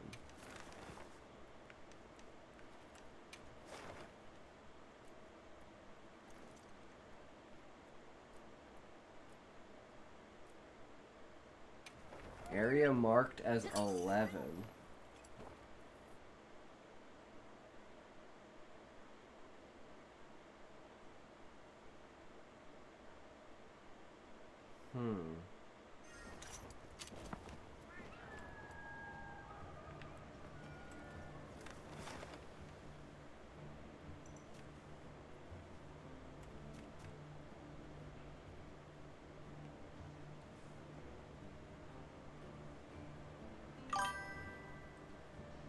Where the hell is Area 11?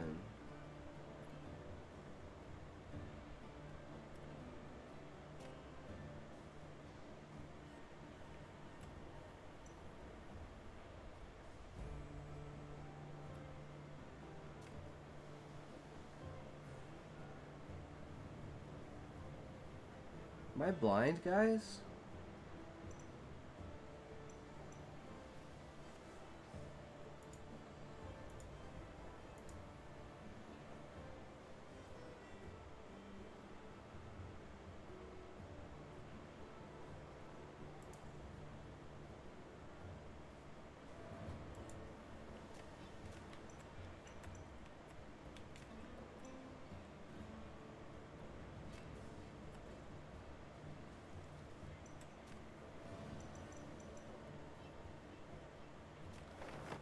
Is the map flipped around? Oh my god.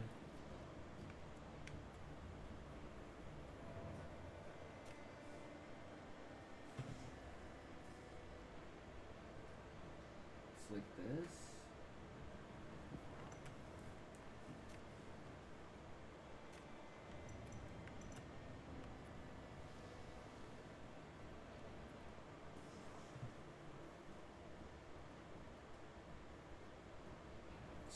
So fucking confused.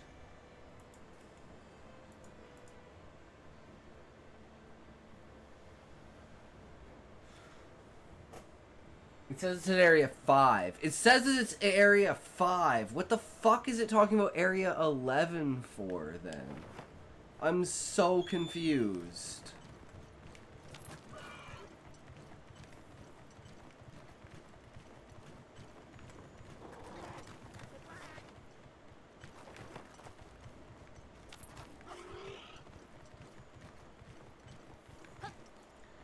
Okay, it's not here.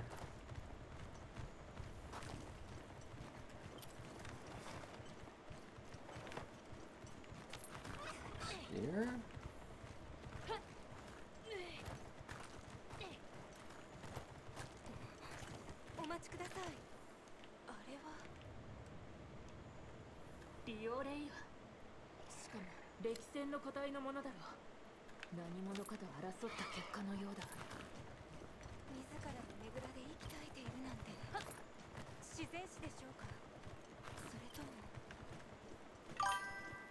Still going? Yep, we're still going, Muffin, even though I'm kind of lost. This is the Middle Stratham. Because, like, Google's telling me, oh, go to Area 11. There is no Area 11. And I look at the map, and it says Area 5. And what the fuck are you telling me to go to Area 11 if you want me to go to Area 5?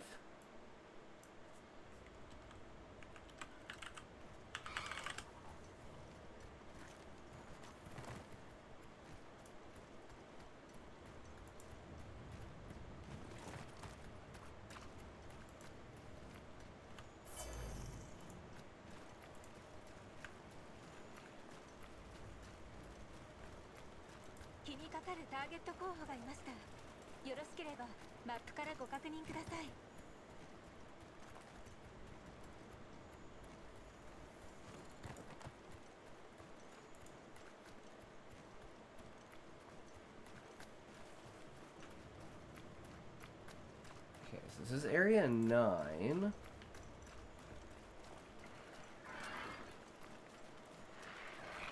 Okay, well this is Area 9. This is Area 3. I'll get to Area 9.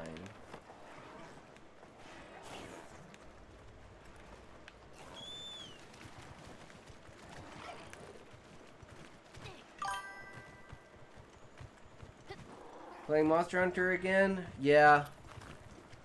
Commands are fully useful now. Indeed, yeah, someone could pick whatever weapon they want me to use. True, Muffin. This is supposed to be in 10? Hammer. Ah, shit.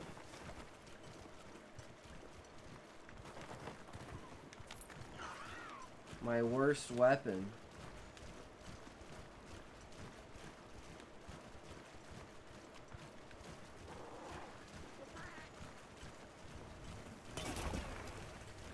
Nope, there shouldn't be a monster here.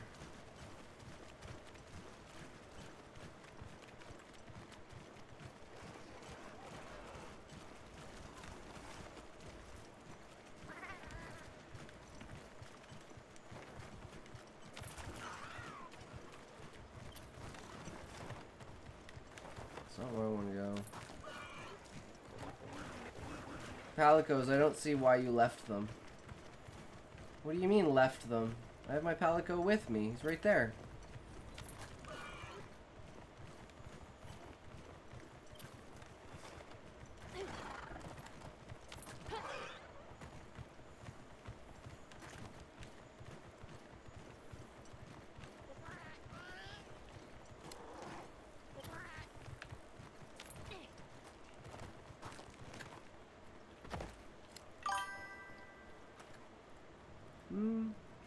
Play for how long? That's how long Happy has been sitting here. Oh, yeah, I guess so. Okay, where's the body?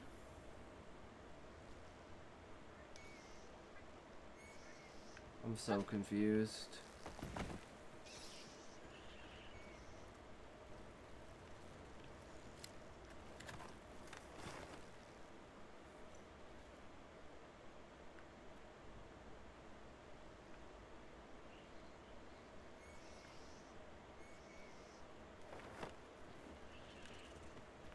Says here.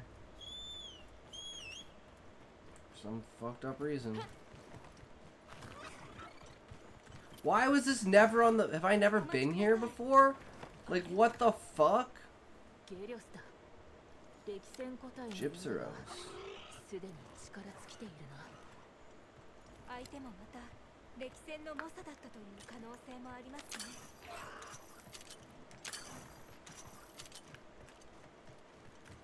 少し構わないだろうか。どうにも気にかかるんだ。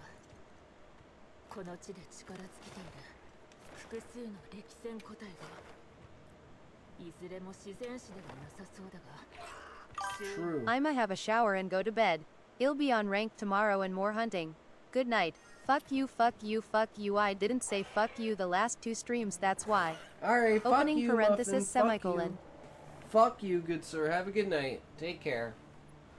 We're probably gonna end soon anyways, once we can start this mission, and then we'll probably start this, do this, fight, whatever it is, tomorrow.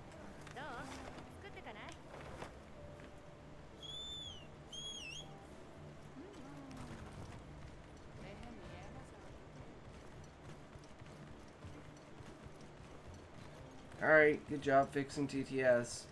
True. Wasn't me though, it just fixes itself. It's just borked sometimes because the site's fucked. It is what it is. 岩木谷で見かけるモンスターの死体？ああ、しかも我々が歴戦の個体と呼んでいる特に危険性の高いモンスターのことだ。もちろんあちこちで噂してるからね。ろくろおんちゃんも言ってたよ。 Put I in TTS tits. Nice, Muffin. That's truly what we need. 我々は何もというよりも歴戦個体のモンスターを素手で。そうだよ。ついさっきもモンスターと殴り合うのを見たっていう話を聞いたんだ。でもさ、それって私が知ってるハンターさんがするようなことじゃないと思う。ありがとう。それにしても話を聞く限りではやはり人間の仕業とは考えにくいのだが。うん。だから私もどこで見たのか聞いてみたんだ。最下層のあたりって言ってたけど、まだそこにいるかどうかはわかんないね。その情報で十分だ。助かるよ。改めてこちらでも調べてみよう。うん。気になることがあったら何でも聞いてね。それじゃ。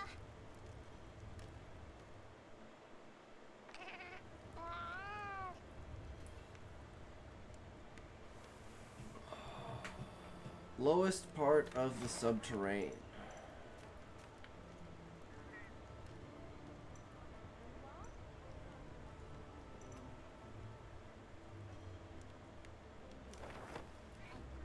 Where's the lowest part of the subterranean?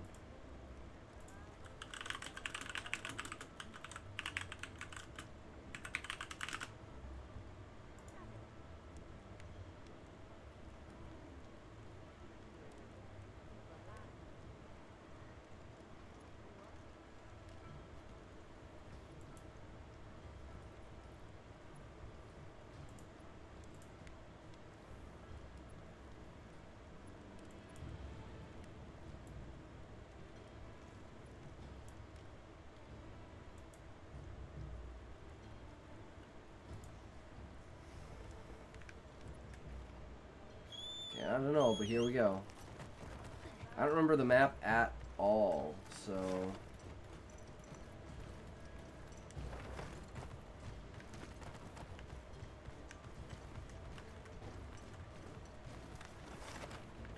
base camps out here.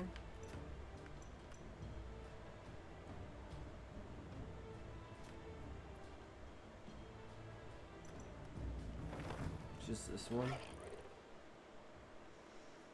It's good enough though.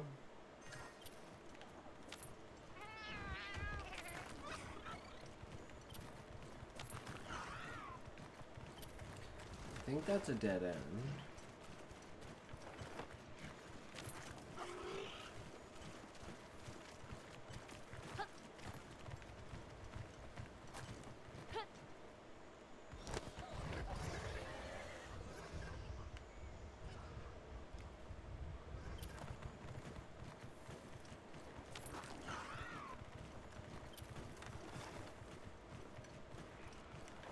Between 16 and 18.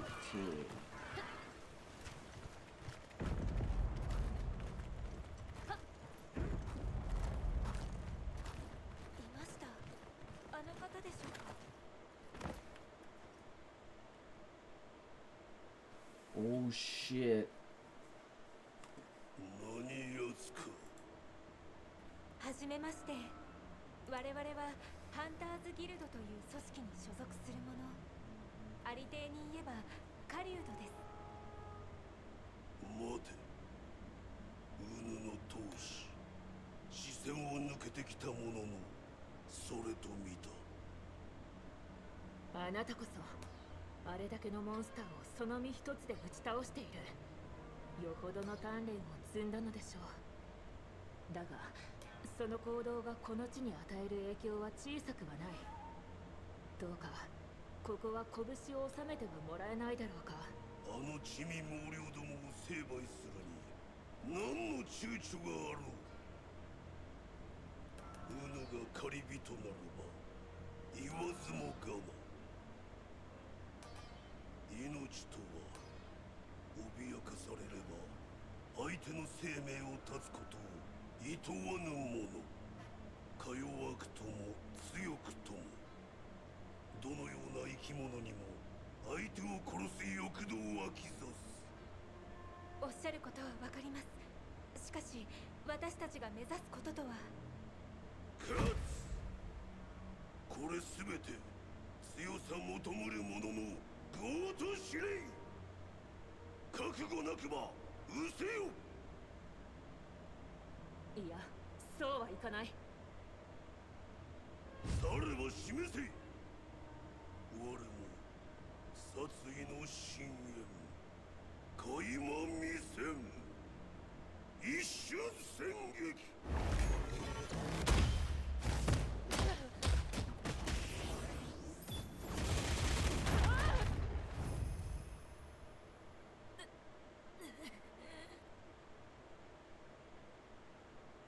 一撃にして千、戦撃にして一。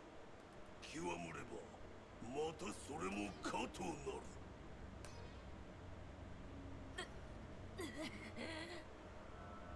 我の剣を受け殺意をその身に宿したか狩り人よ。力なき者の見る道は力なき者の道に過ぎず、果てなき錬磨と強き者との死闘。ただそれのみが強さへの道のりと知れ。 True. いいね。我が剣を収めたくばウヌが力こそを示すべし。話はそれからよ。 Oh shit.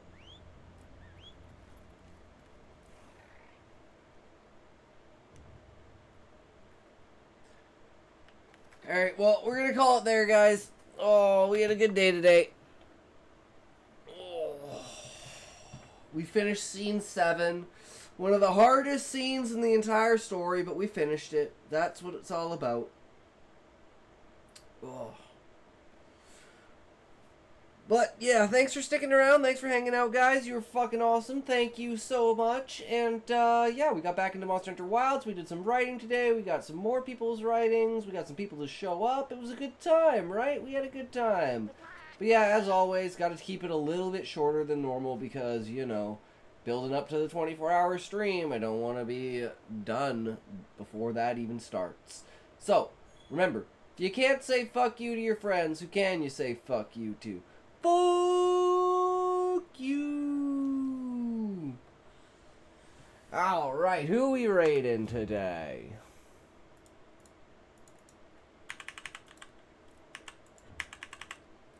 I don't know.